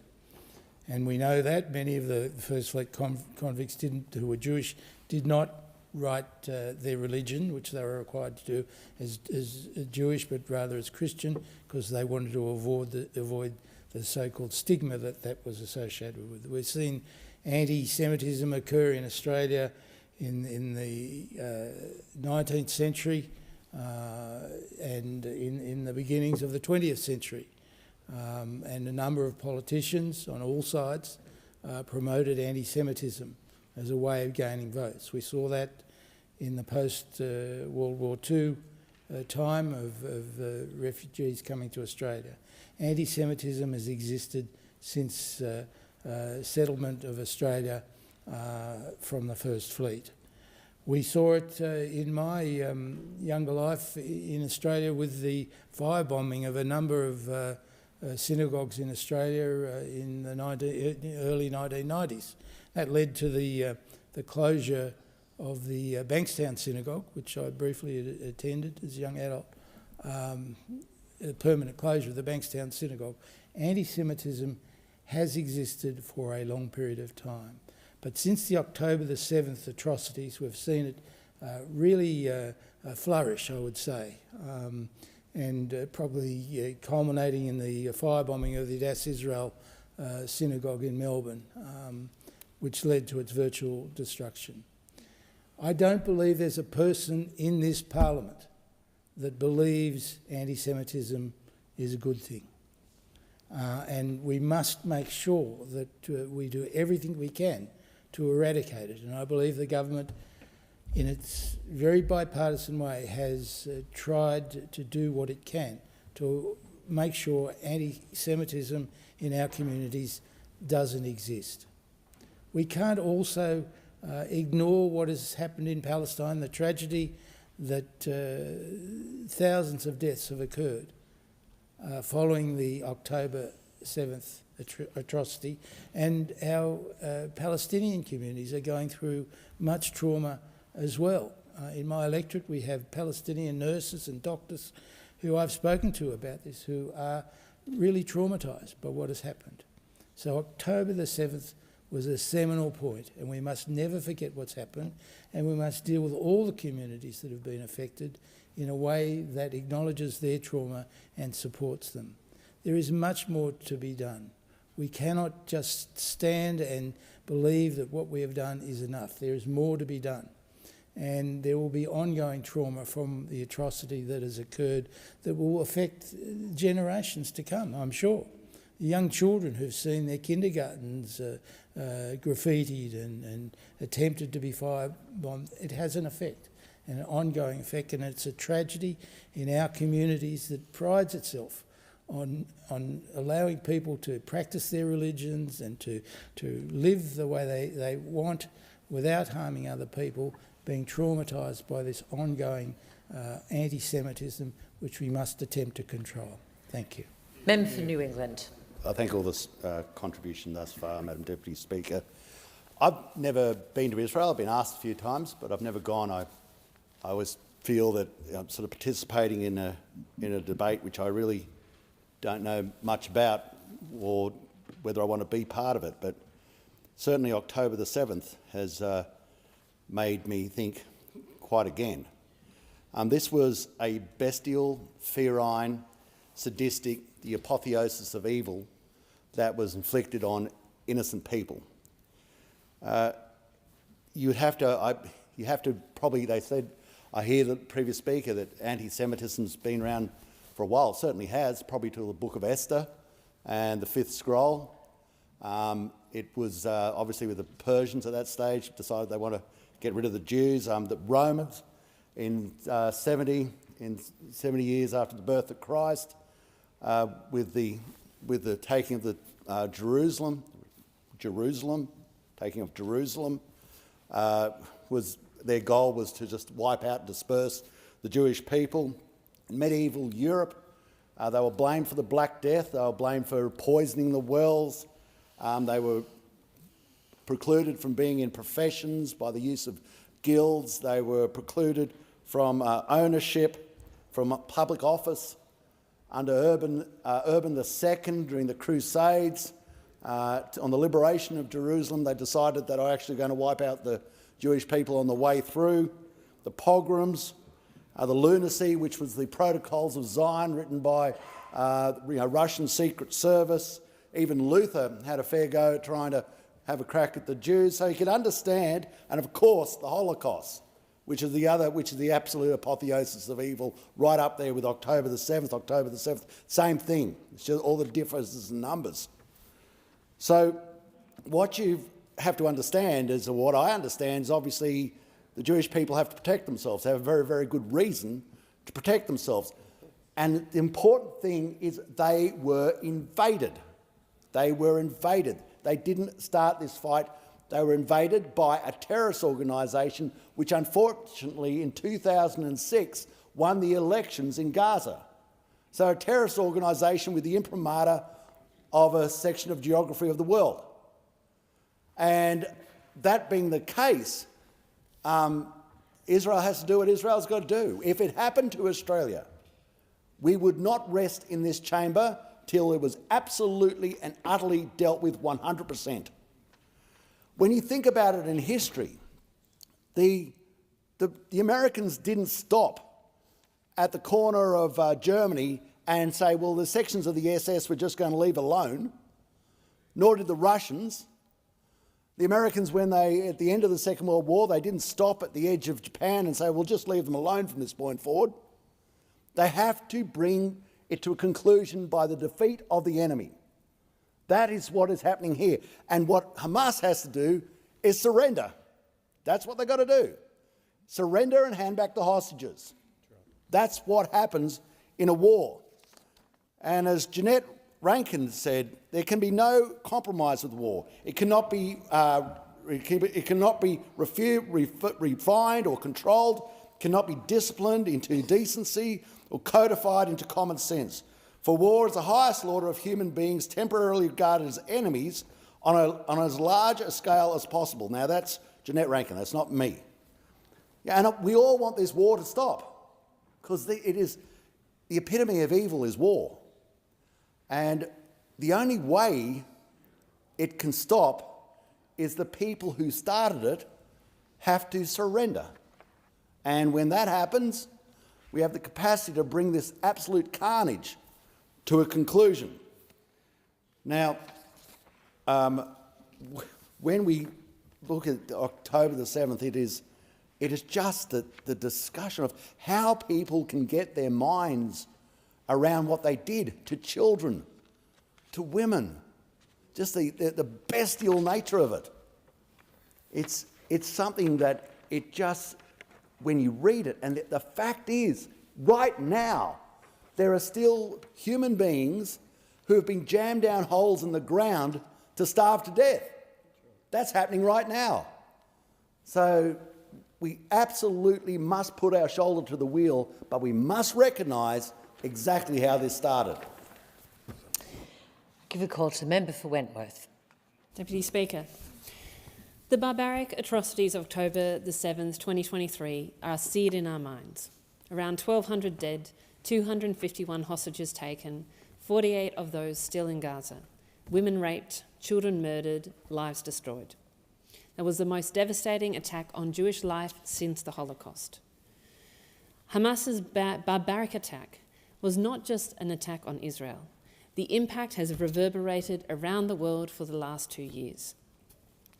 When you look back today, I cannot think of a single group of people around the world whose lives are better off due to that barbaric attack, except those who are enemies of peace, enemies of social cohesion, enemies of the values that our country holds most dear and must protect. Today, we remember the attack and we commemorate the lives of all of those who were lost on that day and those people whose lives are daily affected. We think of the families in particular who are left behind. The family of Galit Carbon, a Sydney-born grandmother. We think of the family of people like Eli Sharabi, a hostage who was finally freed to find that so many of his family did not survive that day and who came to the Parliament recently to share his story. The Bibas family, whose beautiful children and mother were murdered on that day. The people like Remo, Mazal and Mile, who came to Australia and told of their terrifying experiences at the Nova Musical Festival, the friends that they helped and the friends that they lost on that day. Today is the day to recognise and commemorate the lives that were destroyed on that day. Many of those are Israeli and many of those are Palestinian. Lives have been destroyed across the world because of a war that followed Hamas's actions that day. We can acknowledge all the pain across humanity that started with those atrocities that day. We are all the children of humanity, and all of our children are innocent. And Jewish Australians in particular have been affected by that day, both because of their personal connections to Israel, on their friends and families in Israel who were directly affected, those who lost and those who were devastated by losses. But of enormous, I think, pain for the Jewish community, and particularly the community I represent, has been the devastating rise of anti-Semitism here in Australia. Now, there have been Jews in Australia since the First Fleet, and the Jewish community has made an outstanding contribution to this country in all fields, from military to law to the arts to community, in so many different ways. But I have spoken to so many Jewish people whose families who have been here for generations, who are now not sure if they are welcome here, if their children or their grandchildren are safe here. And that is a terrible thing to be contemplating in this country.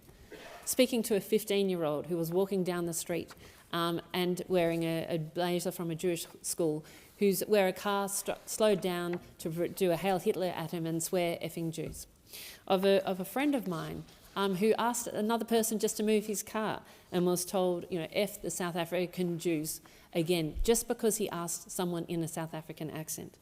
A man who was telling me, a rabbi who was saying he was holding the hand of his 8-year-old daughter, waiting at the lights, and again the car slowing down to swear at them as Jews. This 8-year-old girl, what responsibility does she bear for anything? Absolutely nothing. She is welcome in this country, as are all Jewish Australians and all people of all faiths in this country.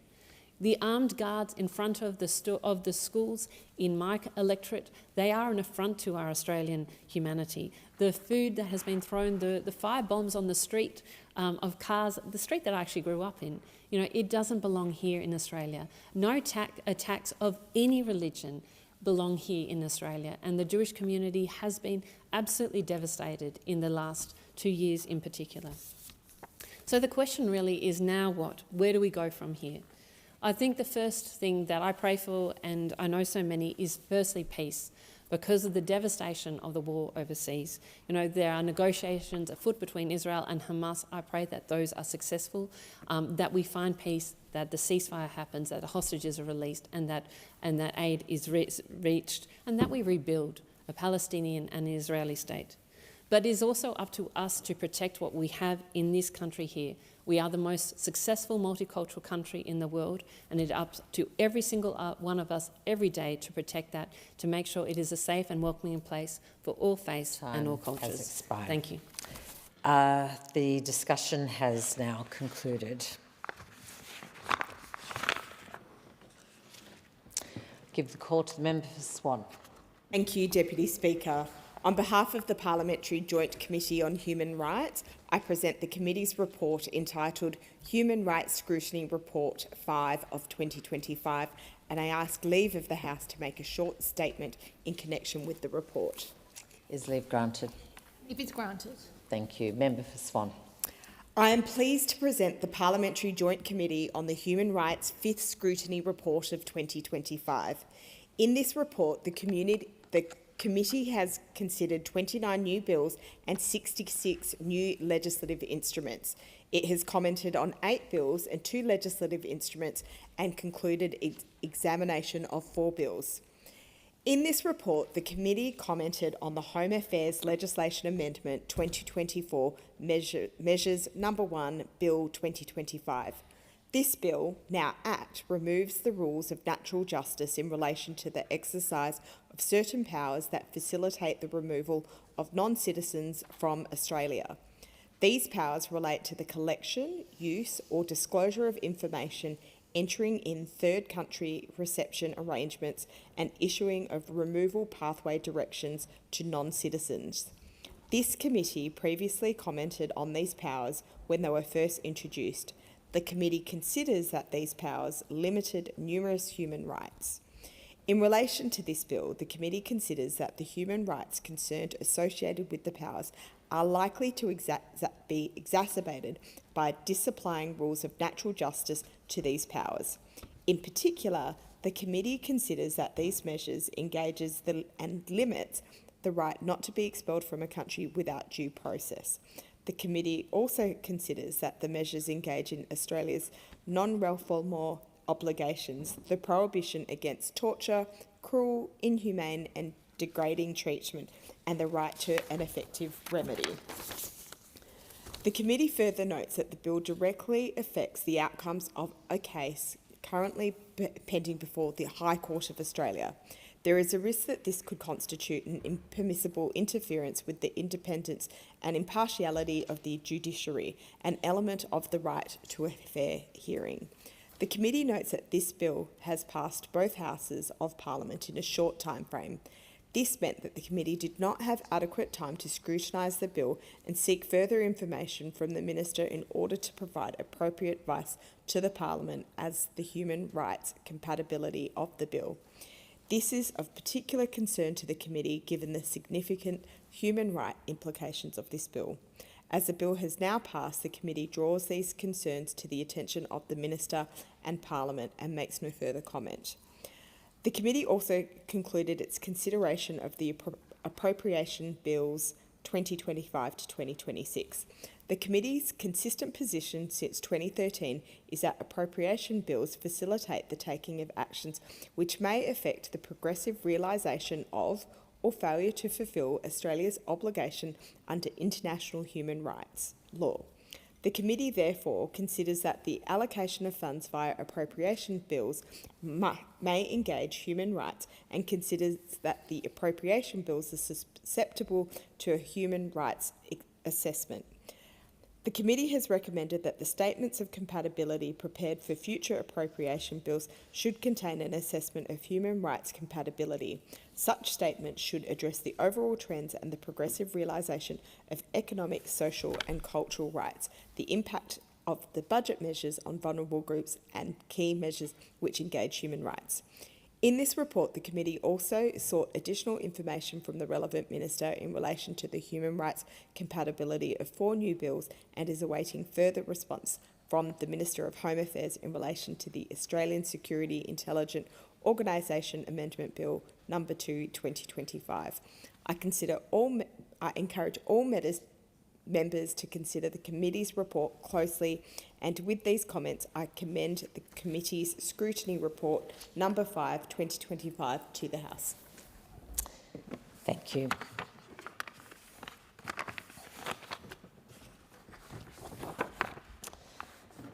Call on the clerk for this next item of business. Government business, order of the day number 4, Health Legislation Amendment, Miscellaneous Measures Number 1, Bill 2025, resumption of debate on the second reading. Thank you. So the question before the House is that this bill be now read a second time, and I give the call to the good member for Campbell in continuation, for Morton in continuation. Thank you, Deputy Speaker. Deputy Speaker, the bonded medical program is a program that provides Commonwealth-supported places in a medical program in exchange for working in regional, rural and remote areas of Australia after graduation. And that is because this is a Labor government that prioritises ensuring that there are incentives for people who are medical practitioners and medical professionals to work in the bush. Currently, ex-medical rural bonded scholarship schemes, the medical professionals who did not complete their service within within the designated period are required to repay their scholarship and face a 6-year medical ban. The amendments will ensure that the consequences of breaching the conditions or withdrawing from the program balance the personal circumstances of the participant as well as the broader interests of the community. Furthermore, all work completed by a participant in good faith and in relation to the program guidelines will count towards their return of service obligation. The 6-year Medicare ban has a direct negative impact on the provision of services in regional, rural and remote communities, areas which are already the most impacted by workforce shortages. Such bans are not in the interest of either the community or individual medical professionals. The proposed amendments will extend a student's withdrawal period without penalty from the HECS census date in their second year of study until the award of their medical degree. The measures included in this bill will ensure enhanced administration and delivery of the Medicare services we all rely on each and every day. They are the behind-the-scenes fixes that form the foundation of Labor's commitment to strengthening Medicare. And the Albanese Labor government has made this a priority. The 2025-2026 budget made the most significant investment in Medicare since its inception over 40 years ago. Labor is continuing to back bulk billing. From the 1st of November, we are implementing an additional new 12.5% payment, the Bulk Billing Practice Incentive Program, for practices which bulk bill every patient. And we are working towards 9 out of 10 GP visits being bulk billed by 2030, with the number of fully bulk billed practices nationally increasing to around 4,800 nationally. This $7.9 billion investment will result in 18 million more bulk billed GP visits annually, saving Australian families $859 million every year. Right at the start of this speech, I mentioned urgent care clinics, and I'm constantly receiving feedback from my local community on how convenient they are, saving people from long waits in hospital, from emergency departments, and of course, they are fully bulk billed. There are now 90 in operation across the country, with more on the way. And when the rollout is complete, 80% of Australians will live within a 20-minute drive of a clinic, and 2 million people are expected to use this service annually. It would be easy to continue talking about Labor's commitment to strengthening Medicare and ensuring universal health care. And I could talk about how we are increasing support for public hospitals with an additional $1.8 billion of funding, or I could mention wage increases in the care economy, such as $2.6 billion to increase pay for vital aged care nurses. But I do see, Deputy Speaker, that I'm running out of time. And what you really need to know is that only Labor guarantees a future where your Medicare card, and not your credit card, gives you access to quality care every day, and that Labor will always continue to increase and drive better access to Medicare. I give the call to the member for Gorton. Thank you, Deputy Speaker. I rise to speak in support of the Health Legislation Amendment Miscellaneous Measures No. 1 Bill 2025, brought forward by the Minister for Health and Ageing, and I commend him for doing so. Healthcare is fundamental to the well-being of Australians, and Medicare is at the heart of our healthcare system. Speaker, in 1984, the Hawke Labor government introduced Medicare, and in 2025, strengthening Medicare was at the beating heart of our election campaign, because that's what good governments do. They invest and protect our public healthcare system. And I couldn't be prouder to stand in this chamber as part of the Albanese Labor government legislating to protect and improve our healthcare system. The set of amendments for this bill clean up technical issues, making things fairer and easier for our healthcare workers and supporting the growth of the health industry in Australia. The independently led CRUC review of health practitioner regulatory settings highlighted shortages in Australia's healthcare workforce, and these workforce shortages are significant. In the June quarter of 2023, 44% of health professional vacancies were unfilled.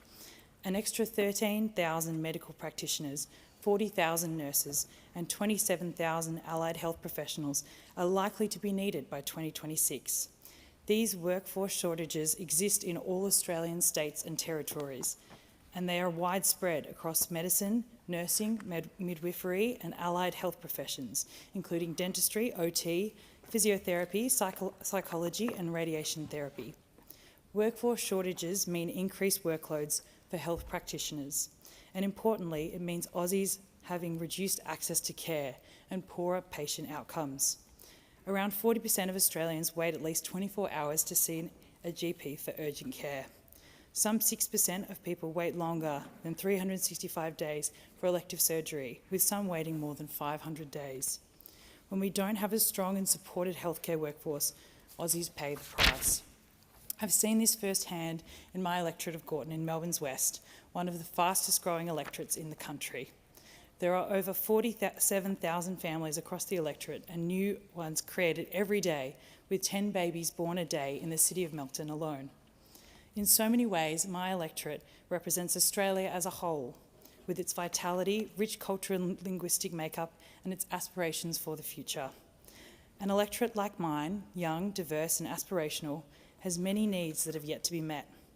One area that struggled to keep up is access to health services. Gorton residents experience significant disadvantage in accessing health services. In the city of Brimbank, a staggering 28% of residents 18 and older have been diagnosed with 2 or more chronic diseases, conditions that need to be managed throughout their lives. I've recently met with some residents at Wintrington in Delahaye in my electorate. This service provides quality care and accommodation to elderly men and women who are financially disadvantaged, homeless or at risk of homelessness. Wintrington residents are a fantastic group of people who have an op shop open every fortnight on a Tuesday. But many are burdened with a number of chronic diseases, which means they are constantly in and out of hospital, trying to navigate appointments, scans, specialists and outpatient care. I want to see better health outcomes for my community in Gorton, like those Wintrington residents. This bill, along with a suite of healthcare reforms introduced by the Albanese Labor government, is so important for my community in Melbourne's West and for all Australians. The proposed amendments in this bill will take significant steps to modernising Medicare and simplifying bulk billing and insurance rebates. And most importantly, it will break down barriers to accessing healthcare and training and qualifying doctors. We built Medicare, and today we're here to strengthen Medicare. The automation of Medicare provider numbers is just one of the measures we're taking to update and protect Medicare. This is about reducing unnecessary barriers for healthcare professionals to practice and bring on more skilled health practitioners in Australia. Currently, Medicare provider numbers are allocated by the Chief Executive Medicare as one of their functions under the Human Services Medicare Act 1973. At the moment, the Chief Executive Medicare is unable to approve the use of computer programs to make appropriate, non-discretionary decisions to allocate Medicare provider numbers. This bill will change that. This bill will streamline the application process for health practitioners, enabling them to receive a Medicare provider number quicker and provide healthcare services sooner. This is a technical change, Deputy Speaker, but it's an important one. It takes between 10 and 15 years for a local GP to be fully trained. Internationally qualified health practitioners take 35 to 130 weeks to be ready to practice in Australia. Nurses and midwives up to 91 weeks and OTs up to 135 weeks. When we need GPs in our hospitals and our clinics, we don't need qualified and trained GPs prevented from practicing because of unnecessary wait times on Medicare provider numbers. The same goes for all healthcare professionals. We're doing everything we can to have more healthcare providers in our workforce and more health services in our health system. And that's what this bill is all about.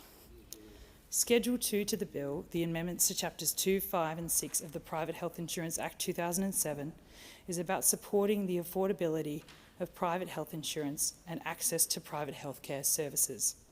The private health insurance rebate is an initiative designed to make private health insurance more affordable for Australians by funding part of their premiums.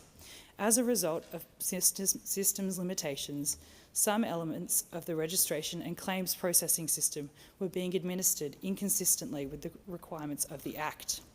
and these amendments will break down these unnecessary barriers. Again, we're talking about reducing barriers to more Australians accessing better care. And then there's Schedule 3 to the bill, which allows regulations to be made to modernise assignments of the Medicare benefits process, the process that underpins Medicare bulk billing. Last year, the previous Albanese Labor government passed legislation to modernise and simplify how patients assigned their Medicare benefits. These changes recognise that patients and healthcare providers are no longer using paper-based processes that existed when Medicare was first set up over 40 years ago. The amendments in this bill will build on these important changes, remedying legal and technical issues.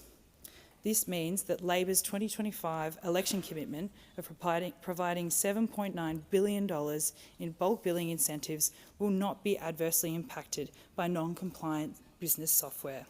Modernising Medicare is just another step in our plan to protect and strengthen our vital healthcare system Australians rely so heavily upon. The final part of this bill, the amendment to the Health Insurance Act, is about ensuring consistency for healthcare workers and protecting good faith in program activities. At the moment, ex-medical rural bonded scholarship scheme participants who voluntarily opt in to the statutory program and who fail to complete their return of service obligation within the allowed 18-year period or withdraw from the program earlier face a 6-year Medicare ban. Subjecting these doctors to a Medicare ban jeopardises continued service provision and access to care for Australians living in regional, rural and remote communities and in other areas of workforce shortages. We have a workforce shortage in Australia. My best friend, Dr. Melody Johnston, is a medical doctor working across multiple Melbourne hospitals. She's worked very hard to get where she is and she's saving lives every single day. She often tells me about the extraordinary hours, hospital staff shortages and lack of specialists across the system, which leads to burnout for so many. A 6-year medical ban for bond doctors does not properly address the workforce shortage issue. In fact, it's reductive. A 6-year Medicare ban is not in the interests of the individual bonded doctor, and nor is it in the interests of the Australian community. Removing this ban will also ensure consistency for all bonded doctors when it comes to the consequences of breaching return to services obligations. The proposed amendment will also extend the existing grace period from the HECS census date, meaning a student can withdraw from the bonded medical program without consequence at any time until they are awarded their medical degree. Removing the requirement for students who withdraw to repay the cost of their Commonwealth-supported place under the program is a better fit, and it's recognising that the decision to withdraw is a difficult one, often reached because of challenging personal circumstances. The amendments aim to ensure the consequences of breaching a condition and/or withdrawal from the program fairly balance both the personal circumstances of the bonded participant and the broader interests of the community. It also allows for work completed by the bonded participant in good faith, consistent with program objectives, to be counted towards their return of service obligation. These legislative amendments build on a suite of other reforms Labor has introduced to strengthen Medicare and our healthcare workforce. We took healthcare to the election, and across the board, we're legislating change. We're growing the health workforce to deliver more doctors and nurses than ever before, including the largest GP training program in Australian history, and hundreds of scholarships for nurses and midwives to extend their skills and qualifications. This includes incentives like the Commonwealth PRAC payment, which means students on their mandatory nursing and midwifery placements will be paid for their work. We're making the single largest investment in Medicare ever. That's delivering an additional 18 million bulk billed GP visits every year, so more Australians can see a bulk billed GP. We're tripling the bulk billing incentive for people who need to see their GP most often, helping pensioners, concession card holders and families with children. We've made it cheaper and easier to see a doctor, having restored bulk billing for 11 million Australians and creating an additional 6 million bulk billed GP visits. We've delivered the biggest ever reduction in the cost of PBS prescriptions and freezing the cost of PBS medicines at just $25, the lowest it's been since 2004. We've made hundreds of medicines cheaper for Australians. We've been putting in the work to improve access to healthcare by expanding the availability of free Medicare urgent care across the country. I was lucky enough to open the 90th urgent care clinic in Melbourne's West with the Prime Minister and my friend, the member for Fraser, last month. But we're not stopping there. We've already opened 90 urgent care clinics right across the country, and we've committed to another 50. We're investing landmark commitments in women's health. For too long, women's health issues have not been adequately addressed. We're working to reverse decades of neglect to women's health with $570.3 million to deliver more choice, lower costs and better healthcare for women. We've opened 22 endometriosis and pelvic pain clinics and are opening another 11. Initiatives like these will see Australian women and their families saving thousands of dollars on health-related costs across their lifetime. We're also backing men's health, because for too long, men's health and mental health in Australia have been overlooked. We've established and are expanding a network of Medicare mental health centres, helping Australians to have better access to mental health services. We're delivering $11.3 million for Movember to provide men's healthcare training to primary healthcare workers and to develop a campaign to encourage more men to visit the doctor. And that's in addition to $20.7 million invested into grassroots initiatives that support men's mental health and wellbeing in community settings. This bill is cleaning up largely technical issues because clearing details like this up are really important. We're supporting simplified and streamlined billing for privately insured hospital systems so they do not have to deal with bills from multiple providers. We're clarifying wording to ensure that any eligible person covered under a private health insurance policy can assign their own Medicare benefits on behalf of the person in whose name the policy is held. The details are the difference between hospital staff spending unnecessary time on paperwork, billing multiple providers, versus the time better spent dedicated to their patients thanks to a streamlined billing system. It's the difference between bureaucratic delays and a patient having access to a doctor and receiving that treatment sooner.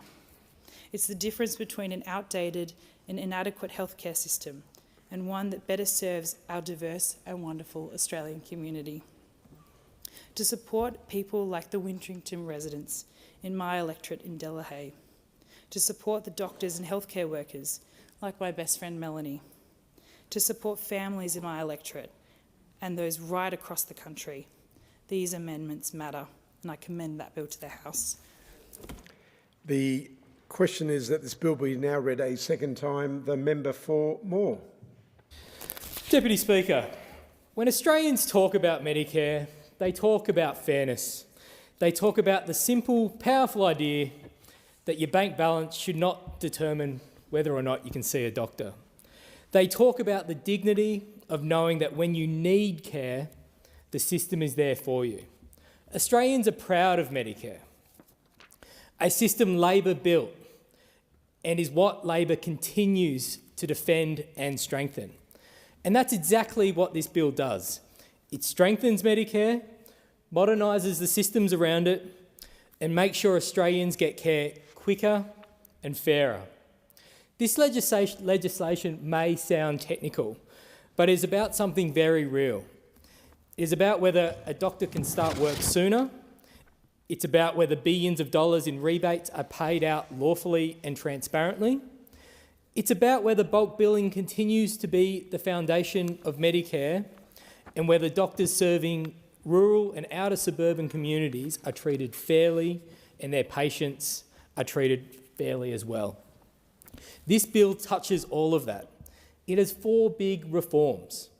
First, streamlining Medicare provider numbers. Second, fixing cracks in the private health insurance rebate system. Third, modernising the way patients assign Medicare benefits for bulk billing. And fourth, making the bonded medical program fairer and stronger. Deputy Speaker, I'll deal with them in turn. Right now, if a doctor finishes their training or a nurse practitioner moves to a new role, they have to apply for a Medicare provider number. That number is what lets them bill Medicare. Without it, they cannot provide subsidised care. The problem is the system is slow, clunky and paper heavy. It means wait times for approval. It means health professionals sitting on the sidelines when they should be in clinics. And it means patients waiting longer for appointments. This bill fixes that. It allows the Chief Executive of Medicare to approve the use of computer programs to automatically issue provider numbers for straightforward cases. If you meet the criteria, the system issues the number. No delays, no unnecessary bottlenecks, and no holding back the workforce when communities need them most. Where discretion is needed, humans stay in the loop. If a provider number is refused, that decision will still be made by a Services Australia officer. That is the right balance. Automation where it makes sense, human oversight where it matters. And what does that mean for the electorate of Moore? It means doctors at the Joondalup Health Campus can start sooner. It means GPs in Currumbine and Ocean Reef can open their door to more patients without waiting weeks for the red tape to catch up. It means allied health workers can deliver to families in Padbury and Heathridge without needless delays. In a community like mine, growing fast and already feeling the pressure on health services, that makes a real difference. Deputy Speaker, the second reform is about private health insurance rebate. Every year, the Commonwealth pays more than $7 billion to insurers on behalf of Australians. That is real money, month in and month out. But for years, parts of the system have been run inconsistently with the law. That is a risk to the integrity of the scheme, and it is a risk to public trust. This bill closes those gaps. It brings the law into line with practice and makes payments lawful and accountable. It introduces a self-assessment model so insurers calculate their claims correctly. It requires them to provide evidence when asked. It gives the Chief Executive of Medicare the power to modernise systems and approve forms. And it allows government to recover overpayments when mistakes happen.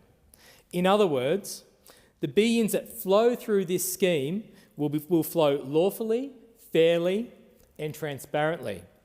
Australians deserve to know that health rebates are handled properly, and taxpayers deserve to know that their dollars are being respected. Deputy Speaker, we know what happens when integrity is ignored. We saw it in Robodebt, where lives were shattered by a system designed to cut corners. We saw it when Scott Morrison secretly appointed himself to multiple ministries, keeping the truth not only from his colleagues, but the public. That is what happens when governments treat accountability as optional. Labor takes the opposite view. Integrity is not optional. Transparency is not optional, and this bill proves it. The third reform goes to the very heart of Medicare, bulk billing. Bulk billing works because patients assign their Medicare benefit to the doctor or the hospital that treated them. It is simple in principle, but the law underpinning it is outdated. It was written for a paper-based system, and in 2025, paper is the exception, not the rule. The Albanese government is delivering $7.9 billion in new bulk billing incentives, the biggest boost in decades.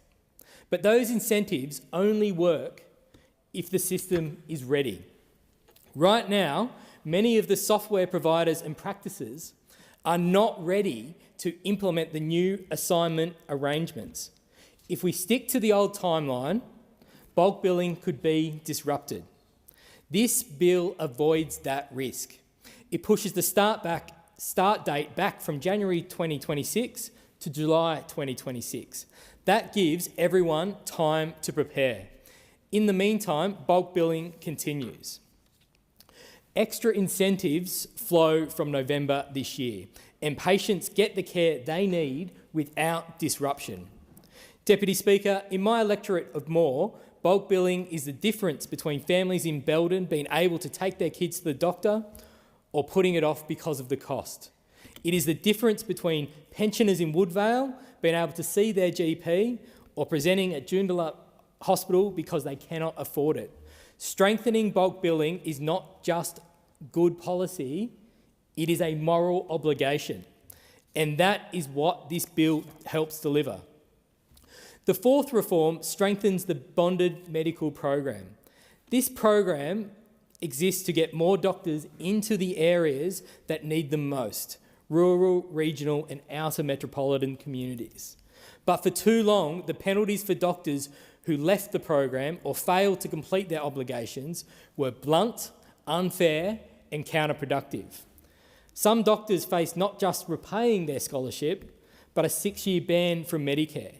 That does not just punish the doctor. It punishes the communities already struggling to recruit enough doctors. This bill removes the blunt ban. It makes sure consequences are fair to the doctor, but are also fair to the community.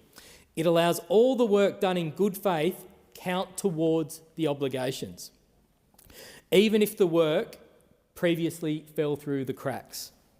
And doctors get a fair go when serving those communities.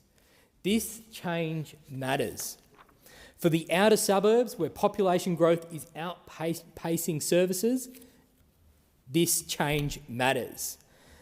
And for the families of Kareen and Mullaloo, who face longer waits for basic care, this change matters. For every community where recruiting doctors is a challenge, this change matters. Deputy Speaker, taken together, these reforms make our health system faster, fairer and stronger. They get doctors to patients sooner. They make sure billions in rebates are paid lawfully and transparently. They strengthen bulk billing, the backbone of Medicare, and make the bonded medical program work better for both doctors and communities. We do not sit back and hope the system fixes itself. We roll up our sleeves and we do the work. We modernise, we adapt and we prepare for the future.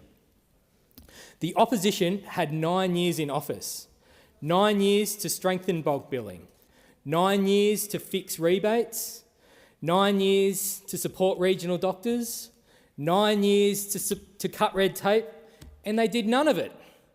They let bulk billing rates fall. They let trust collapse. And why? Because secrecy suited them. Because pretending was easier than governing. Because spin was easier than substance.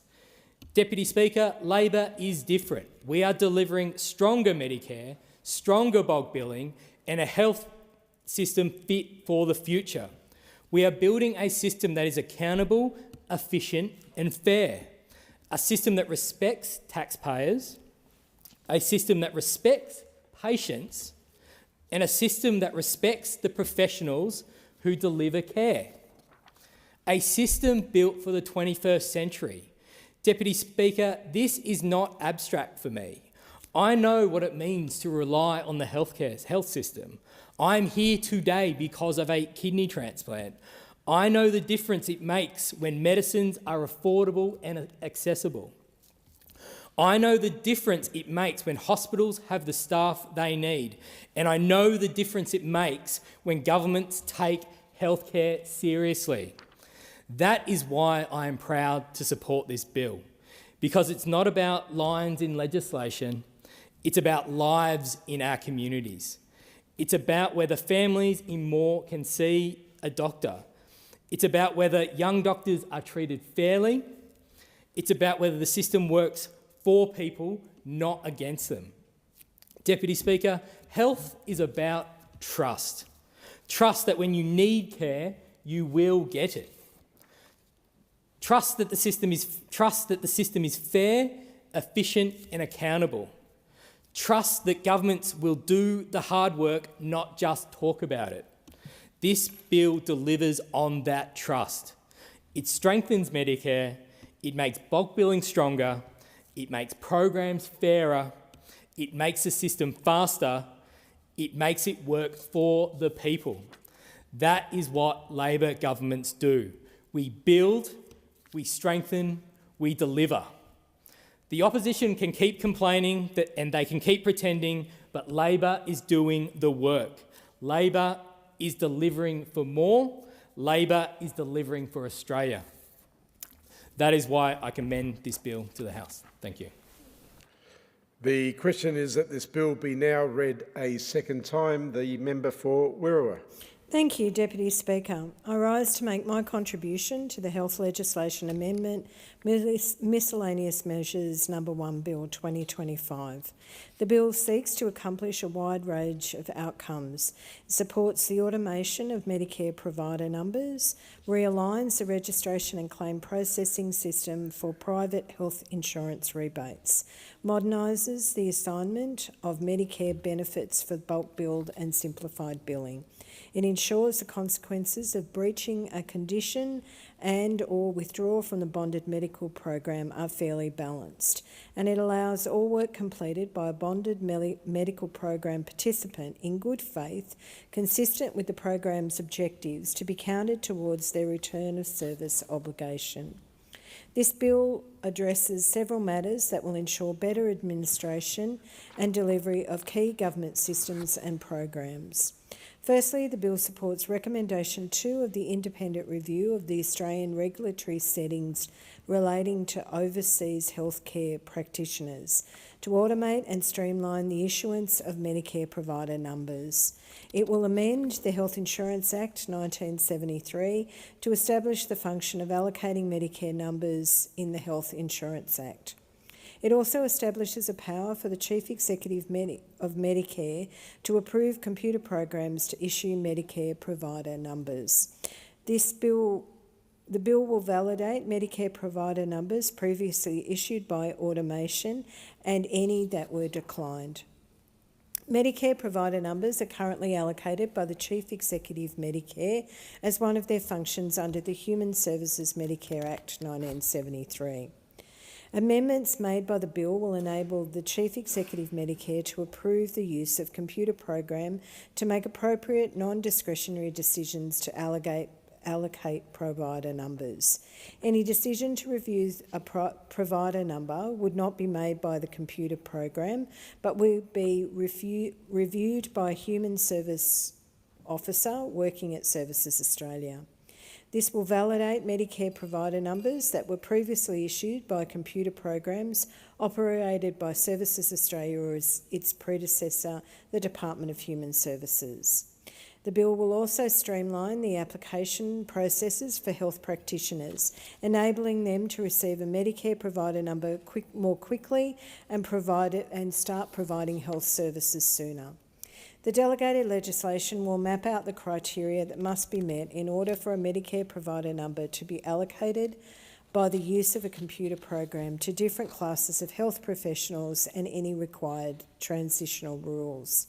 Secondly, the Australian Government reimburses private health insurers for the portion of health insurance premiums that are reduced on behalf of the consumer for the private health insurance rebate under the Premiums Reduction Scheme. Rebate payments in excess of $7 billion per year are paid in this manner. Services Australia and the Department of Health, Disability and Ageing became aware that some elements of the registration and claims processing system for the scheme have been administered inconsistently with the requirements of the Private Health Insurance Act 2007 since its introduction. That's why this bill will amend the Private Health Insurance Act to support the operation of the registration and claims system. This will be done through the introduction of self-assessment model for claims by insurers for reimbursement of the rebate. The amendments will have a few effects. They streamline the registration requirement for individual participants to align with the current system requirements. They will introduce automated decision-making powers for the Chief Executive Medicare to administer scheme registration and claims. It will ensure any overpayments can be recovered where there are unintended system or process defects. There are other amendments to support these changes, including requiring the insurer to correctly calculate their claim, provide supporting information or documents on request, and allowing the Chief Executive Medicare to approve forms for use under the program. These amendments will support the objective of the premiums reduction scheme and ensure persons are validly registered as participants, and the payment of the rebate to insurers are lawful. The rebate supports the affordability of private health insurance and access to private health care services for participants. The delegated legislation will allow the Minister to specify criteria that must be met for the Chief Executive Medicare to register a participant in the scheme and pay the claim. This is because the current system can only conduct a limited amount of checks. The criteria can be updated if the system is updated into the future and conduct wider ranges of checks. The Minister will always also be able to change the period in which the Chief Executive Medicare is taken to refuse a registration if the proposed timeframe does not work as intended. Currently, administratively, it allows for 90 days, but this will be reduced to 30 days to provide the applicant with certainty sooner. Additionally, the Minister will be allowed to include additional decisions in the Private Health Insurance Act that are considered appropriate to be undertaken using automated administrative action. This provides allowance for future system upgrades when it may be possible to automate other actions. Thirdly, the bill amends the Health Insurance Act to remedy identified legal issues and to delay commencement of changes introduced by the Health Insurance Legislation Amendment Assignment of Medicare Benefits Act 2024. Assignment of benefits is a long-standing requirement of the Health Insurance Act. It provides the basis for government paying Medicare benefits when the patient assigns their right to a Medicare benefit to a medical provider, private health insurer or approved billing agent. The government's assignment of Medicare benefits responds to the payment authority integrity risks by streamlining the assignment process for patients, medical providers, private health insurers and approved billing agents, and enabling digital assignment options. This is rather than the paper-based processes currently envisioned in the Health Insurance Act. This bill supports modernising the assignment of Medicare benefits by addressing limitations of the assignment of the Medicare Benefits Act and the Health Insurance Act and supporting regulations. The ability for a patient to assign their Medicare benefit underpins bulk billing. The bill will delay commencement of Schedule 1 of the Assignment of Medicare Benefits Act, which is due to commence on the 9th of January 2026. Deferring to the 1st of July 2026 will support the industry, consumers to comply with new assignment of benefits requirements, particularly where this will occur through private sector software, which must be updated to reflect the new assignment of benefits processes. In the meantime, bulk billing can continue under current processes and arrangements. This will include additional incentives for bulk bill services, which start from the 1st of November this year, in line with the government's election commitment. The government has committed $14.2 million in 25-26 to fund the implementation of reforms outlined in the Assignment of the Medicare Benefits Act and subordinate regulations. This includes updates to Services Australia software systems, education and communication activities to ensure stakeholders are aware and prepared for the new digital assignment arrangements. Passage of this bill will ensure that the government's 2025 election commitment of $7.9 billion in bulk billing incentive payments to encourage increased bulk billing rates will not be adversely impacted by non-compliant business software. The Minister would have the power to create an instrument which categorises existing Medicare benefit schedules, the intended use in the bulk billing assignment agreements. This information will be shown as a basic service description to assigners when seeking their agreement to assign benefits before services are provided and before the exact Medicare benefit amount is known. Fourthly, the bill amends the Health Insurance Act 73 to enhance the bonded medical program. This ensures the consequences of breaching a condition or withdrawal from the program fairly balance both the personal circumstances of the bonded participant and the broader interests of the community. It will also allow all work completed by the bonded participant in good faith to be consistent with the program objectives to be counted towards their return of service obligation. Currently, ex-medical rural bonded scholarship schemes participants who voluntarily opt into the statutory program that fail to complete their return of service obligation within the allowed 18-year period or withdraw from the program earlier face repayment of their scholarship and a 6-year Medicare ban.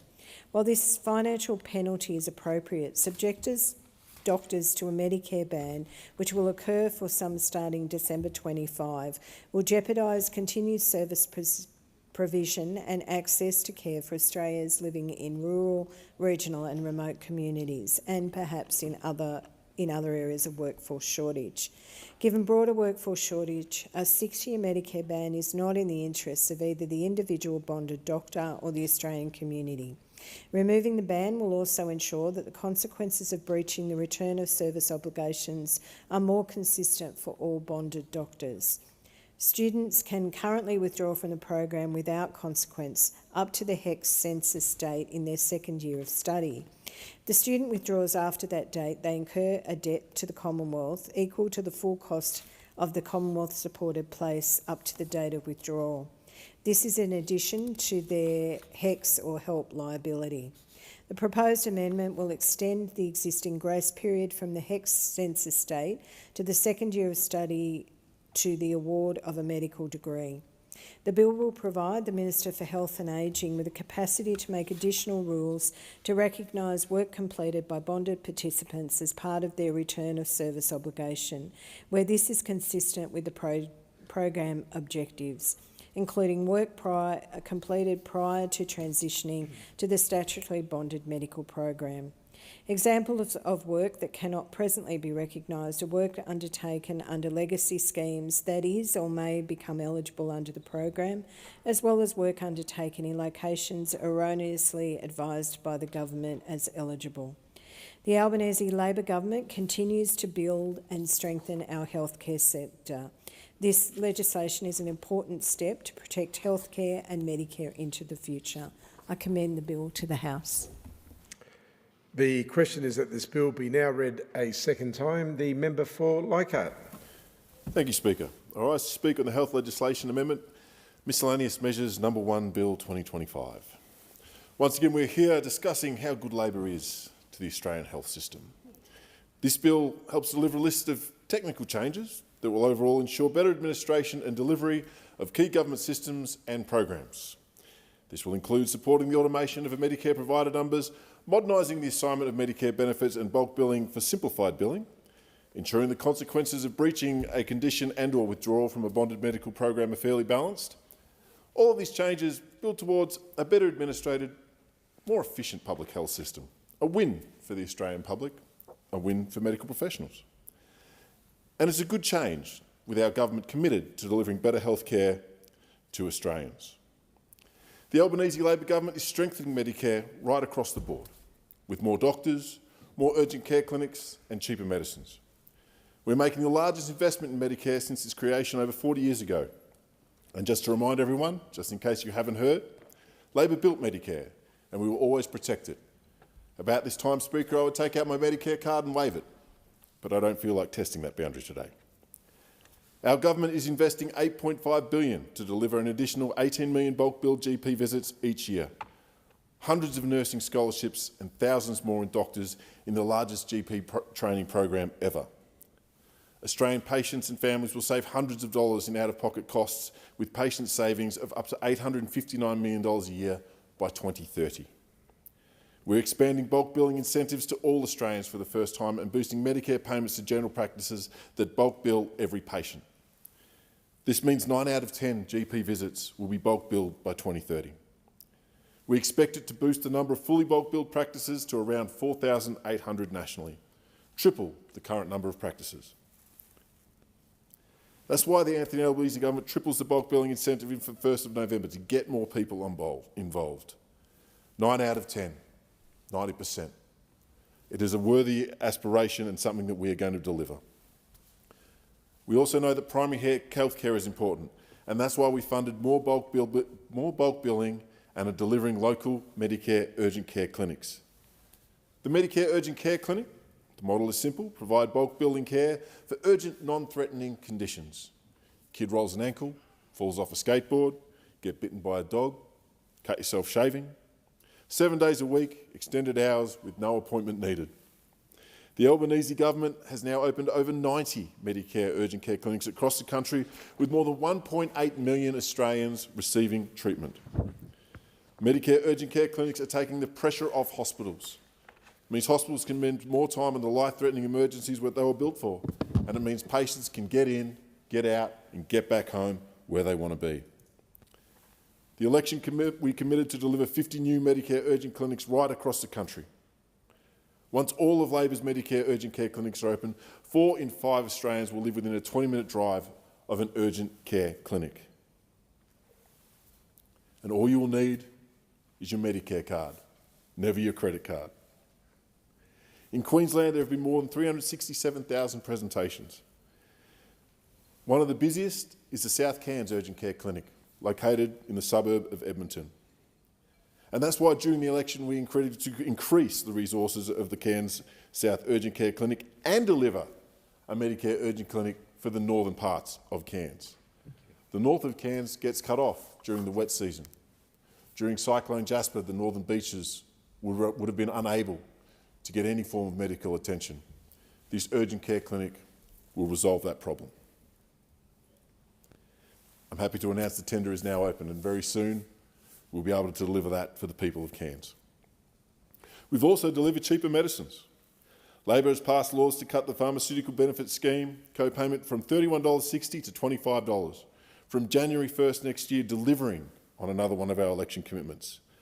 Last time PBS medicines cost no more than $25 was 2004, more than 20 years ago. This is another key cost of living pressure delivered to ease cost of living pressures. Having already slashed the cost of medicine with the largest cut to cost of medicine in the history of the PBS, we're now going to go even further. There are more than 20% cut in the maximum cost of PBC medicines, which will save Australians over $200 million a year. Making medicines cheaper is a tangible way we're improving people's lives. You should never have to choose between medicine and a meal. 4 out of 5 of these medicines will become cheaper because of this investment. Pensioners and concession card holders will continue to benefit from the freeze in their cost of their PBS medicines, with the cost frozen at its current level of $7.70 until 2030. And this is just the latest step in our ambition to deliver cheaper medicines for Australians.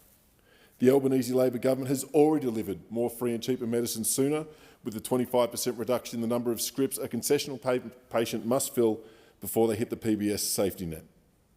The largest cut to the cost of medicines in the history of the PBS, with the maximum cost falling from $42 to $30. 60-day prescriptions, saving time and money for millions of Australians. Very important in an electorate like mine. If you live on the stations, one of the communities, and the nearest pharmacy is a 3-hour drive away, you don't want to go in every month. You do want to go in every month rather than every fortnight, every 2 months, sorry. Cheaper medicines are good for the hip pocket, good for your health. If you don't believe me, in Queensland more than $330 million has been saved on 55 million cheaper scripts. Is there any surprise the Australian public have always supported and loved Medicare? Yet we're delivering more. The Anthony Albanese Labor government is delivering more and lower costs for better health care for women and girls. We know that women too often have experienced delayed diagnosis for conditions of endometriosis to heart disease. Their pain is dismissed. They struggle with issues such as unplanned pregnancies, menopause and miscarriage.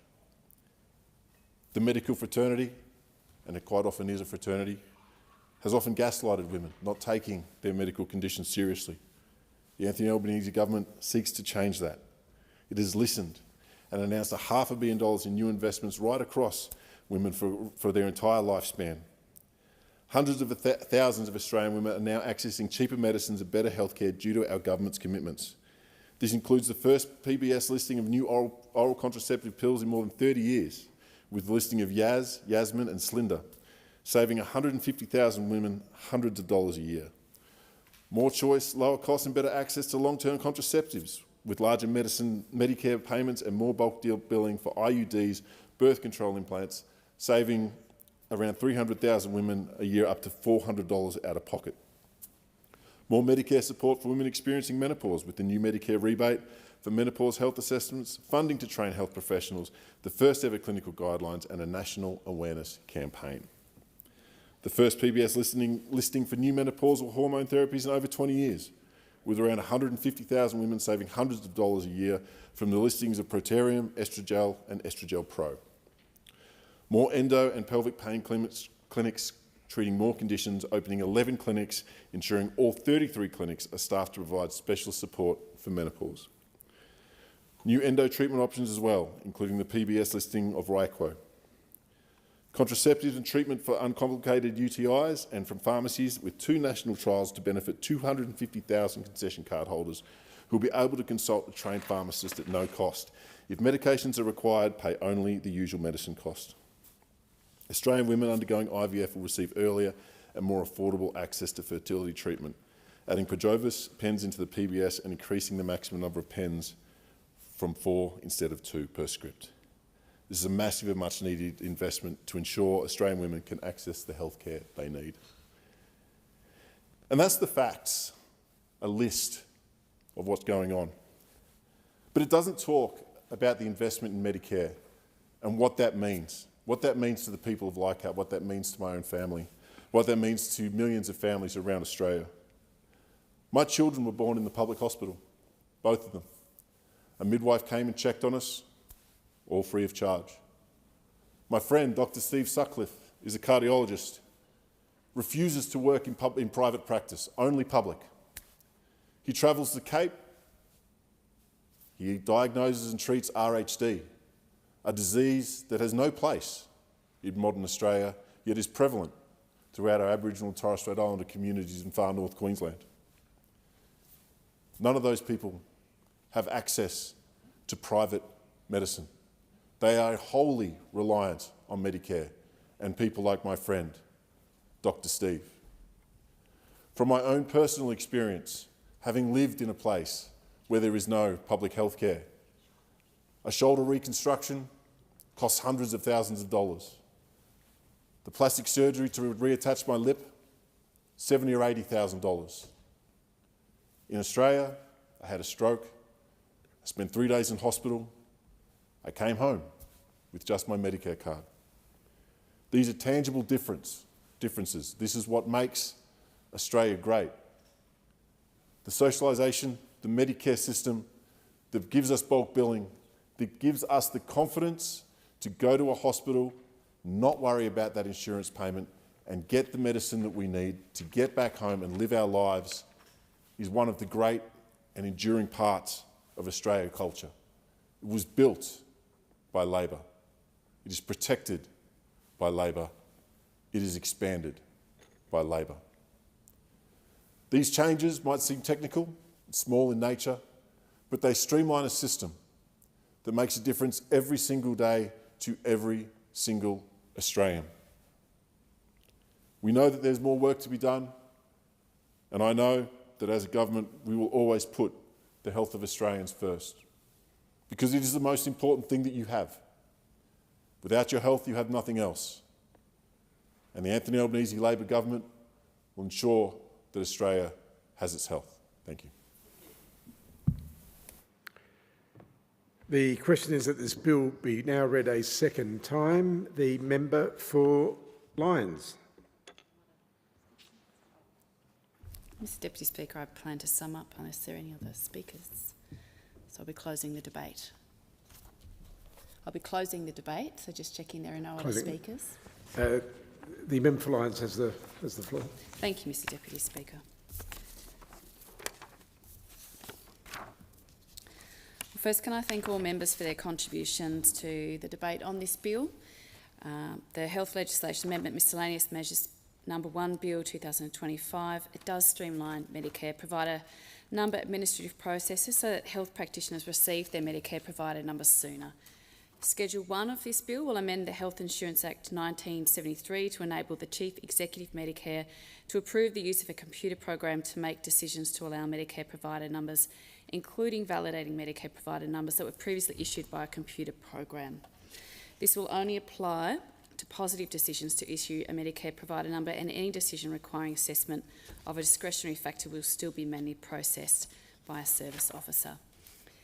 Schedule 1 also confirms that any Medicare provider numbers issued by automation remain valid, so there is no impact on health practitioners or their patients for services previously provided. Mr Deputy Speaker, our government is committed to ensuring that there is a sufficient and sustainable health workforce to meet the healthcare needs of Australians.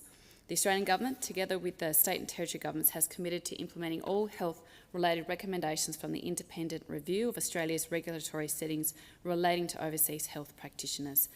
This will help to ease the shortage in the health workforce by removing unnecessary barriers and improving and expediting regulatory processes for more overseas health practitioners to commence working in the Australian health system sooner. And this bill supports a key recommendation from the review to automate the issuance of Medicare provider numbers. Schedule 1 also confirms the conditions that applicants must meet to be issued an MPN, ensuring the high standards of healthcare provision are maintained. And I would like to let the House know that Services Australia, the Department of Social Services and the Department of Veterans Affairs were consulted as part of the drafting of the bill and support this streamlining process. To Schedule 2 of the bill, which amends the Private Health Insurance Act 2007, this is to support processes for claiming the private health insurance rebate upfront through the premiums reduction scheme, and the self-assessment process will be supported by post-payment compliance activities. To Schedule 3 of the bill, which makes changes to the Health Insurance Act 1973 and Health Insurance Legislation Amendment, Assignment of Medicare Benefits Act 2024, to allow finalisation of regulations to modernise and digitise assignment of Medicare benefits and to delay commencement of the new processes from the 9th of January 2026 to the 1st of July 2026, to provide industry more time to ensure the necessary software and system changes can be made.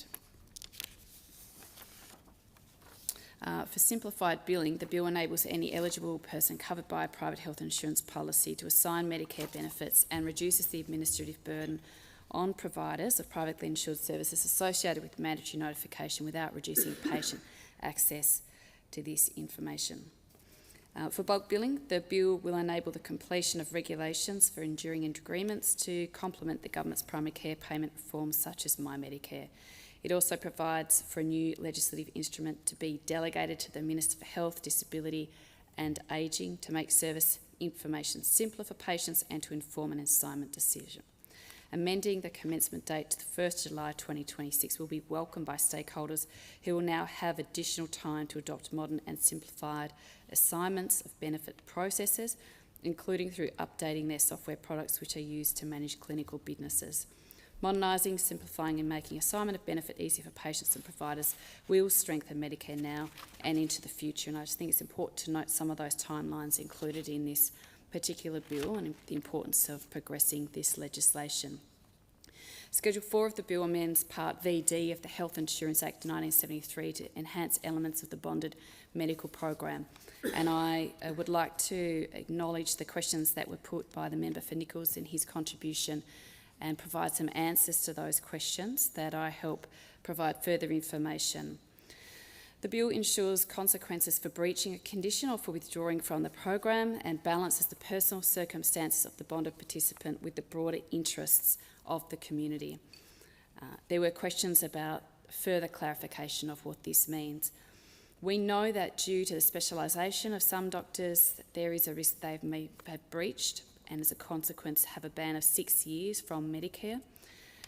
From billing under Medicare, which is not only bad for them, but it's bad for patients who might be in need of services that they have been providing, so we are removing this consequence. We also know that currently if a medical student withdraws before the census date in their second year, they avoid any debt. What we intend to do, if this bill successfully passes, is to extend that grace period. which would mean that any withdrawal after this date, which is the census date in year 2 of their medical degree, up until before they finish, would be regarded as a period where if they incurred a debt, it could be waived.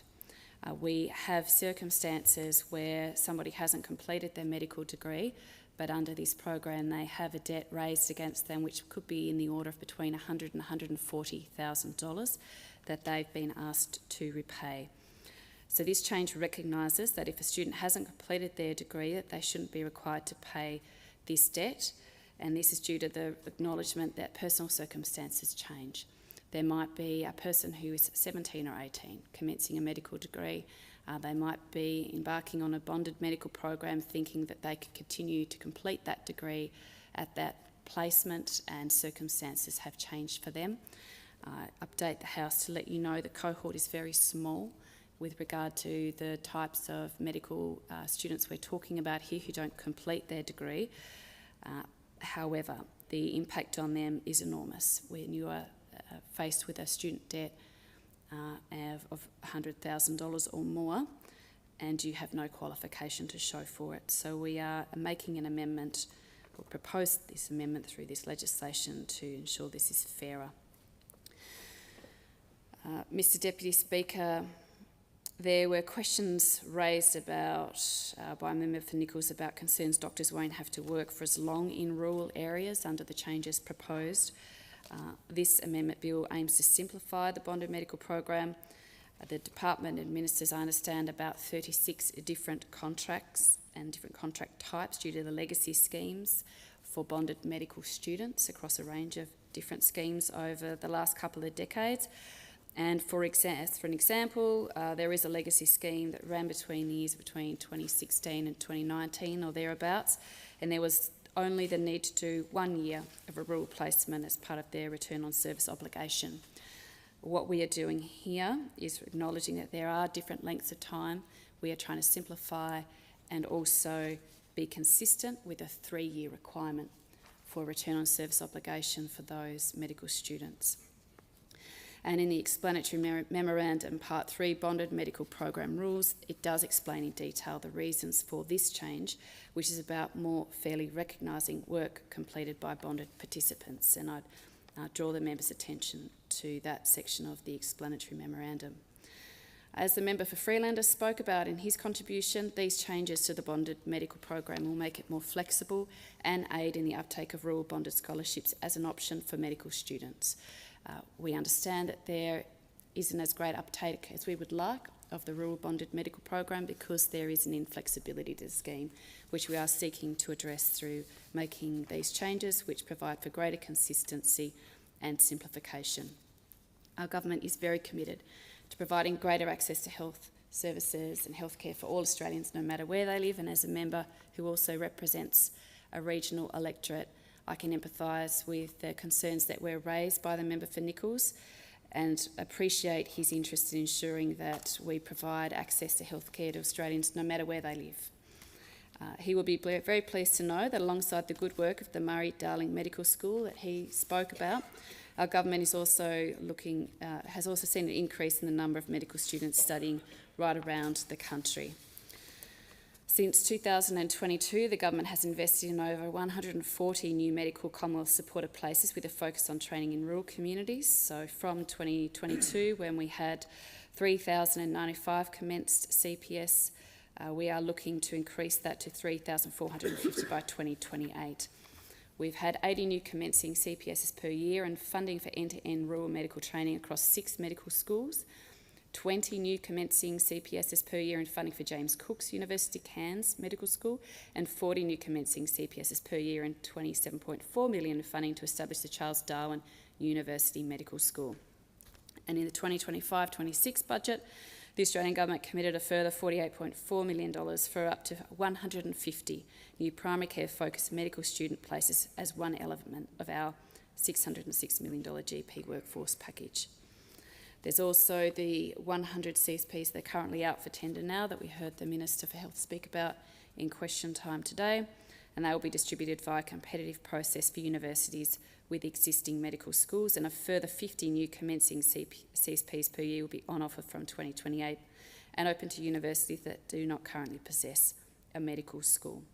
And we also made 2 commitments in the 2025 federal election to support up to an additional 68 medical places to the University of Tasmania and Queensland University of Technology by converting some of them non-medical CPSs.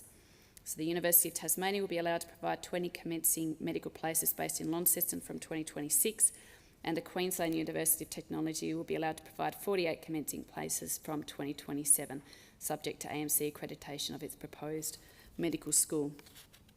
Mr Deputy Speaker, we are training more doctors than we have ever before, record numbers this year compared to last year, and hopeful that next year we'll see an intake that's even greater than the record numbers we've seen this year. Our government is very committed to training more health professionals, including more doctors, providing more bulk building and providing more access to urgent care clinics, and of course providing cheaper medicines to Australians. I understand that the department has offered a briefing to members opposite to support them in getting more information about the bonded medical program, and I hope this provides them with further answers to the questions that were raised so that we can have the support of this Parliament of this bill, because there are some key dates that we need to address so that we can commence this to alleviate some of the pressure on medical students, those who started a medical degree but haven't finished and have a debt raised against them, to streamline and simplify the processes for those who are in the bonded medical program, but also to deal with some of those other bulk billing matters by the automation of some of our systems and allowing more time for our general practitioners to have the software in place so that they can commence appropriately from the middle of next year rather than the start of next year, which is what the timeline currently allows for. So this bill gives them some more time, and I would expect and hope that all members of this Parliament would be endeavouring to support our GPs and GP practices so that they can take full advantage of bulk billing provisions to support patients across the country. I thank everyone who made a contribution to this bill. It is clear how important affordable access to healthcare is right across this country, and that was reflected in all of the contributions on this bill. Our government is working very hard to deliver on our commitment to strengthen Medicare, and this bill is another step in that endeavour, and I thank members for their contributions. The question is that this bill be now read a second time. Being no further speakers, I'll now put that question. All those that opinion say aye. No. The contrary, no. I think the ayes have it. Clerk. Second reading, a bill for an act to amend the law relating to health and for related purposes. I've received a message from Her Excellency the Governor-General recommending, in accordance with Section 56 of the Constitution, an appropriation for the purpose of this bill. The Assistant Minister.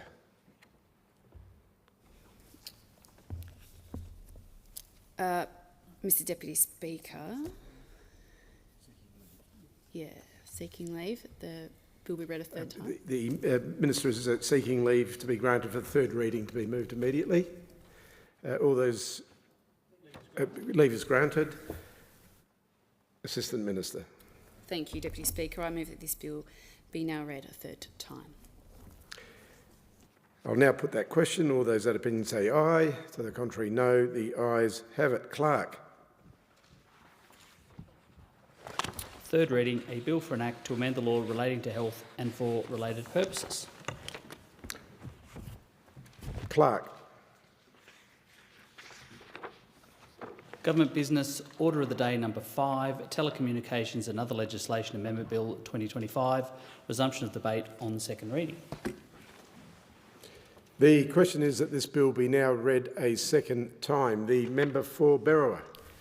Thank you, Mr Deputy Speaker. The Telecommunications and Other Legislation Amendment Bill 2025 amends the Telecommunications Interception and Access Act 1979, the Surveillance Devices Act 2004 and the Crimes Act 1914 to ensure key provisions operate as intended.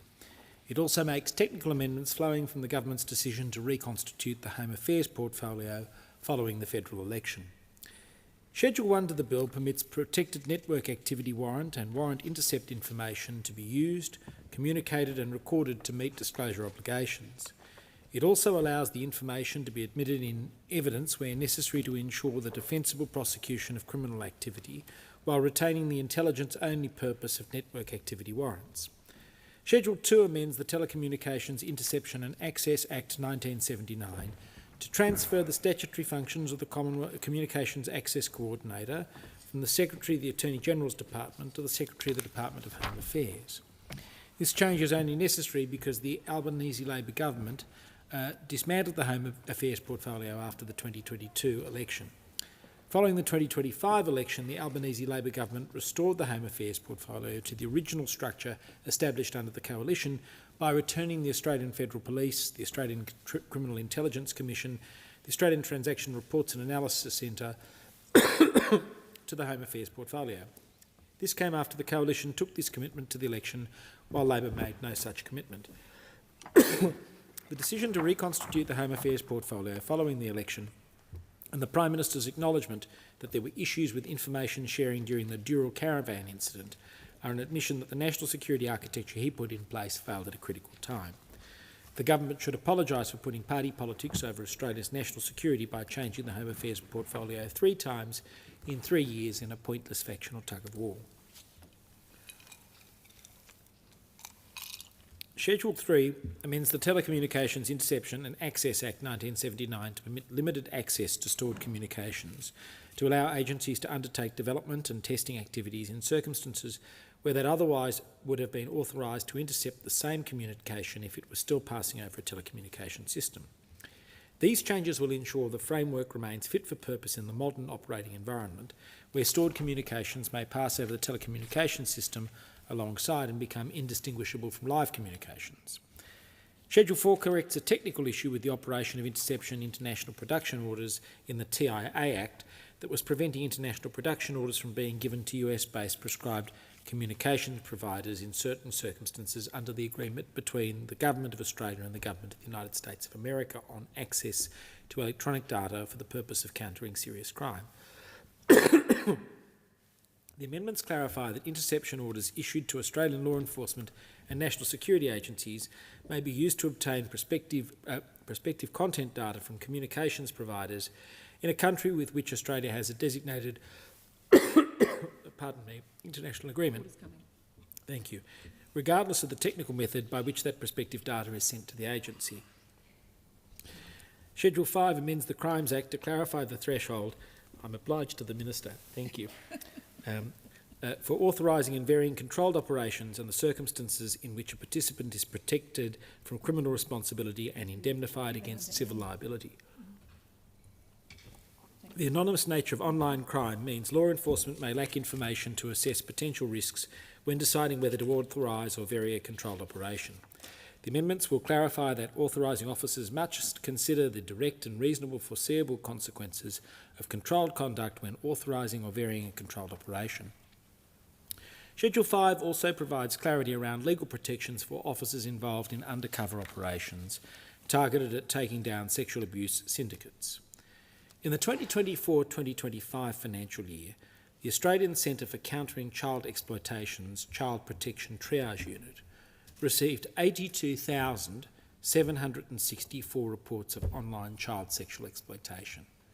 Just want to underscore that by saying this again. This is the ACCCE received 82,764 reports of online child sexual exploitation in a single year.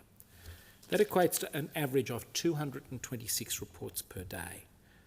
The need for strong action against these predators has never been more acute. These amendments ensure the law is fit for purpose in addressing the most abhorrent online crimes where the persons under investigation are anonymised, including on the dark web and encrypted communications platforms. The changes in the Telecommunications and Other Legislation Amendment Bill provide essential clarifications to ensure that the agencies that keep our nation safe can continue to do so in an era of rapid technological development. The Coalition will always support sensible reforms which ensure that the men and women serving in intelligence and law enforcement roles have the tools they need to take down criminals no matter where they are hiding. We will be supporting this bill without amendment. Thank the member for Barara. The question is the bill be now read a second time, and I call the member for Bullwinkle. Thank you, Deputy Speaker. I wish to begin this speech by acknowledging the outstanding work of the individual Australians who work for our security agencies. Often faced with challenging, complex and disturbing situations, these Australians turn up to work every day. I correct that, the member for Sturt. Sorry. Thank you, Deputy Speaker. These Australians turn up to work every day in order to serve their fellow countrymen and countrywomen by taking steps to keep us safe, to investigate matters to ensure that perpetrators of horrific offences can be brought to justice, and to ensure that the victims of these offences feel heard and can try to move forward with their lives in the knowledge that action is being taken to prevent the same things happening to others. This Telecommunications and Other Legislation Amendment Bill 2025 sets forth a number of very technical amendments that recognise that we are in an era of rapid and constantly changing, constantly evolving technological and cyber development, and that law enforcement agencies are being expected to operate in this challenging environment whilst remaining charged with the very serious obligations to protect Australians.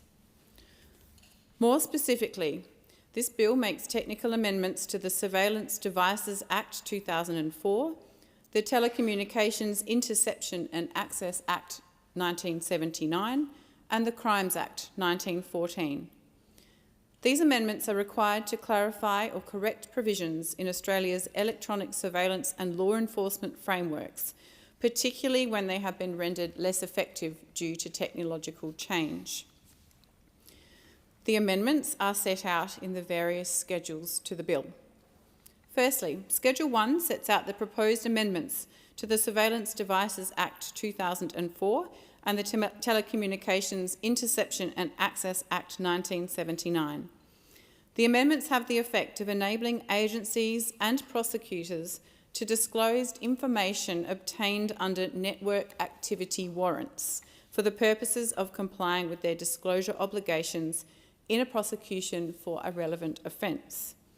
For clarity, network activity warrants are used for the collection of intelligence that relates to criminal networks operating online. Without these amendments, the current disclosure arrangements would remain in place. This current regime prohibits disclosure of information obtained pursuant to a network activity warrant, which not only limits the prosecution, but presents an access to justice issue in that individuals may be denied the opportunity to receive a fair trial. This is because those individuals to whom information obtained pursuant to a network activity warrant do not currently have access to it, which is unfair if the evidence and information obtained through these warrants may assist those people in their own defence. So these changes promote the Commonwealth's compliance with the duty of disclosure that it owes to courts in relation to network activity warrant information. Quite understandably and quite rightly, disclosure of this information will remain limited and subject to strict safeguards, but these amendments deliver the required clarity so that the Commonwealth can provide necessary information to facilitate the defensible prosecution of serious criminal activity. Then we have the amendments set out in Schedule 2, which relate to the Telecommunications Interception and Access Act 1979. This amendment seeks to transfer the regulatory role of the Communications Access Coordinator from the Secretary of the Attorney-General's Department to the Secretary of the Department of Home Affairs. It does this to reflect post-election machinery of government changes. The role of the Communications Access Coordinator is responsible for liaising between state and Commonwealth security and law enforcement agencies, the Commonwealth Telecommunications Regulator and the telecommunications industry. It is a function that also supports industry to understand and comply with relevant interception capability obligations under the Telecommunications Interception and Access Act 1979. Moving to Schedule 3, these amendments set out are technical in nature and apply to that same Act to ensure that the framework for testing and developing technologies and interception capabilities can operate in the manner that Parliament intended. They are designed to ensure that appropriate safeguards are in place to facilitate the proper development and testing of new capabilities by intelligence and law enforcement agencies. Specifically, the Attorney-General will be empowered to authorise agencies to access communications that are stored, in like circumstances where they would have been authorised to intercept these communications when they were live, but only for the purpose of developing and testing technologies and interception capabilities. So the difference that this amendment makes is that currently only live communications can be used by agencies for testing and development purposes. Stored communications may pass over the telecommunications system alongside live communications, and at the point of interception, these stored communications are indistinguishable from live communications. For example, when emails are synced between two devices at the same time as messages are being transmitted between them. This crossover is occurring because of technological advancements are facilitating it, and that being the case in these circumstances, and because of this indistinguishability, access to stored communications cannot be avoided. That is why agencies require authorisation to access both live communications and stored communications for testing and development purposes. Stored communications that are accessed for this purpose will follow authorisation from the Attorney-General and can only be used for that purpose and for no other purpose. Importantly, they cannot be used for intelligence purposes, investigative purposes, or anything else. And as to this ring-fenced purpose, stored communications that are accessed pursuant to this Schedule 3 amendment will be treated no differently to live communications. Moving to Schedule 4. Schedule 4 to the bill operates to amend the International Production Order Framework in the Telecommunications Interception and Access Act of 1979, with the motivation for the amendment being to give effect to the original intent of this regime. The International Production Order Framework in that Act is found in Schedule 1, and this is a framework that permits Australia to enter into agreements with other countries to share electronic information for the purposes of countering serious crime.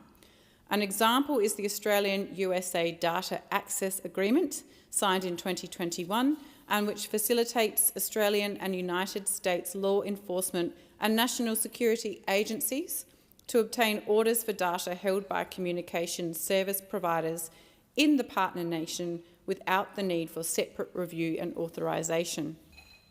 These arrangements operate to improve the overall effectiveness of Australian and United States investigations and prosecutions of serious crimes. An international production order can be issued for the purpose of enforcing criminal law, to monitor persons subject to supervisory orders, and for national security reasons.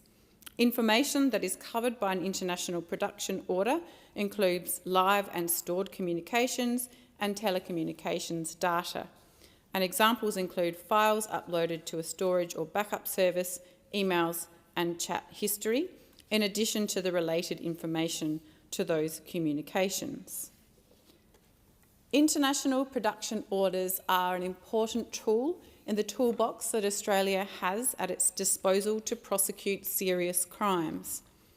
The amendments that are proposed by Schedule 4 to this bill will provide certainty that interception orders issued to Australian law enforcement and national security agencies may be used to obtain prospective content data from communications providers in a country with which Australia has a designated international agreement, regardless of the technical method by which that prospective data is sent to the agency. In plain language, these amendments will make the international production order regime more technology neutral ensuring that Australian agencies' use of these powers is available to request access to communications held by a US communications provider now and into the future, regardless of the technical methods that those providers use to access communications, all subject to the current safeguards in the framework. Finally, Schedule 5 to the bill. This schedule proposes amendments to the Crimes Act of 1914 to clarify and strengthen safeguards in the Controlled Operations Provisions framework. Pursuant to Section 15GD of the Crimes Act, a controlled operation is an operation that involves the participation of law enforcement officers, is carried out for the purpose of obtaining evidence that may lead to the prosecution of a person for a serious Commonwealth offence or a serious state offence with a federal aspect, and may involve a law enforcement office or other person in conduct that would, apart from some circumstances, itself constitute a Commonwealth offence or an offence against a law of a state or territory. Controlled operations might include infiltrating serious and organised crime groups, identifying and rescuing victims of abuse, or gathering evidence for the prosecution of serious offences, including in relation to online sexual abuse syndicates.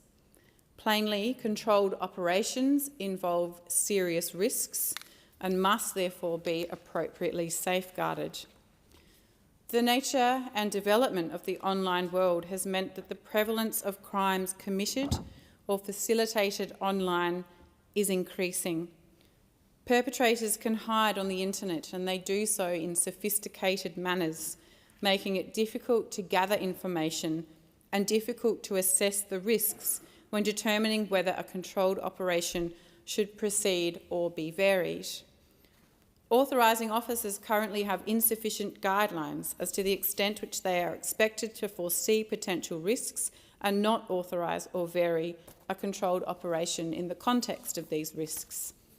So the amendments proposed by Schedule 5 oblige authorising officers to consider the direct and reasonably foreseeable consequences of controlled conduct when authorising or varying a controlled operation, instead of any conduct of third parties, as was the original intent of these thresholds. Critically, the proposed amendments set out in Schedule 5 provide clearer legal protections for officers who are participating in undercover operations designed to disrupt and take down sexual abuse syndicates. A sobering statistic is that in the 2023-2024 financial year alone, reports of online child exploitation to the Australian Centre to Counter Child Exploitation increased by 45% from the previous year. So officers doing this challenging and sometimes horrific work need to be able to do it without fear of personal liability. Full and fearless investigations are the only way these sorts of crimes can be investigated, and the only way mitigation strategies to reduce or eliminate the further perpetration of these crimes can be implemented. Therefore, the proposed framework will retain the appropriate carve-outs for liability protections where officers engage in otherwise illegal behaviour not pursuant to an approved controlled operation, and where their conduct would likely to cause the death or serious injury of a person, or where their conduct would involve the commission of a sexual offence against a person. Without these amendments, law enforcement agencies will lack the confidence and agency to authorise and deploy controlled operations in online spaces, particularly as they relate to the investigation and disruption of child sexual abuse syndicates. In commending this bill to the House, I finish by again expressing my deepest gratitude to those who do this work in service to their fellow Australians. I thank the member for Sturt. The question is that the bill be now read a second time, and I call the member for Goldstein. Thank you, Deputy Speaker. And Deputy Speaker, of course, In the area of national security, all legislation is, of course, enormously important, but it's also equally important that we scrutinise all pieces of legislation to make sure that there is not needless overreach and to make sure that this parliament is always getting the balance right. We all believe in the importance of human freedom and dignity, but also making sure that we have a secure environment and making sure that we have appropriate crackdowns on those people who wish our community and our society harm, particularly those who are most vulnerable, children in particular, and those who want to perpetuate sexual violence and harm. And that's the basis in which this legislation is put forward to this parliament. Because having served in this parliament now for 6 years and about 5 months, with a little bit of a gap in between some of those tenure, and having served on the Parliamentary Joint Committee on Intelligence and Security, including with the current Minister for Small Business, who's sitting on the table opposite me, one of the challenges that you confront, Deputy Speaker, and it's a difficult thing to confront, is because we have an enormous amount of faith and hope in our country and our fellow citizens, is that sometimes some of our fellow citizens also fall short. And I don't just mean fall short, sometimes they fall short in a very large way, and we see the dark depths of humanity. And when we find those dark depths, and when our agencies who are charged, responsible for making sure those people are held to account, we need to make sure that they have the laws and the tools available to them. We need them to be able to go into those deep, dark recesses, particularly online and through telecommunications platforms, to find them, to make sure that the content that they're producing and what it is they're doing and the harm they're doing, particularly against those who are vulnerable, can be exposed and brought to the sunlight, and to make sure that there's a full pathway for prosecution. And that's why legislation like this matters. Because what we're actually doing is empowering our agencies, whether they're federal police, whether they're other intelligence organisations or working across international borders, to be able to go into places like the dark web and discover the deep, dark realities of the shortcomings of humanity.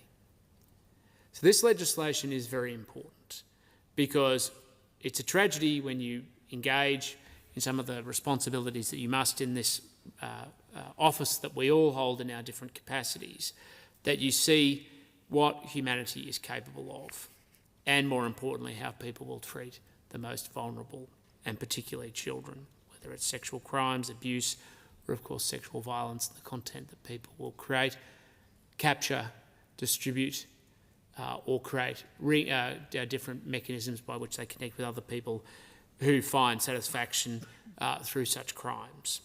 So, of course, we're supporting this legislation in opposition because we understand how important it is to protect children and, of course, anyone else who is at the end of sexual violence or sexual crimes, or, of course, any other type of violent crime where people perpetuate or use telecommunications as a mechanism to do harm. It's more important than that, Deputy Speaker, because we understand how much technology has become an enabler of some of the most distressing parts of increased crime. There's lots of different challenges that are now being presented. We know that telecommunications is a very significant part of the networks that organised crime uses. It's a very important part of how terrorist organisations connect with each other, whether it's through mechanisms of distributions of finance, distributing information to others around promotion and propagating of the information about their crimes, or of course there's pathways of coordination for their various different attacks. But of course it's also for other types of harm where people use as a mechanism to distribute the consequences of their criminal conduct to be able to send it out to consumers as well. And that more and more as we use technology to identify pathways to address what might be through traditional channels, that what we see more and more of is telecommunications pathways deeper and darker into the recesses of the internet, beneath the things that you or I or average people would use to be able to distribute that information. And the consequence of that is the powers that our agencies need to crack down on it is becoming much more substantial. One, so that they can access information, but also the pathways they can use then to go and represent others and be in a position to be able to get the information from people so that they can provide the evidentiary basis to be able to go through to points of identification and prosecution. We dealt with this, as I said before, on the Intelligence Security Committee when I was on it, and of course some of the legislative measures that have continued to evolve, and some of these take time, and that includes what's presented before the Parliament today. But it's also something that we have said on this side of the chamber leading up to the last election that we would be very aggressive in continuing to pursue, particularly around mandatory minimum sentences, particularly when telecommunications devices are used for things like online sexual violence and crime, particularly against women, because we understand how much it can become an enabler and how much we see it as a very significant and serious threat into the future, and how we need to take these issues very seriously, Deputy Speaker, because sitting behind anything that happens in the online world is something that's actually happening in the real world. And when the online world becomes an enabler of crime, it's becoming an enabler of crime in the real world. And sitting behind every one of those stories is real people, real stories, and often, as I've said before, some of the most vulnerable within our community. So it's extremely important that we give the agencies the roles, the powers they need to be able to crack down on these types of crimes. But more importantly than that, because telecommunications, of course, are not limited solely to what goes on within the domestic boundaries of our great Commonwealth, we also need to make sure that our agencies have the capacity to be able to access data and information that transcends our national boundaries. And this has been one of the biggest challenges for our agencies working with other governments around the world, and of course other police forces and their counterparts, is once you leave Australia's national boundaries, so ends Australian national law. So we have partnerships and agreements and arrangements with governments and agencies in other countries to be able to information share on a voluntary basis where we find it fruitful to do so. Some countries we're not necessarily in the best position to be able to have those arrangements, but there are countries where we can do it if we come to terms and work with their governments on a mutually beneficial basis. We have agreements in place with the United States, of course, which is of incredible importance, particularly for the infrastructure they have as part of the internet. But there are countries which we should have arrangements with, or we wish we had arrangements with, because they are the harbours of so much illicit and illegal content on the internet. I think of countries like Russia, North Korea, and so many others. And they use themselves as safe havens for criminal activity. We know they do, they know they do, and of course they become enablers of criminal activity which directly harms not just Australians, though of course Australians are caught up in it. They become the enablers of criminal activity that has an impact on people in every nation around this world. And because of their role above board and of course in the dark web, we're in a situation where they allow the criminals to write the rules, not law-abiding citizens, democratic governments standing up for safety, for justice, and for protecting the vulnerable. Whatever our differences, Deputy Speaker, in this chamber, I would hope that everybody in this Parliament fundamentally believes that the role of this Parliament, the government that represents the people of Australia, is to make sure that we defend the best interests of those who cannot speak for themselves. That we stand up and say that there is no place on online platforms for things like sexual violence and sexual crimes against children. And I am fully extending that with the absolute intent that that is the view of the government, and that we need to bring forward the powers for our agencies, police, to do everything it is to stamp that out. And that's the basis in which we're in a bipartisan way supporting this legislation, because we actually understand just how important taking these steps are because of the human impact that sits behind it. But telecommunications powers matter, and getting them right matter. This legislation matters for that reason, the reasons I've outlined. That doesn't mean the government always gets things right.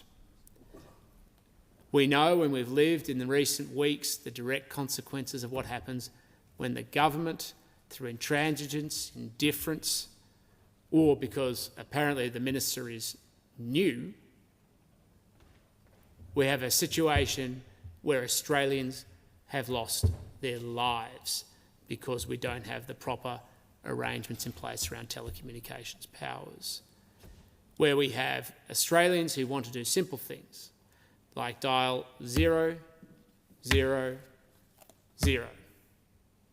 and be connected to an emergency service so that they can get the desperate support they need in a moment of health crisis, because if they don't, tragically, people die.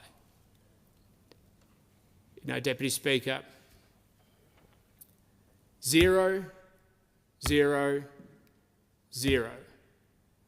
represents the absence of the heartbeats of the lives lost. It should be 111 for the people who are still alive. And one of the most disappointing things that we heard in question time today was how the minister responsible didn't see it as her responsibility. What we heard was the minister was quite happy to buck pass on to the telecommunications company as a way of avoidance and accept that the number of Australians who desperately needed support in those weeks past amounted to their lives being now worth 0.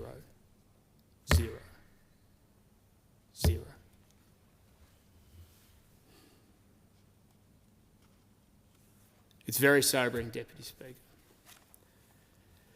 because we all depend on telecommunications these days. We all desperately need the support and services, and when the services are there, we need them to work for us.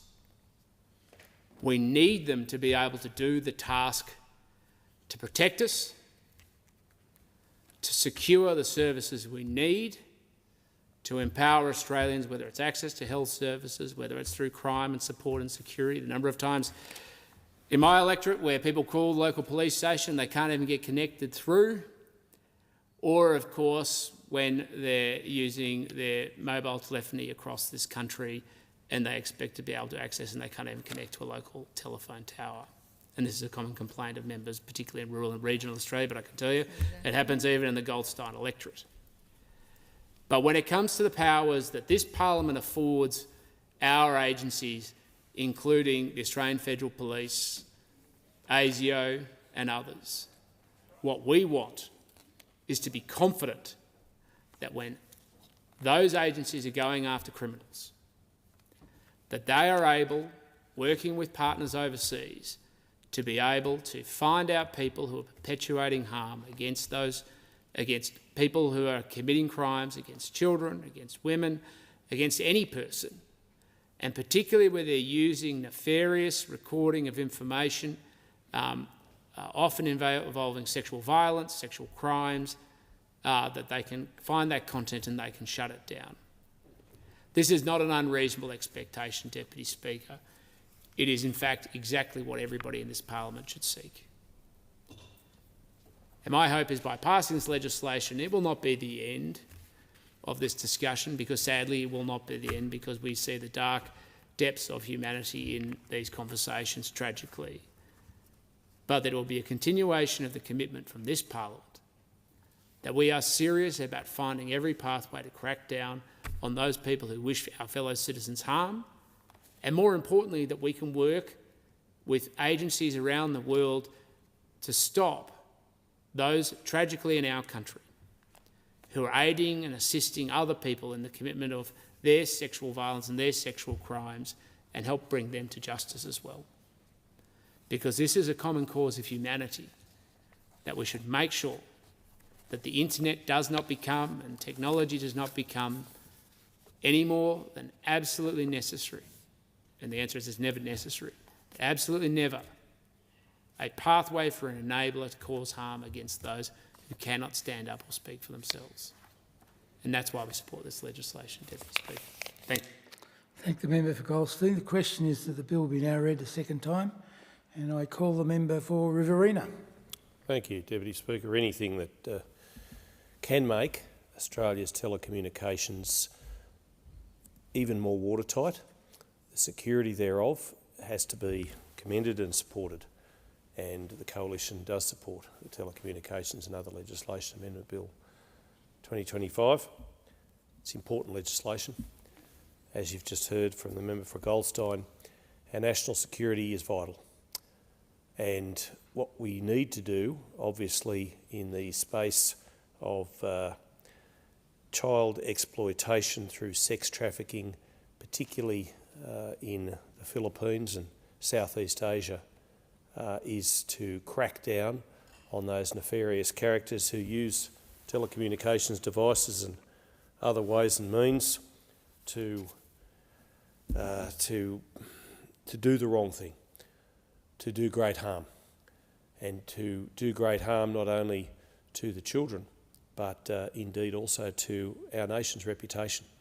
So I know when I was the Shadow Minister for the Pacific and International Development, the greatest exploiter of child sex trafficking in these areas was indeed Australians, and that is very sad to say. It is abhorrent, and anything in this bill that can amend that, fix that, eradicate that has got to be seen to be a good thing. There was recently an article on Smart Company written by Morgan Capite in relation to investment and false billing scams costing small businesses $25 million. And in the very well researched article, the journalist wrote that Australian small businesses have lost just over $25 million to scams in 2 years, with investment scams and false billing pinpointed as the biggest drains on their bank accounts. You get this wrong image that criminal activity, when it is blue collar, if I could put it that way, is really bad, but white collar crime is in some way forgivable. And in many ways, when you think about it, white collar crime costs people their life savings, and it harms and sometimes even kills people in other ways. And in this article, the journalist wrote that a software company, Recon, prepared some research. It's an accounting firm, and this report analysed scam data from micro and small businesses using fake scam statistics provided upon request by the National Anti-Scam Centre. And it found that small businesses lost $17.3 million in 2023, with 2,490 cases reported from New Year's Day to November 30. Reported. And from January 1 to November 30, 2024, businesses scams cost Australian small businesses $7.9 million, with 1,707 reports made, according to Recon's report. Now, I know the former Minister, former Assistant Treasurer and member for Whitlam, who's now gone on to other things, did a lot of work in this regard, and I applaud him for the efforts that he went to crack down on scams. And I know he attended a very well he headed up a very well attended forum in Wagga Wagga, where he warned people of the white collar crime that exists, and particularly in the area of small business, and especially targeting older Australians. And the scams have become much slicker, much more professional, and much more believable. And anything that we can do to prevent this has got to be seen to be a good thing. Now, this report from Smart Company, for investment scams, small businesses saw a loss of more than $3.7 million, with 50 reports made, while false billing, which had 422 reports, recorded a loss of more than $3.6 million.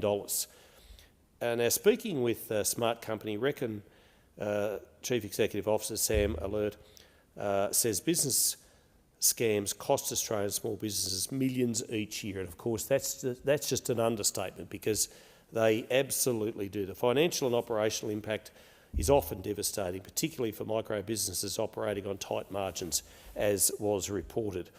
And the quote that he gave was, "Scammers are becoming more sophisticated, using AI-driven phishing attacks and business email compromise scams that can be difficult to detect. This makes cybersecurity no longer optional but essential. Small businesses must take a proactive approach by embedding cybersecurity into their daily operations, implementing two-factor authentication, regularly updating software and training staff to recognise scam tactics are crucial first steps." But the difficulty too, Speaker, is that often you'll go onto a website that you either need to access quickly or, and I know that this is the same for business, and you have to prove that you're a human. I mean, it's almost like the computers are taking over, and you have to, look at each of the squares and mark the number of umbrellas or cars or bus signs or whatever the case might be, to prove in fact that you're not a bot, to prove in fact that you are a real human being. And this is just, I know it's another form of ensuring that you are what you say you are and who you say you are, but I tell you what, it is frustrating. Now, Alert added that many businesses also overlook the importance of cyber insurance, which can provide a safety net in the event of a breach. And of course, we've seen some spectacularly bad breaches in recent times with companies now, because they either didn't take the measures, didn't take the steps, didn't take the precautions, having to pay up big time to customers who either quite innocently or perhaps in some cases stupidly were separated from their money. Now, since email scams remain a common attack method, business owners must watch for red flags like unusual sender addresses, poor grammar, urgent requests and emails impersonating trusted contacts. Again, from this report, establishing verification protocols for payments and sensitive requests can help prevent costly mistakes. I mean, again, that's an understatement, but it's so true. I want to commend the work that Bruce Bilson has done as the Australian Small Business and Family Enterprise Ombudsman in this particular area. I'm sorry that the government hasn't seen fit to increase his time with Asbivio. I think it's a very good organisation. In fact, I know it's a very good organisation, and I also commend him for the work that he is doing in the area of small business, building on the work he did as the best small business minister this parliament has seen. And I say that with all due respect to other small business ministers, including myself, who's actually occupied that role. I don't know, and Ali is doing it at the moment, but it's a critical role. It truly is. And but on to this bill, we are supporting it. The Telecommunications and Other Legislation Amendment Bill 2025. It does ensure key provisions operate as intended, taking in the Interception and Access Act of 79 and the Surveillance Devices Act of 04 and the Crimes Act of way back to 1914, flowing from the government's decision to reconstitute the Home Affairs portfolio from the federal election.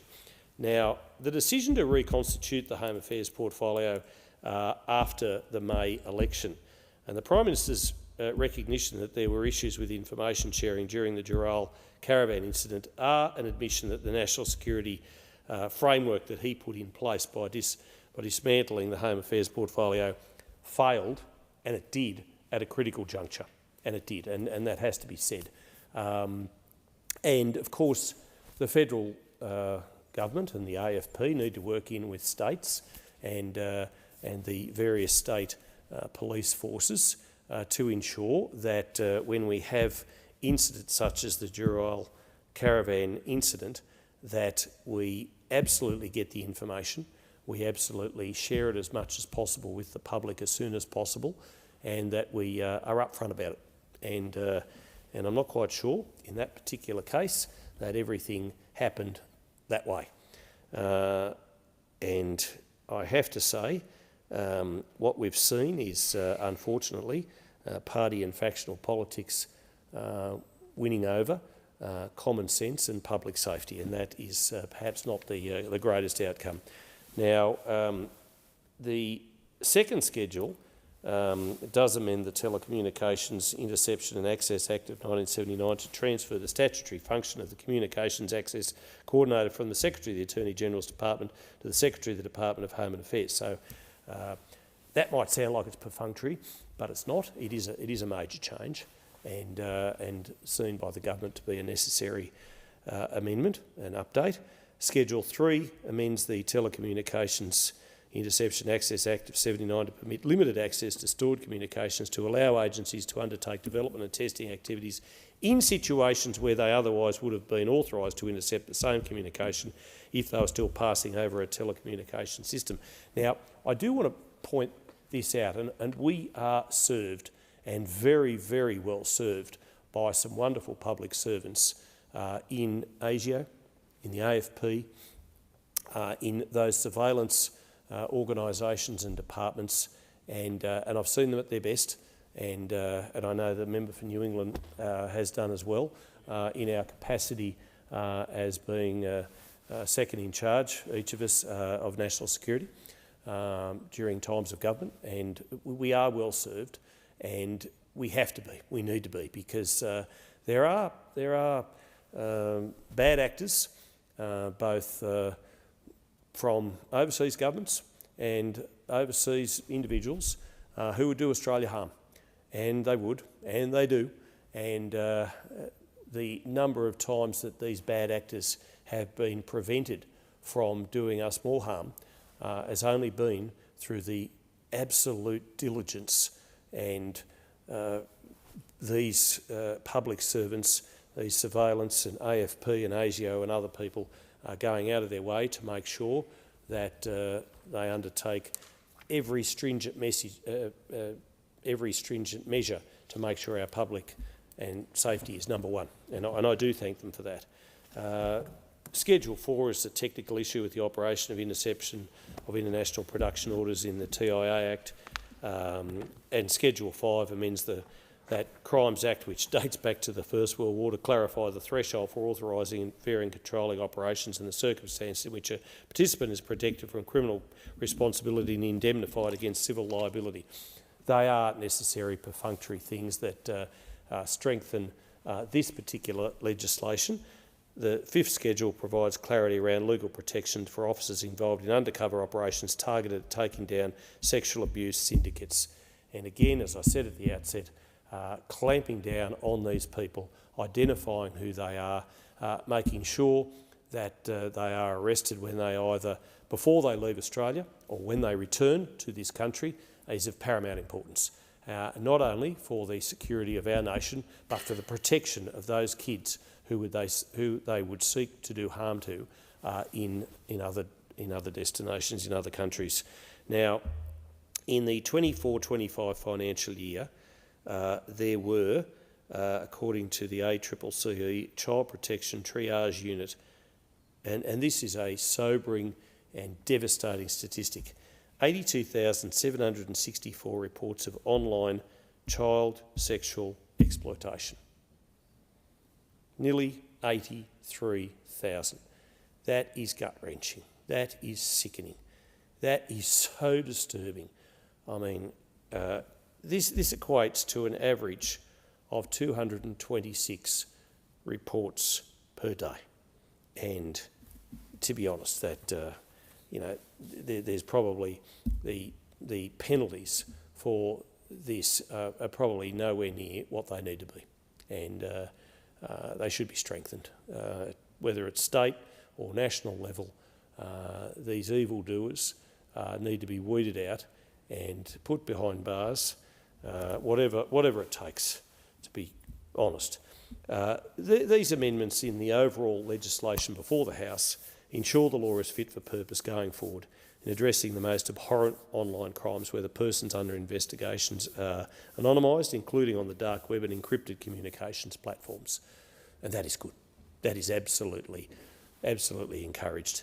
And The Coalition will always support sensible reforms which ensure that the men and women serving in intelligence agencies in Australia are given the best tools, the best support, the funding necessary. They do a wonderful job and we commend them for it.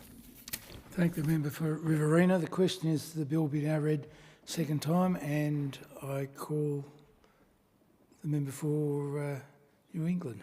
Well, thank you very much, and I concur with the remarks. I just want to really add, Mr Deputy Speaker, to the closing remarks of the member for Riverina.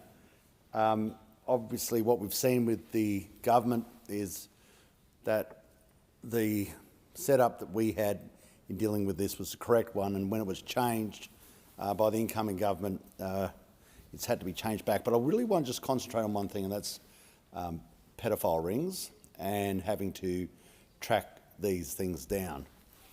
It is an abhorrence that is more pronounced now, always been there, but with the capacity for people to go online, with the capacity for people to organise across national boundaries, that we have to have the utmost forensic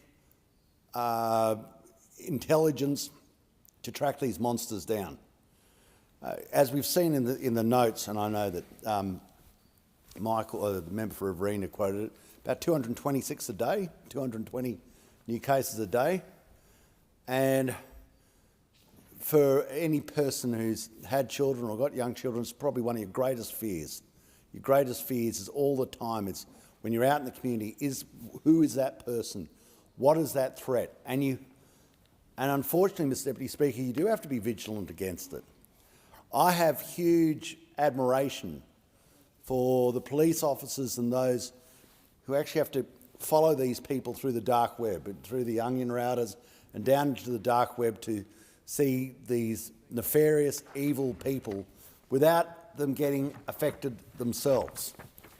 When they're trying to track these monsters down, and they are monsters, they are total and utter monsters, they have to be supervised so that any proposed effect on them is also managed.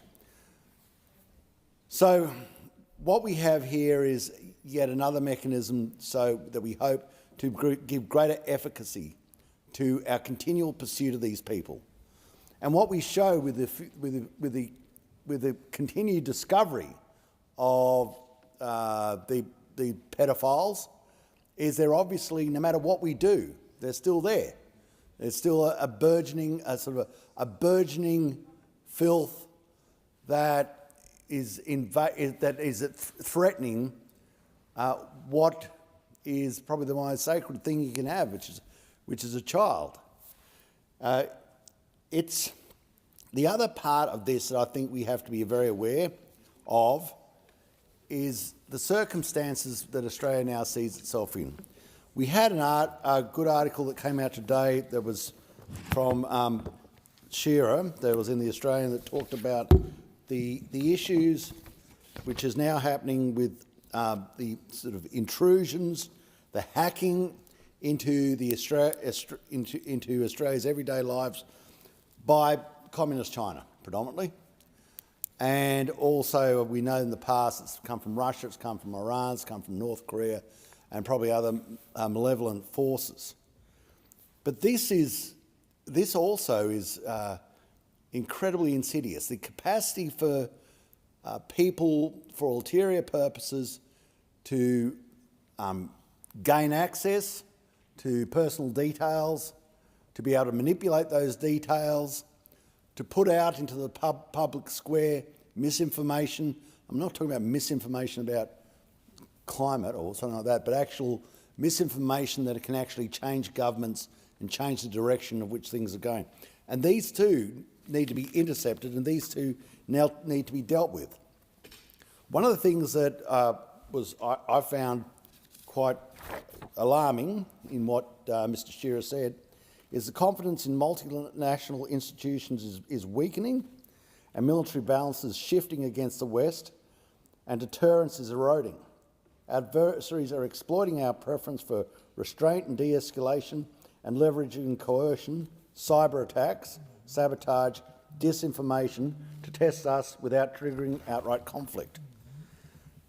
So in our nation's capacity to have oversight over telecommunications also segues in to our nation's capacity to deal with what is already a prominent and overt attack on Australia. Overt, or maybe probably better as covert attack on Australia.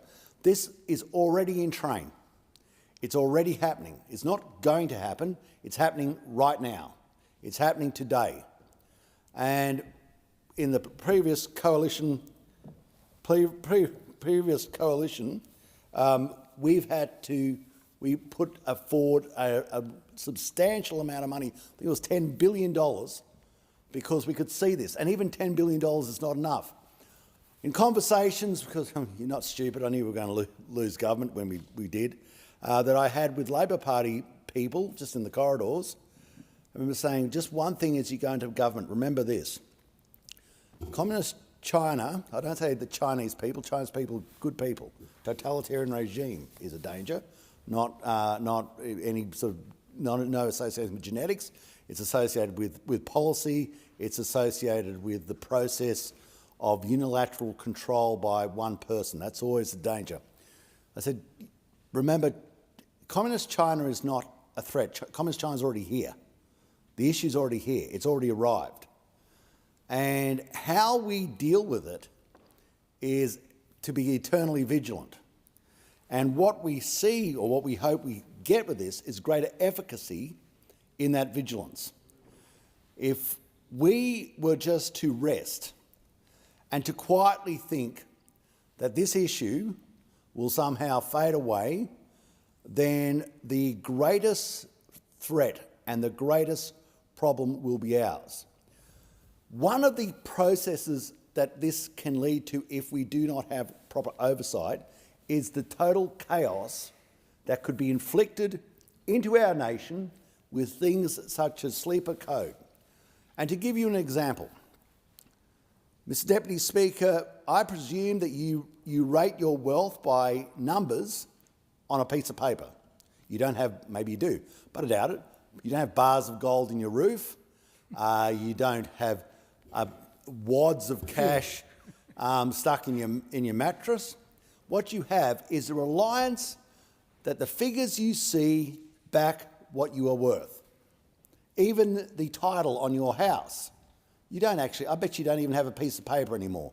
You'd presume it's all online.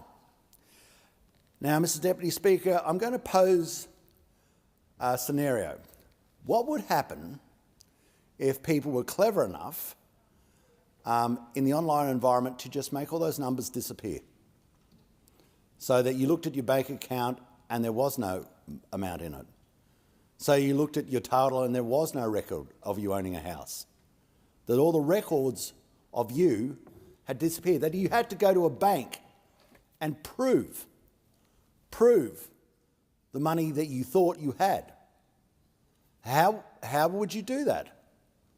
If you could create a whole range of that across a society, imagine the chaos you would have created.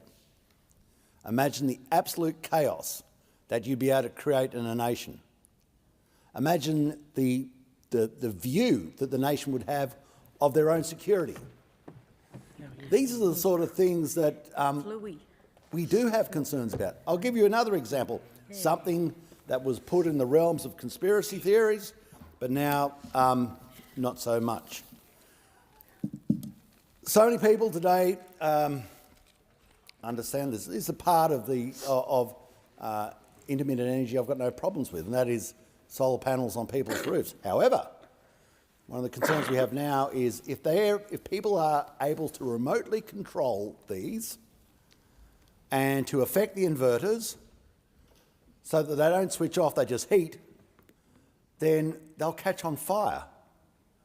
And that means, as we always hear Minister Bowen speak about how many of these solar panels are going on roofs, if they're coming from China, and China has the capacity to basically, the communist China has basically the capacity to turn off the safety requirements of them, then you have a huge problem stuck on every roof throughout Sydney, Melbourne, Brisbane, Adelaide, across Australia. This could be complete and utter chaos. What we'd say, if you can make them catch on fire, imagine you can burn down the houses. The same thing with cars, with the electric cars coming in. If you have the capacity to switch them off, same thing. If you have the capacity to deal with the delay in the safety capacity of that car to have its electronics overheat and catch on fire, if you can turn that off, you can create mass confusion in a nation. It's as they say in a war, it won't start. It will start in the cyber world, and it'll start in space. All these other things that are envisaged. If you can turn off our reports in regards to weather, you also turn off the capacity for our airports to work, for our planes to work. So in all this, we are playing this massive game of catch-up. And the more and more, as we have to in a trading country, we import products from sources that it might have a malevolent interest in how they work with us, then we have to be absolutely vigilant in everything we do. We have to use every card we've got to make sure we keep Australia safe. Now, it's not just Mr Shearer. We've also heard in the past from Mr Burgess, and we've heard in the past before that from Mr Pizzulo, and they all have the same thing. All these people who've been in the realm of understanding the threats to our nation all have the same thing to say. It's no longer a conspiracy theory. It's no longer outlandish. It is in live play and happening now. And I'm absolutely certain that those who are on the National Security Committee are fully aware of that. So any form of legislation we can bring in, such as the Telecommunications and Other Legislation Amendment, that allows us the capacity for the better protection of Australia, the better understanding of getting any intel that we can as to what other people are up to in our nation, we must use.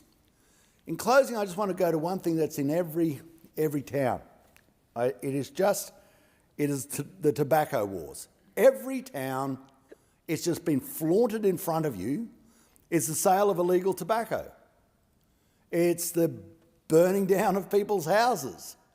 It's if you dare bring it up, if you try and address it. And I was talking to people in a regional town not that long ago. I said, why doesn't somebody do something about this? And they said, you'd have to be the bravest person in town. They'll burn your house down if you approach them. Now, I have real concerns that, obviously we need to get inside what's happening in these criminal rings, but at this point in time, we don't seem to have the desire, the capacity, the mechanism to touch them. It's perverse that you can walk down the main street of a town and find maybe 3 or 4 shops illegally selling tobacco, and no one cares about it, or they're unable to do anything about it. What it also shows to other people walking down is the law is lost. There is no control over this. And if you can do it in plain sight, how do we have confidence in other aspects of law enforcement? How do we believe that you have the capacity to deal with the other issues, the other criminal activities, if something that's right in front of your nose you can't fix? Now, if we, no doubt, you look at the people serving in these tobacco shops, they don't look like, they look like they're opportunists. They don't look like geniuses, but they've obviously been organised. They're getting their product from somewhere. They're selling their product out in the street. The actual incidence of smoking is going up. The revenue that we were getting is falling through the floor. And our law enforcement it's just completely unable to deal with it. So I hope things such as this Act can assist in what is a much wider issue, and that is the lack of capacity Australia has to deal with some of the most pertinent issues, whether it's pedophilia, whether it's international pressures, or whether it's domestic crime, that we can actually manage them. And I call the member for Monash. Thank you, Madam Acting Speaker. And if I can associate myself with the remarks of my colleague, the member for New England, on the insidious rise of the illegal tobacco trade at the moment. It is causing huge issues for regional Australia, particularly in my home state of Victoria, where that was brought home just this week with an illegal ram raid on a local grocery store in Longwarry. They're good people, they're good business people, they care about their staff. They had a ransom note from one of these characters. They didn't pay the ransom. They did all of the right things. They went to the police, and yet a couple of days later they had a ram raid attack on their business, which is just totally unacceptable.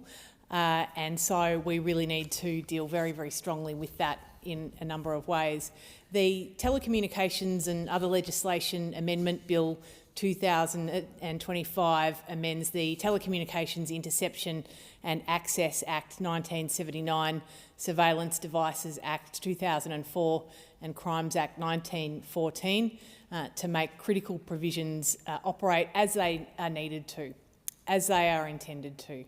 It also provides technical amendments flowing from the government's decision to reconstitute the Home Affairs portfolio after this year's federal election. Now, Schedule 1 of the bill deals with the permitting of protected network activity, warrant intercept information to be used, communicated and recorded to meet disclosure obligations. Schedule 2 amends the Telecommunications Interception and Access Act 1979 to transfer the statutory function of the Communications Access Coordinator, the CAC, from the Secretary of the Attorney-General's Department to the Department of Home Affairs. We're at this juncture because the Labor government decided after the federal election in 2022 it would pull apart the Department of Home Affairs. This blatantly prioritised party political mechanics above the Australian national interest. We know that following the 2025 election, the Albanese Labor government was dragged to putting the Home Affairs portfolio back together again in its original structure that was put forward by the coalition, including returning the Australian Federal Police, the Australian Criminal Intelligence Commission and the Australian Transaction Reports and Analysis Centre to Home Affairs from the Attorney-General's portfolio. The coalition was open and upfront about its commitment to this structure before the election. The Labor Party was nowhere to be seen on getting its act together on this front. At the time, the Prime Minister was quoted in the Canberra Times as saying, and I quote, "The move came after challenges with information sharing." Challenges with information sharing must be the understatement of the year in this case.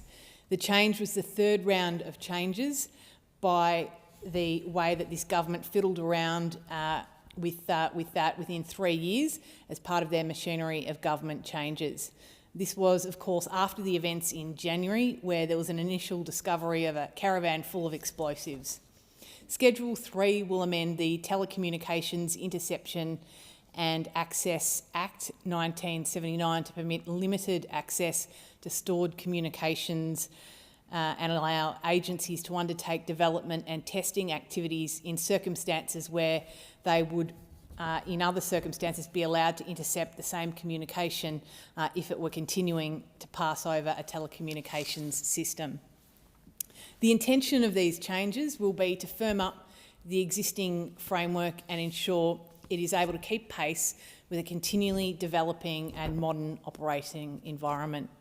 Schedule 4 corrects a technical issue with the operation of the interception international production orders in the TIA that was preventing international production orders from being given to US-based prescribed communications providers in certain circumstances. This is dealt with under an agreement between the Government of Australia and the Government of the United States of America on access to electronic data for the purpose of countering serious crime.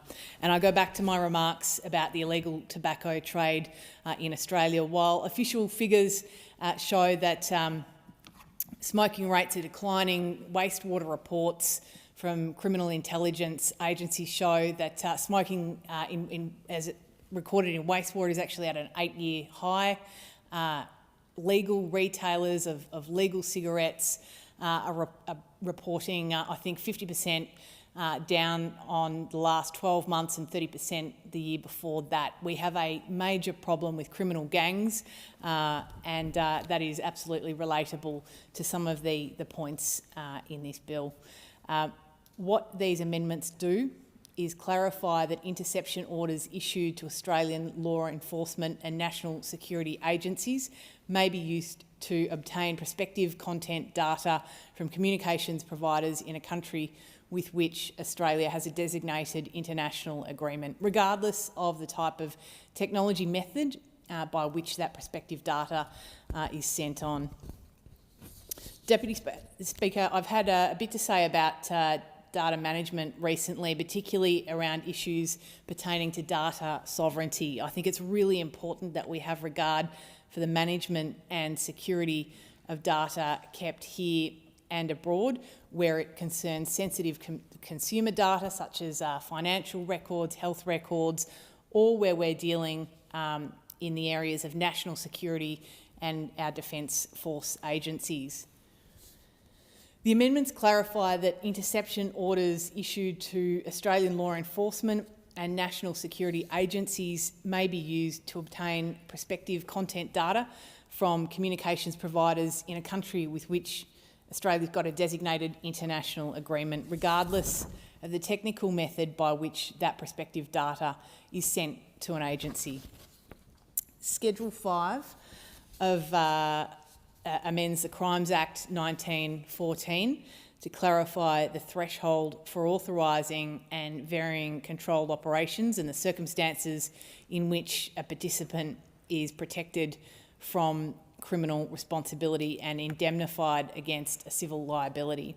The anonymous nature of online crime means law enforcement may lack information to access potential risks when deciding whether to authorise or vary a controlled operation.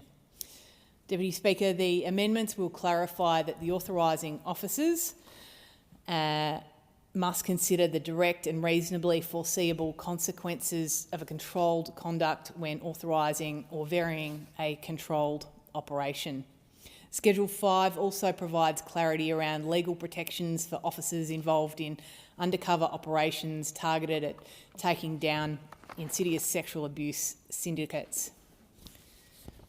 In the 2024-25 financial year, the ACCCE Child Protection Triage Unit received 82,764 reports of online child sexual exploitation. This equates to an average of 226 reports per day. The need for strong action against these predators has never been more acute. These amendments ensure the law is fit for purpose in addressing the most abhorrent online crimes where the person under investigation are anonymised, including on the dark web and encrypted communications platforms. The changes in the Telecommunications and Other Legislation Amendment Bill 2025 provide essential clarifications to ensure that the agencies that keep our nation safe can continue to do so in an era of rapid technological development. The Coalition will always support sensible reforms which ensure men and women serving in intelligence and law enforcement roles have the tools they need to take down criminals no matter where they are hiding, and the Coalition will be supporting this bill without amendment. Thank you. I call the member for Grey. Thank you, Speaker. I wish to contribute on the Telecommunications and Other Legislations Amendment Bill 2025, and I want to focus this on regional telecommunications. Of course, Grey, the election of Grey represents 92.4% of South Australia, of geographic South Australia, from the Nullarbor to the Eyre Peninsula, the Yorke Peninsula, the mid-north, the far north, and of course the outback. And so telecommunications are an enormous importance for the people of Grey. Now, we've gone through a few generations of telecommunications. We used to have the copper network, and this was, fax and dial-up, and that revolutionised regional communications. But of course, times have changed, and the reliance on that network is no longer required. But of course, we still have the universal service obligation on a service which is not being used. On our farm, for example, we've actually the tractor actually hit the copper cable, and it's no longer needed, but we weren't using it in the first place. Of course, then we had the mobile network. Started off with, I assume, 1G and 2G, then it went to 3G, 4G and 5G, and of course, as the Gs went up, the distance that the network could travel, but the faster the transfer speeds were. We are about to get, well, I'm not sure if we're about to get 6G. But in regional South Australia, of course, 5G does not work in regional Australia because the distances it can travel are quite short. My apologies, Speaker. The other way that regional individuals communicate is through the satellite system. Now, the NBN made satellites available to a lot of customers, but of course these are satellites that travel in the outer atmospheres at great distances, and so the speeds to which you could communicate were poor. And again, that didn't really revolutionise the connections in regional Australia. NBN fixed wireless did revolutionise regional telecommunications. These are towers that were put up in communities between 100 to 1,000 people and had a radius of about 14 kilometres.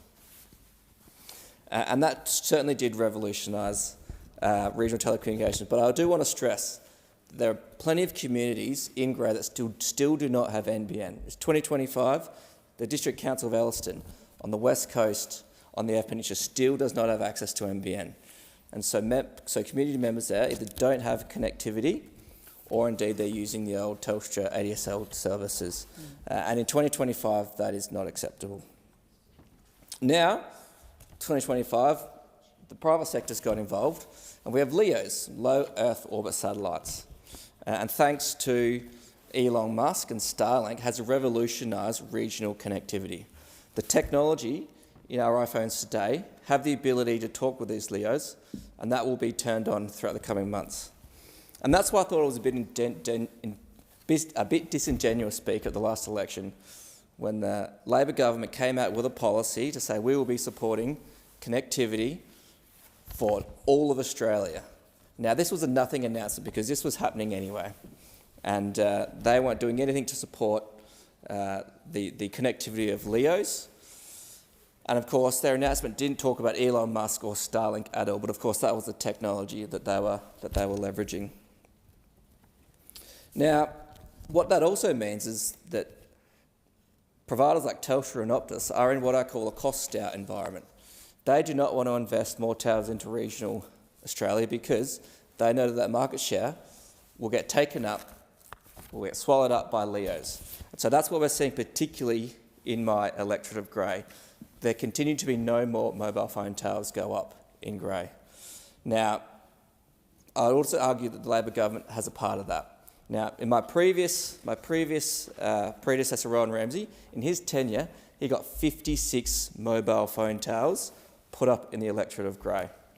Now, in the previous Labor term, not one new tower was put up. There was 2 promised, but still these 2 have not been built. Last week was the Yorke Peninsula Field Days, and of course Telstra had a stand there, and I talked about this fact with them, and they agreed. Another concern that we talked about was the degradation of services when 3G was switched off. Now, as regional communities, we were promised that there would be no degradation in service when 3G was to be shut down. Well, that's clearly not been the case. And I drive thousands of kilometres every week, and I know exactly where the dead spots are, and I can tell you that the service has been degraded. Onto LEOs as well, there's a huge opportunity for Australia to get a hold of this market. We are launching low Earth orbit satellites into the atmosphere regularly. Now, we have a retrieval site in the electorate of Grey because there are vast spaces of land which are uninhabited, so it's perfect for retrieving satellites. We are currently launching satellites at Kaniba, and that happens every week. We've got a new satellite launch site at Whalers Way for sun-synchronous launches. So these are satellites that go polar to polar, not around the equator. We are launching more and more each week, and there's a huge opportunity. It's a multi-billion-dollar industry that we need to take hold of here in Australia. And because, of course, space is a regional industry. We are launching satellites from the regions, we're retrieving them in the regions, and now we need to manufacture them in the regions as well. Last thing I will talk about is the issue of power outages and its effect on telecommunications. Earlier in the year, we had a power outage for about 20 hours on the York Peninsula. The whole peninsula went out of power. Now, the towers have batteries on them, but they only last for a couple of hours. So, of course, by the time we got to 10 o'clock in the morning, no one in York Peninsula could communicate. Now, that has impacts on emergency services, that it impacts on business, and of course it was a weekend, and so business shut down for that day. Now, Electronet, at the time, they considered that not to be something that they pay out. And so if you're a butcher and you lost all of your produce, you didn't get paid out for that power outage. Some exciting developments that are happening are the ability for councils and other community members to get a generator and plug it into these mobile phone towers when there are power outages. Because, of course, we realise with this all-in-one baskets wind and solar approach to our energy market, our grid is becoming less and less stable. And so now the degradation of our telecommunication network is getting worse as well. And so we need to start thinking about these initiatives to support the telecommunications in the regions. So, Speaker, I'll leave it there, but I'll finalise by saying that we'll be supporting this bill without amendment. Thank you, Speaker. The question is that the bill be now read a second time. I put the question. All those in favour, say aye. Aye. Contrary, no. I call the clerk.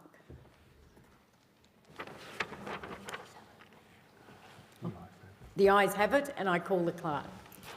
Second reading, a bill for an act to amend the law relating to telecommunications interception and access and law enforcement and for related purposes. Is leave granted for the third reading to be moved immediately? Leave is granted. Minister. I move that this bill be now read a third time. The question is that the bill be now read a third time. All those of the opinion say aye. Aye. No, the ayes have it. I call the clerk. Third reading, a bill for an act to amend the law relating to telecommunications interception and access and law enforcement and for related purposes.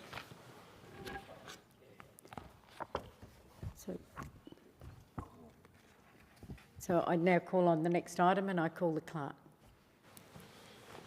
Government Business, Order of the Day number 6, Treasury Laws Amendment, Strengthening Financial Systems and Other Measures Bill 2025, resumption of debate on the second reading. The question is that this bill be now read a second time, and I call the member for Fairfax. Thank you very much, Deputy Speaker, and I'm happy to rise in the House today to talk on the Treasury Laws Amendment, Strengthening Financial Systems and Other Measures Bill of 2025, and I move the amendment circulated in my name. Comprising 7 schedules and impacting at least 8 portfolios, it's not often that this Parliament sees such a large bill that simultaneously demonstrates the Coalition's competence and Labor's laziness. But that's what we have in this omnibus bill before the House today. If I take the opportunity to just look at a few of the schedules, if you look at two in particular, which are very close to copy and paste. One is a complete copy and paste and extension of a former coalition measure, and the other one really is almost a copy and paste. It builds on a coalition measure. The first is an extension of the Prohibiting Energy Market Misconduct Bill. Now, this is all about the energy market, Deputy Speaker, and we know why this government has chosen to extend a coalition measure, because under the last term of the coalition government, we saw energy prices come down. They came down by about 8% for households, 10% for businesses and 12% for industry. We had a proven track record of getting energy prices down. That's what a coalition does. And then in came the Albanese Labor government. And the reason I'm trying hard not to laugh, Deputy Speaker, is they promised the Australian people a $275 reduction in household power bills. $275 down was their promise. In fact, power bills have gone up by $1,300. While if you look at the Coalition's record, in its last term, let's say on average, we got prices down by 10%. Over the Albanese government's first term, they got prices up for gas by 38%, up for electricity by 39%. It is no wonder, therefore, that within this omnibus bill you have a schedule which basically extends a coalition measure that ensured that any savings made by energy retailers would be passed through to consumers. A measure that ensured that energy generators would not be able to adversely bid into the system, as in play the system, to the adverse impact of consumers, and ensuring that they would have to be signing up to financial contracts. Now, this was all set up by the Coalition's government to ensure it was putting downward pressure on electricity prices. It was one of the many schemes that helped the Coalition deliver. It goes to Coalition competence. But of course, the Labor government has defied the Coalition's practice, and they have seen prices go through the roof. Indeed, only recently, Deputy Speaker, we saw the 2035 emissions reduction targets come out from this government, but they cannot tell the Australian people how much it's going to cost. They don't know how they're going to get there. They don't know how much it's going to cost. But what we do know from the market operator and every other energy market expert in the country is prices are going to continue to rise, and this government has no answers. It has no solutions whatsoever, which is why in this omnibus bill, as a demonstration of coalition competence and Labor laziness, they have decided in Schedule 6 to extend that legislation. Now, that legislation was famously known in this chamber as the Big Stick legislation. And the Labor opposition at the time were very excited about the Big Stick legislation, I have to say, Deputy Speaker. They were determined to tell the Australian people that the Big Stick legislation was bad. And so I'll let you in on a bit of history here. The now Climate Change and Energy Minister, the very minister who wants to extend this measure, said of this measure, the Liberals' silly big stick divestment policy will drive up electricity prices even further. And now the Minister of the day says, oh, actually, the Coalition had it right after all. He also said, I remind you, this is the now Labor Climate Change and Energy Minister, was saying about the very measure today he wants this House to pass. I quote, this ridiculous policy, the very one he has in front of the House now, this Venezuelan-style intervention, this intervention in the economy, which will chill investment. This is what he said. The now Health Minister, another frontbencher, said of this very measure, this is a stunt by a government that has no energy plan. The now Housing Minister, another frontbencher, said it is a silly grab bag of things that don't amount to a cohesive policy. And the now Assistant Minister for Immigration said of the measure they want to put through today, it would have to be the worst, shallowest, most ill-conceived piece of legislation that I have seen in the Parliament in my time as a member. And yet, here they are today. This goes to the fact the coalition was competent, because everything the government is doing is seeing prices go up for energy. There's one measure in their kit bag that the coalition had introduced which is driving the pressure downwards, and that's the one they bring forward, trying to hide it amidst all these other measures within the omnibus. And so if I can go to another measure, it's Schedule 7. This one is the instant asset write-off. Again, going to the competence of the former coalition government. The only side of politics, the Liberals and the Nationals, who actually care about small business and recognise the importance of cash flow, recognise the importance of encouraging the bring forward of investment, because that will enable businesses to grow. But they can't do that too easily, which is why the instant asset write-offs were created in the first place by the coalition. And now we have the Labor government, which we're very happy, by the way, the Labor government stealing the policy. That's fine. That's fine. The more the Labor government steals coalition policy, the better it is for the Australian people. Again, Deputy Speaker, it goes to coalition competence versus Labor laziness. But we do say we like instant asset write-offs. Now, the only reason they actually were doing this for this term of government anyway, Deputy Speaker, is the fact that the coalition had shamed them into it. Shamed them into it. At the end of the last term of government, the coalition came out with a far stronger instant asset write-off policy, I might add, to what's before the House today. But this shamed the Albanese government because they'd totally forgotten, as they always do, about small business. But it shamed them on the eve of the election to come forward with their own instant asset write-off. Now, while it is nowhere near as good as what the coalition had put up, of course, it is a demonstration of coalition competence and lazy Labor approach, and we support the instant asset write-offs, as you would expect from a coalition, Liberals and Nationals, which understand the importance of small business, understand the importance of the economy. But then there are other schedules, Deputy Speaker, and I won't run through them all, but if you look at Schedule 3, now this is quite a disturbing one, because it is suggesting that the government wants to weaken the accountability of both ASIC and APRA.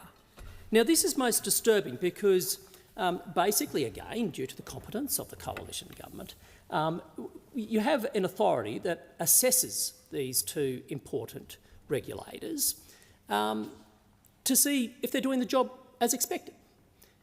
Now, you would think that of all times, now would be the time where the Labor government would ensure that these bodies are accountable. And that's because of the effect of the likes of First Guardian and Shield Super, where you have over $1 billion, being lost by hard-working, everyday Australians from their savings. Now, this government has shown itself, again, to be completely lazy. They're not actively trying to ensure that they are fixing the problems here. They are not looking into ASIC to make sure that this does not happen again. Indeed, in the October 22-23 budget, Labor promised to review the regulatory framework for managed investment schemes, like those of First Guardian and Shield. That review was due over a year ago. No findings have been released. Australians have lost their savings. No findings released from that review. Indeed, there was a Senate inquiry done, led by Senator Andrew Bragg.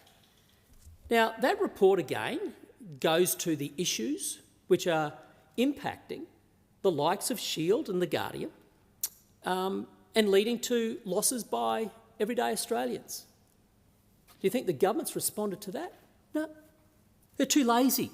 They're just too lazy. 15 months has gone by. They're not responding to that. Why would they bother? Meanwhile, everyday Australians, hardworking Australians, are losing their life's savings. What's in this bill? What's the relevance here, Deputy Speaker? Well, instead of actually scrutinising the likes of ASIC further, what we see in this bill is the idea of, instead of having assessments done every 2 years of ASIC and APRA, the government is saying, we'll only do it every 5 years. Think about that. Australians have lost their savings. ASIC has a lot to answer for. This government has done nothing. It has been given reports, recommendations to fix it. They've done nothing. And then they put in this bill the idea that actually we don't need to look at ASIC every 2 years anymore, we're going to do it every 5? What sort of message does that send to those hardworking Australian families who have lost everything in some cases? What message does it send to ASIC about whether or not this government wants them to fix problems? I think we know the answer to that rhetorical question, Deputy Speaker. Now, there are other issues in schedules. I won't go through it now, and the reason is because while the Coalition will not oppose this bill in the House, we are referring it to a Senate committee, and that Senate committee is the Committee for Economics. And we will reserve our final position until after that committee has submitted its report. Thank you very much. Is the amendment second?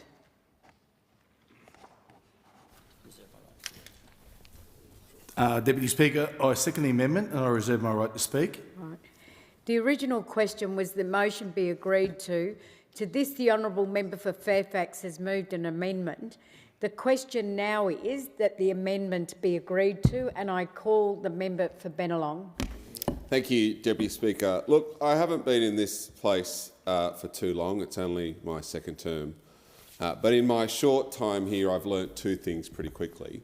One, it's not to take history lessons from the Coalition and the Liberals and the Nationals. I mean, we just heard a claim there that the instant asset write-off was a Coalition policy created by the Coalition, when it was in fact the Rudd-Gillard government that started the instant asset write-off, a Labor government that supported small business cash flow, and I'll talk to that as part of Schedule 7.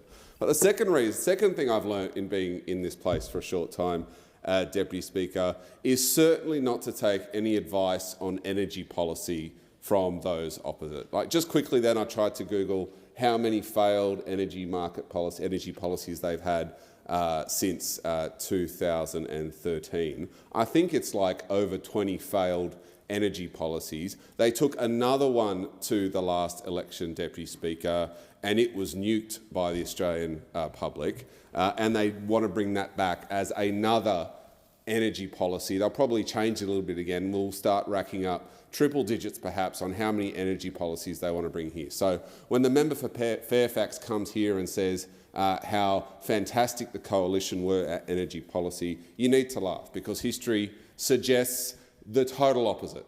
The total opposite. What we have done, though, is we are modernising the energy market. We are transitioning to the cheapest form of new energy, and we will make the decisions like we are in this Treasury Laws Amendment Bill, strengthening financial systems and other measures, like we are extending measures that were due to expire. Schedule 6, I was going to talk about Schedule 7 first, but given the member for Fairfax contribution, I might start on Schedule 6.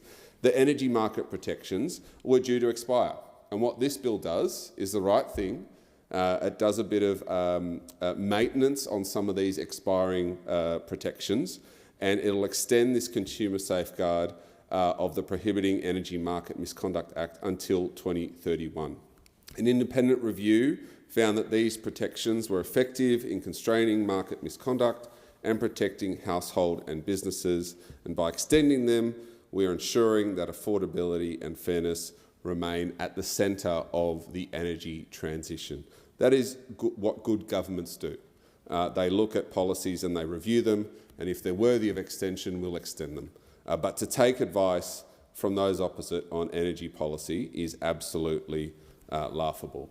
As you've heard, Deputy Speaker, there are 7 schedules in this bill, and overall what this bill does is it seeks to strengthen confidence in our markets, it improves the ways that regulators operate and supports long-term economic growth. It obviously, like most TLABs, again, this is not unique, most TLABs, they cover a wide range of areas, from corporate disclosure and charity oversight to financial regulators, energy market protections and taxation. But at the heart, this is a bill about investment, transparency and accountability, the foundations of a stronger productivity and public trust, particularly in our economy. So starting with Schedule 7, or continuing on with Schedule 7, Deputy Speaker, this bill will implement the government's election commitment to extend the $20,000 instant asset write-off until the 30th of June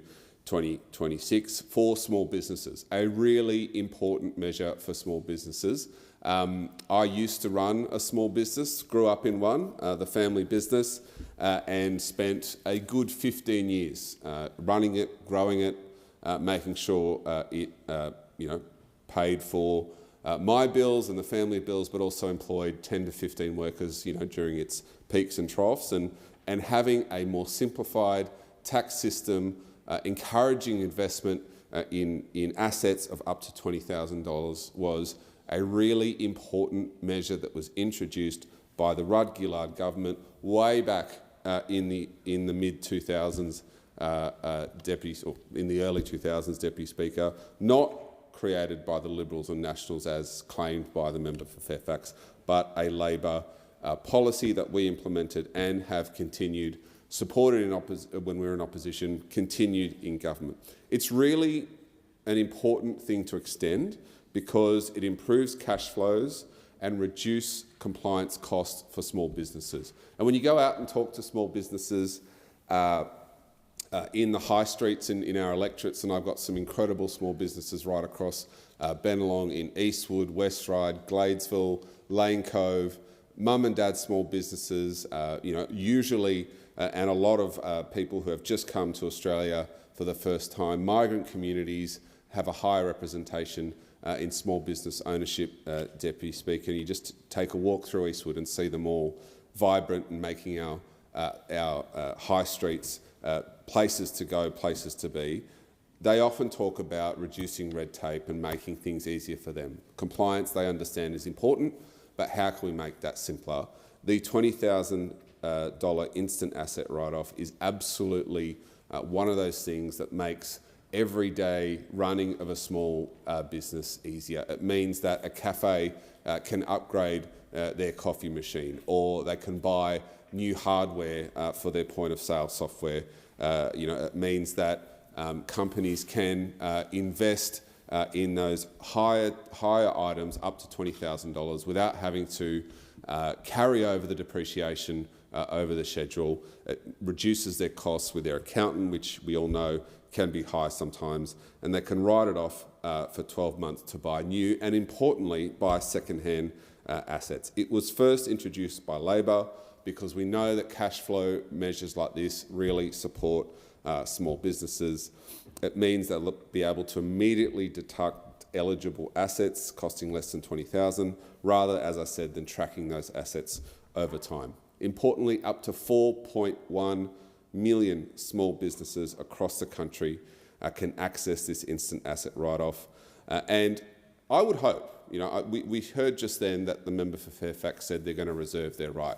The last time an instant asset write-off TLAB came to Parliament, the Coalition blocked and delayed it for at least 12 months, creating a whole heap of uncertainty for investment from the small business sector. Now, those over the other side, Deputy Speaker, claim to be all about small business, understanding the economics of running a small business, fighting for small businesses, yet they sowed doubt into the small business community about whether or not they were going to support an extension of last financial year's instant asset write-off, only passing it at the 11th hour. Let's hope that the processes that go through as outlined by the member for Fairfax, that they can get through to the Senate, that they can have a look at this bill, which they're entitled to do, obviously, send it off to a committee, but that they don't sit on it and delay it and team up with others to delay this TLAB for an unnecessary amount of time, because all that does is it will slow down investment from small businesses and create doubt in their mind, because there are 1.281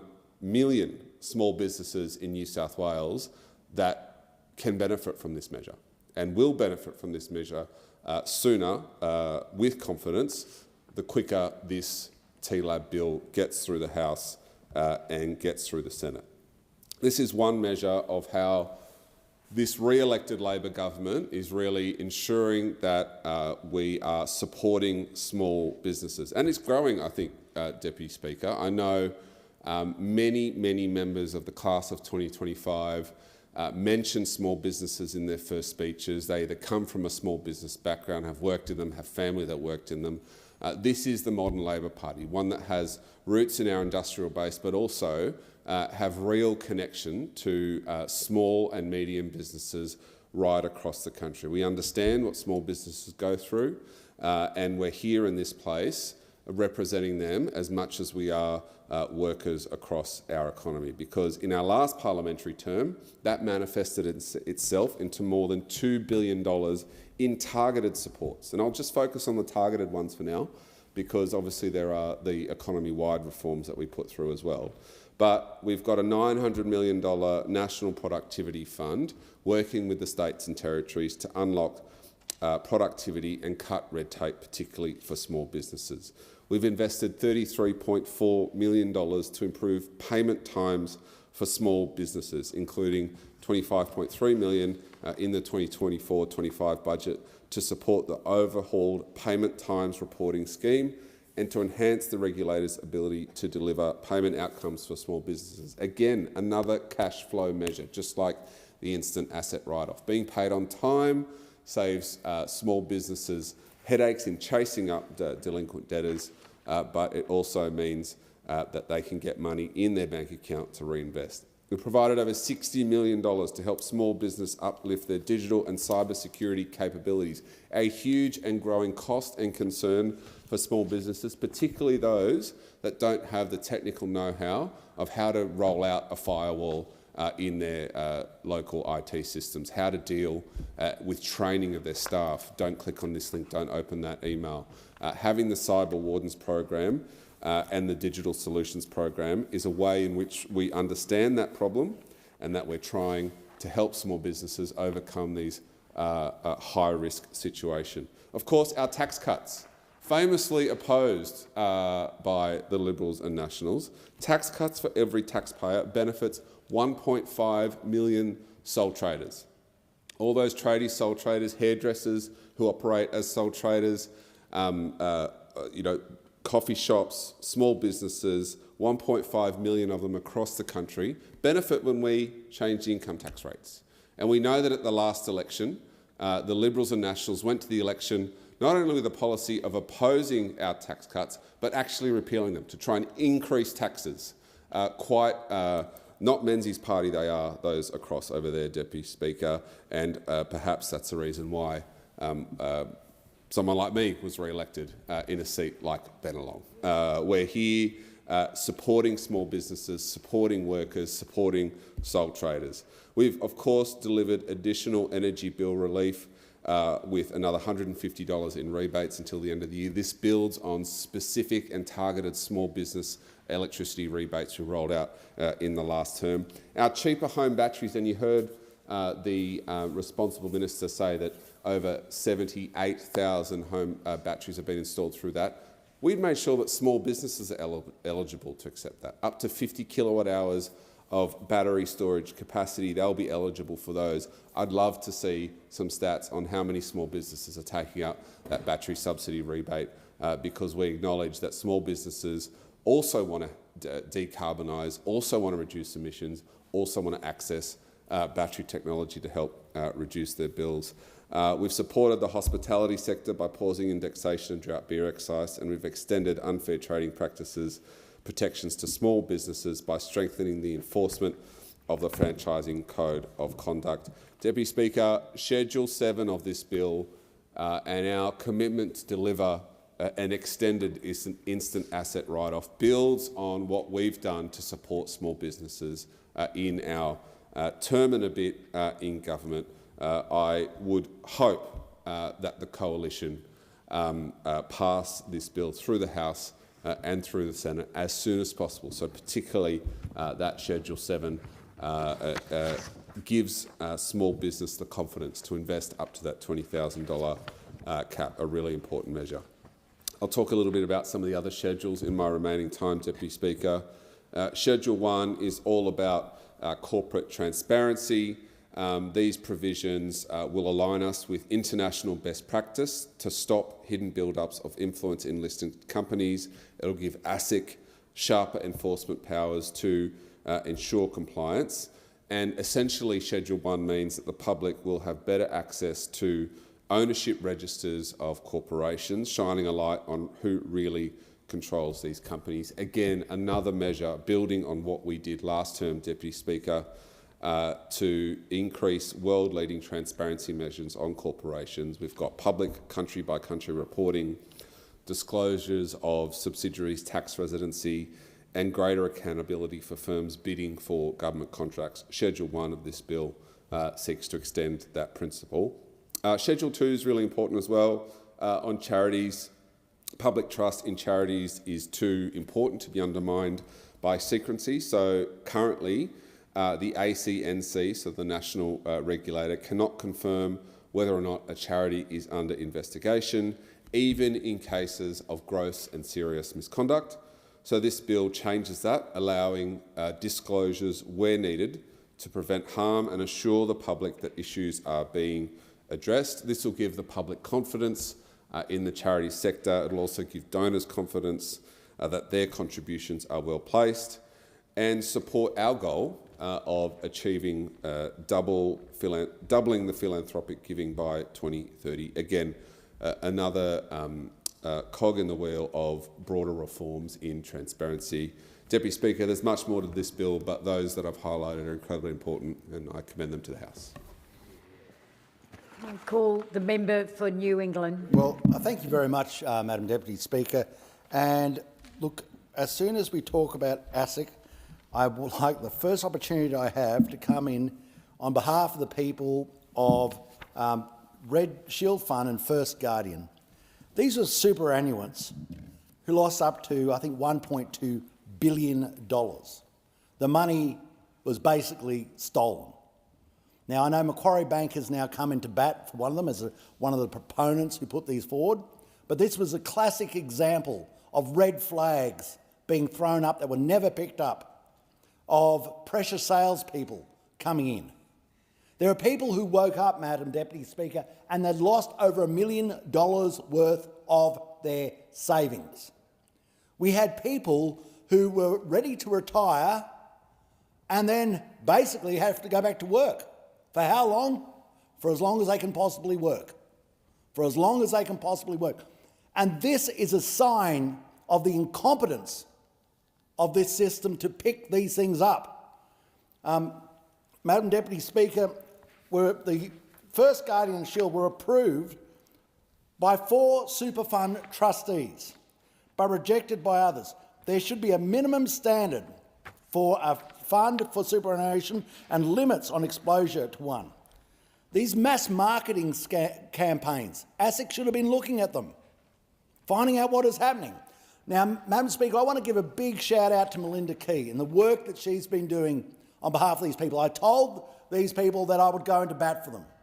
It was a case, and I know that Minister Molino has now seen them, but they sent over 4,000 emails to him and he never replied. He never replied. Now he has. Now he has. But it's taken a while. It's taken a while. And what these people want is they're saying, if you're the policeman, if you're looking after this, if you have the oversight over this, how did this happen to us? You know, what should be happening now? These people should be paid, and you go out and recover the money as best you can. But what we see here is this sort of a silence. Okay, Macquarie Bank have come in, but it's silence from the government on the rest. It's funny how the government can find all these billions and billions of dollars for domestic billionaires and international companies for intermittent power, and then when their own workers are put out, have basically have their retirement smashed, it all becomes too quiet. And I've been sort of waiting, maybe that the Minister might want to give a statement or come to the dispatch box and answer a question. I thought, that'd have to happen. Imagine a lot of these people voted Labor. I mean, when you just blow 1.2, I think between 1.2 and 1.4 billion dollars, you'd expect it might strike a feature, as we used to say in accountancy terms. Strike a feature in your reporting back to the Parliament. No such luck. So how do we know that we've lost $1.2 billion from these two funds? How do we know it's not going to happen again? Why don't we have the minister come out? I hear he's an honours graduate. I think he went to Harvard. He's obviously a capable person. He should be given a question by the Prime Minister. Come up. Give us a little yarn about how you're going with this. Because I know Melinda Key and all the other people in Save Our Super, and that's the support group, they really want to hear. They really want to hear what's going on. Because they haven't heard much from this chamber. In fact, they've heard nothing. They've heard absolutely nothing. Now, as I said, we've also got issues such as, I'll give you one. Now that even though they've lost their money, people are ineligible for age pensions because Centrelink sees the super balances as still existing. Can you imagine that? You've got no money. Your money's been stolen. I mean, they went out and find some of these people. They find safes full of jewellery and cash and property disappearing overseas. Yet these people say, you go on the age pension. No, they can't, because they still deem that they have super balances. I mean, this is, it is incredible that this has been allowed to happen. We've obviously also got health impacts. For people, they woke up and they thought, there's something not quite right. It's not quite right. They're trying to get their super out and all of a sudden it's been frozen, and then they just find it's not there. That can affect people emotionally, finding out you bust. That can hurt people, to find out, hang on, I'm broke. I've got no money. I've put I'm thinking of the case. One bloke with over $1 million in super, he blew it. Another lady, she had $600,000. She'd been working diligently, woke up, no money, just gone. And ASIC has oversight over this. And they have been bereft of competency, capabilities and explanation. Competencies, capabilities and explanation as to what's happened. And we should be holding the Assistant Treasurer to account. There should be some explanation to this House about exactly how this happened, and some guarantee or warrant that it's not already happening again. Because I haven't heard that. Maybe I've been missing in these exorbitant and exciting question times. But I haven't heard anybody talk about this. And I think it's about time to do. So I say to Melinda and the others, come to Sydney. After I've kicked up a big stink about intermittent power, I'll start kicking up a big stink about them as well and try and help them out, because they need help. Now, we want to see what happens in the complex AFCA complaints process. We want to make sure that this gets to some form of resolution. We want to make sure that even the tax and superannuation complication issues that have been brought up by this, that they're resolved. I'm sure he has the academic acumen, the Assistant Minister, to deal with this, but I haven't seen the delivery in dealing with this. And as once more, I acknowledge he has now had a meeting with Melinda Key, and I appreciate that. And his apparently approach was one very empathetic, as I read in Melinda's notes. But it can't stop there. Empathy goes so far, but doesn't go as far as restoring your superannuation balance, and that's what we need. So Macquarie's done the right thing. Macquarie Bank's done the right thing. They've said, OK, we had our fingers in this and we're going to have to pay these people out. Good. What about the rest? What about the rest? They had their fingers in it too. They got their commissions, their trailing fees. They made money out of it. They put it in their pocket. They didn't do it for free. So if they made their money out of it, if they've received their commissions, then I think they're responsible for exactly what happened to their clients' money. And this is going to be, so let's see, maybe this week, but 1 day's gone, 2 days ago. Let's see if it gets through the Tactics Committee of the Labor Party to do a Dorothy Dixer, because I want to put it on Facebook and show Melinda and show the others that you are actually as good as your word.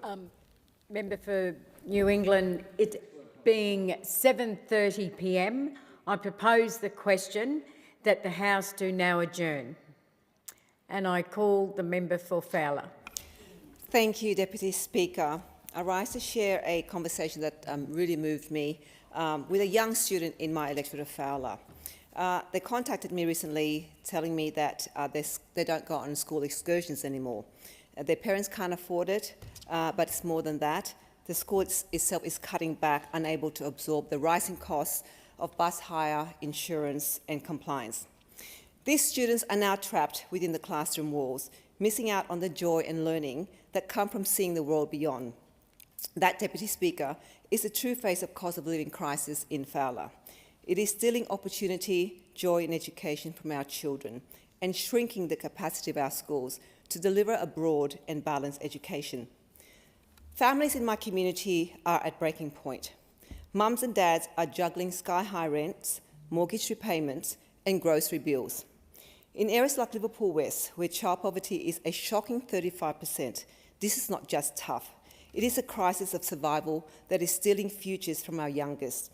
Families are sacrificing basic necessities just to keep a roof over their heads. Small businesses in Cabramatta, Fairfield and Liverpool are clinging by sheer willpower. These are shops and cafes built on generations of hard work and sacrifice. Yet they now face unprecedented costs for ingredients, freight and insurance. For many, keeping the lights on means working for free. It is heartbreaking to see their struggle, knowing that their hard work is being eroded by forces far beyond their control. In Fowler, diversity isn't a slogan, it is our strength.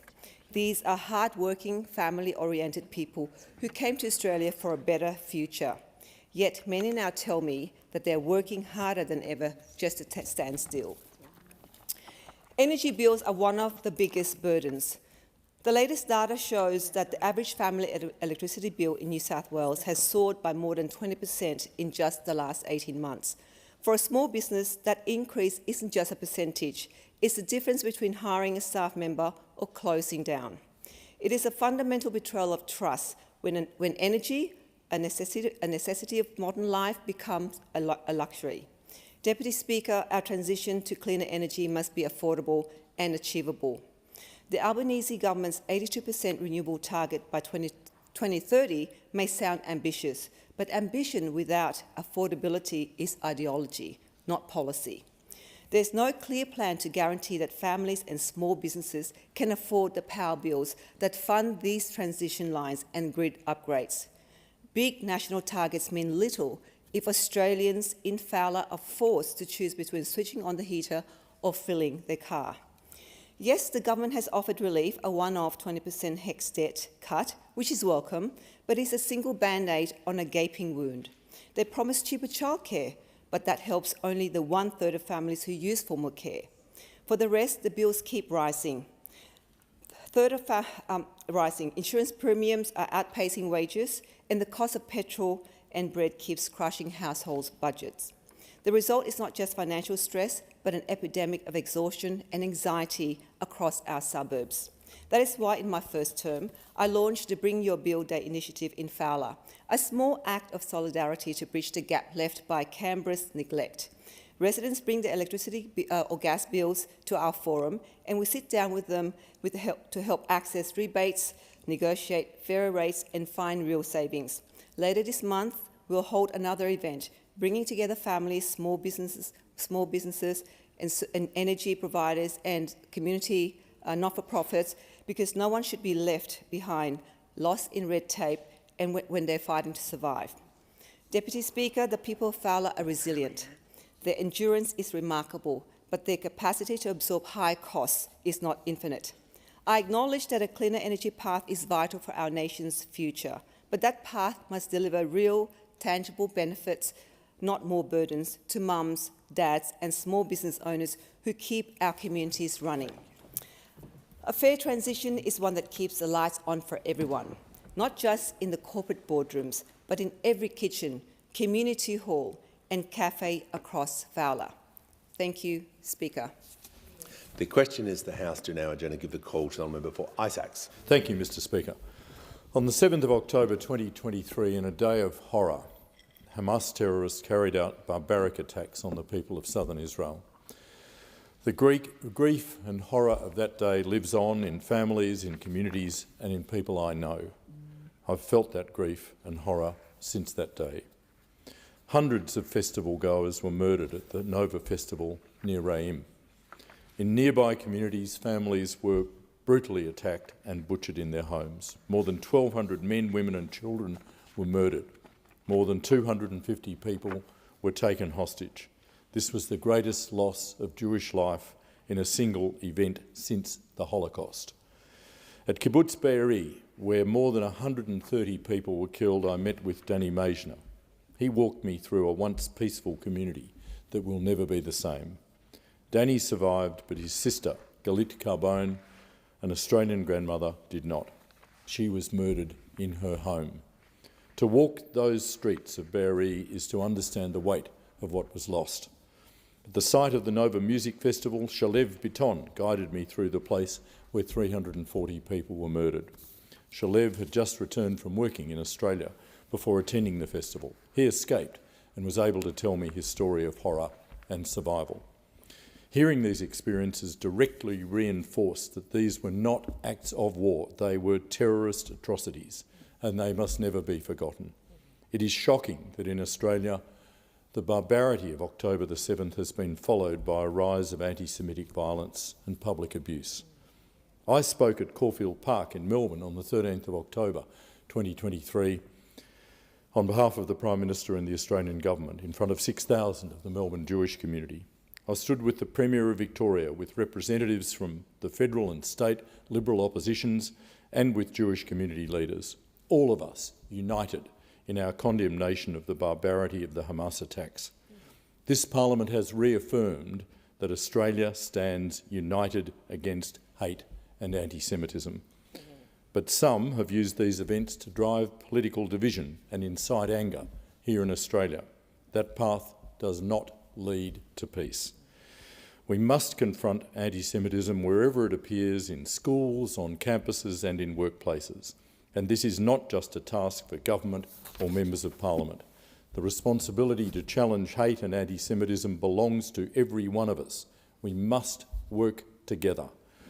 The Jewish community has every right to expect the crimes committed by Hamas to be condemned clearly, unequivocally and without justification of any kind. Our government has spoken out against Hamas and spoken out against anti-Semitism. We've also acted and we will continue to act. We've introduced the toughest laws in Australia's history to combat hate crimes, targeting serious forms of harmful hate speech. We've criminalised doxing, the malicious release of personal information. We've banned the Nazi salute and the public display of Nazi and terrorist organisation symbols in Australia. We legislated to expand the offences for praising terrorism and increase the penalty for doing so. We made the listing of Hezbollah and Hamas as terrorist organisations permanent. We criminalised the possession and dissemination of violent extremist material designed to incite violence and spread fear in the community. We've committed over $78 million to improve safety and security at Australian Jewish community sites. We wish this were not needed, but right now it is. We appointed Gillian Siegel as Australia's first Special Envoy to combat anti-Semitism. We established the National Student Ombudsman to ensure complaints of anti-Semitism from students are addressed swiftly and decisively. We set up a parliamentary inquiry into anti-Semitism on university campuses, chaired by the member for McNamara, Josh Burns, which produced a timely and comprehensive report. As Attorney-General, I asked State and Territory Attorneys-General to work together to establish a national hate crimes and incidents database. I hope for peace, but it will not come easily. The Prime Minister has reminded us today that the world must never forget the atrocities that were inflicted by Hamas. He called on us to think of those still held hostage and to join with other countries to call for the hostages to be returned immediately. The Prime Minister is right. We must not forget, and we continue to hope for a just and lasting peace. The question is the House to now agenda. Give the call to the member for Mallee. Thank you, Mr Speaker. I rise this evening to let it be known, sadly, that Qantas has ceased to be the spirit of Australia and become the spirit of Sydney, Brisbane and Melbourne. The recent decision by Qantas to close the Mildura base next April, along with bases in Canberra and Hobart, is a slap in the face to the Sunraysia region. Qantas has shown total disrespect to Mildura residents, pilots and cabin crew who have served with distinction. Pilots and cabin crew will get just 2 years' support to commute from Mildura to the alternate bases in Melbourne, Sydney or Brisbane, with no guarantee after that, and with unclear financial support arrangements for the interim. This is a crippling blow to regional aviation, on top of the collapse of Rex and Bonza and the retreat of Virgin Australia. The move is short-sighted and damaging to Mildura, the busiest regional airport in Victoria. So-called consultation by Qantas has been nothing short of insulting. There was never a chance they were going to change their direction. Their decision was baked in from the get-go. I will call out corporates and governments that engage in tokenistic consultation impacting my constituents any day of the week. Qantas threatens to deprive Sunraysia of more professionals and disrupt families who have built their lives doing what they love where they live. Has Qantas even considered the costs to these pilots and cabin crew? The cost of purchasing a similar home in Sydney, Melbourne or Brisbane, of spouses changing jobs and children changing schools from Mildura. That would be a clear no. And it's not just about jobs lost in a place like Mildura, it's whole families leaving town. These families will be lost to social circles, civic life and the economy. Losing professional people and families like this has a significant impact on regional economies like Mildura, making a mockery of an airline that was born and raised in regional Australia. Sunraysia residents and regional Australians are sick of being treated as second-class citizens by the Labor government and by big corporations with tunnel vision focused on major cities. Tunnel vision that means the regions are last on the agenda. As the Shadow Minister for Regional Development, I am focused on building economic development in the regions, not on centralising operations in major cities on the East Coast. Let me be clear, this is a premeditated Qantas-engineered closure. Qantas whittled down the Mildura workforce over years so effective rosters could not be filled. Mildura is regional Victoria's largest airport. This is not a remote airstrip. The closure of Qantas bases underlines how far Qantas has drifted from its founding mission. I'm also concerned that Qantas Link service reliability to Mildura will be affected because of hollowed-out local staffing. This is a repeat of Qantas's 2008 Mildura maintenance facility closure. Now, if planes break down, an engineer has to be flown in, causing significant delays or cancellations. Qantas Link's latest closure also follows the August 2024 closure of their Tamworth maintenance facility, cutting 41 permanent and 10 contract roles. This is all just an expression of corporate groupthink where profits are prioritised over people. And once again, regional Australians bear the brunt. Qantas has benefited considerably over the years from its diversified organisational structure where groups' profits are balanced against losses of regional subsidiaries during downturns and challenging times. While businesses and corporations naturally focus on profitability, our national carrier, and one that received considerable support from government during the COVID pandemic, it appears to have lost its way. This isn't just about workers, it's about connectivity, livability, and the future of regional Australia. Qantas needs to stop retreating into the big cities and start looking after the nation that gave it its wings.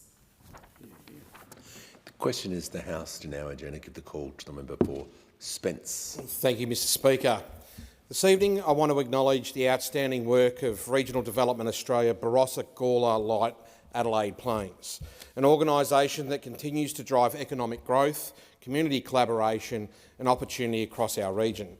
Just last week I had the privilege of joining RDA BGLAP on a regional tour, a journey through our own towns and communities that showcase the projects, partnerships and people shaping the shared future of the region.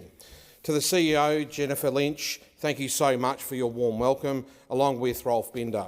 At every stop, I saw firsthand the progress being made, small businesses developing, infrastructure being upgraded, and communities working together with confidence and pride. It reminded me that regional development is not just a concept written in reports or captured in statistics. It's lived, it's local, and it's led by people with vision and passion for their home. While on the tour, I met with small business owners taking their products to national and international markets, and I saw a university campus connecting students in these regions to organisations offering the highest levels of education in the country. But what unites these stories is the guiding hand of RDA, connecting businesses and people to support, to funding and to opportunity. Whether it's a family-owned cafe expanding its workforce, a local manufacturer diversifying into exports, or a tourism venture welcoming new visitors, RDA is there, helping each one navigate the path to success. They understand that economic development begins at the grassroots. It begins with local knowledge, local networks and local ambition. Their work builds confidence, and with confidence comes investment, jobs and a stronger future for the community they serve. Infrastructure is a central part of that story, including roads that connect workers to opportunity, digital networks that open doors to global markets, and community facilities that strengthen the fabric of local life. Each of these investments does more than improve access. They create fairness and ensure every family in every town has the same chance to thrive. Another cornerstone of RDA's work is skills and workforce development. They partner with local employers, schools and training providers to equip people with the skills they need for the jobs of the future.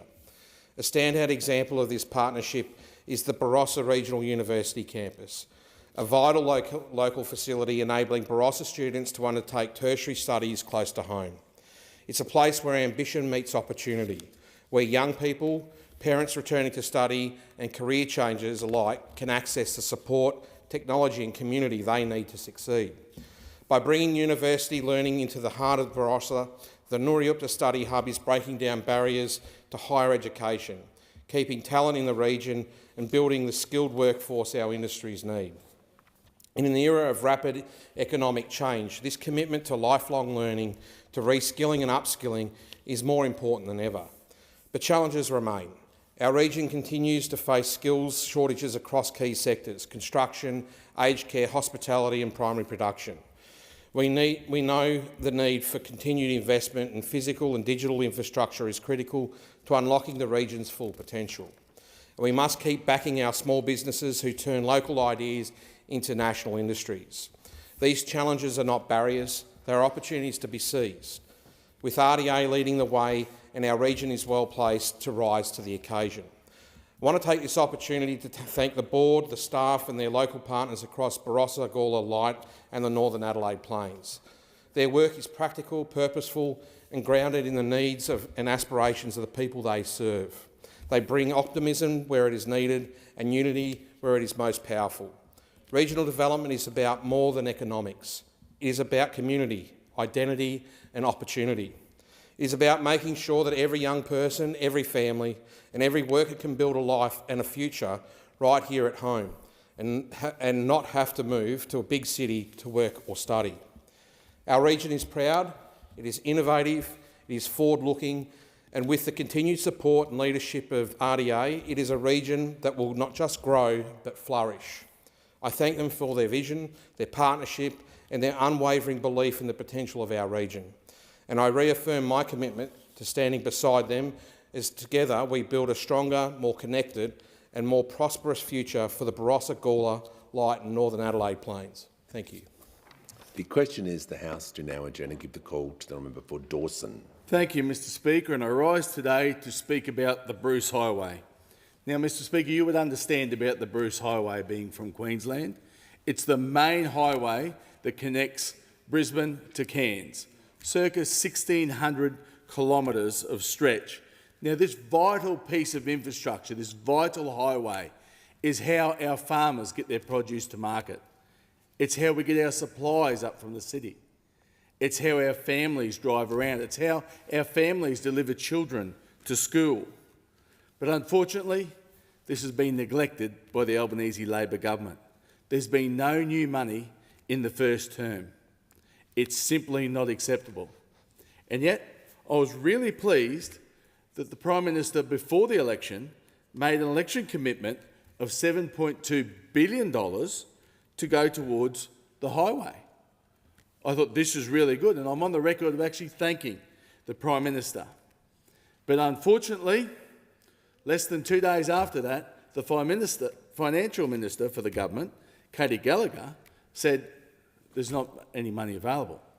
The Prime Minister rechecked that and said, yes, there's money available. The Finance Minister said, no, there's not. Then we had the Infrastructure Minister for the government say, well, no, the money is available. So at this point, very, very confused. Is the money available? Is the money not available? So then we had Senate estimates. So Senate estimates revealed that there is only $432 million available over the next 3 years. Now, Mr Speaker, $7.2 billion is $7,200 million. And there's only $432 million over the next 3 years that's available. Now, there's a lot of drinking silver between those two numbers. How's that going to work? Well, look, we're used to the Prime Minister, telling a few porky pies. The $275 were better off under the power bill. That didn't happen. But we really need this money for the Bruce Highway. We need centreline separation. The pavement, we have a Congo line of potholes, one after the other, and we've got a wet season approaching. The fog lines are too narrow. And because of the centreline separation, if we have a car travelling north at 100 kilometres an hour, and then a car travelling south at 100 kilometres an hour, and they have a head-on collision, that's like a 200 kilometre an hour running straight into a brick wall. And unfortunately, people are losing their lives. And in my electorate of Dawson, which runs from Mackay through to Townsville, it's rated as the worst section in the whole of the Bruce Highway. Not acceptable. I've invited the Minister for Main Roads, the Honourable Brett Mickelberg, and joined by Minister Amanda Cam from the Crisafulli government, to come to my electorate, which they did. I'm really happy that they did. And I showed them the Farley-Habana intersection with the Bruce Highway. And this is a problem. There's been accidents there. And now with the the increasing traffic from the quarry and the cement works, there's a lot of heavy vehicle movements around there. And I've called on them, could they please prioritise that and move that intersection forward. They've said they'll take that on board. So I'm really hoping that then the state will then convince the Albanese Labor government to come up with this money and make that intersection a little safer. Now, the other thing the Albanese Labor government changed is it's always been long history of 80% funded by the federal government and 20% funded by the state government.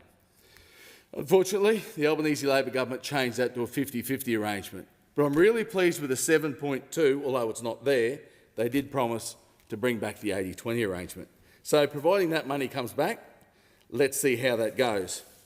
But Mr Speaker, I think it's time that this government stopped giving us potholes in policy and started paving the way to progress. Because, Mr Speaker, the Bruce Highway shouldn't be a road to ruin, it should be a road to results. So please, Mr Albanese, you are the Prime Minister, make good on your promise, at least make good on this one, put the money back into the Bruce because lives depend on it. It's so important to my electorate of Dawson. The question is the House to now adjourn and give the call to the member for Maribyrnong. Thank you, Mr Speaker. Climate change is the defining challenge of our time. 1 in a 100-year floods, record-breaking heat waves, unprecedented bushfires.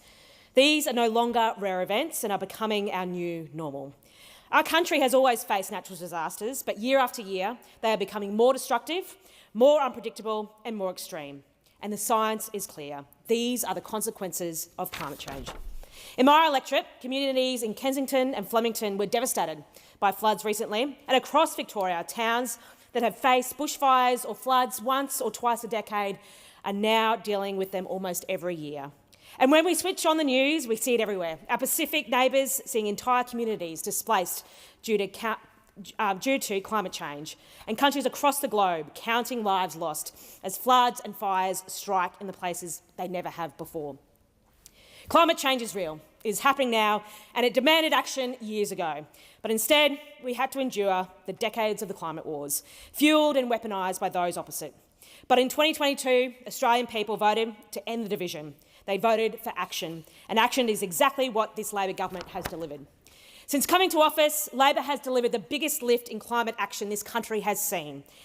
We have legislated net zero by 2050, approved record numbers of renewable projects, and we are on track for 82% renewables by 2030. And last month, for the first time in our nation's history, renewables delivered more to our electricity grid than coal. But after a decade of delay, we know we need to accelerate. That's why we have accepted the most ambitious but achievable target as advised by the Independent Climate Change Authority, 62 to 70% cuts to emissions by 2035. This sets out our ambition to halve our emissions, doubling the pace of decarbonisation, and is exactly what the science demands.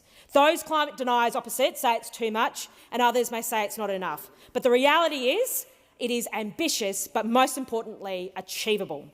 It's ambitious because it is a clear step up from our 2030 target.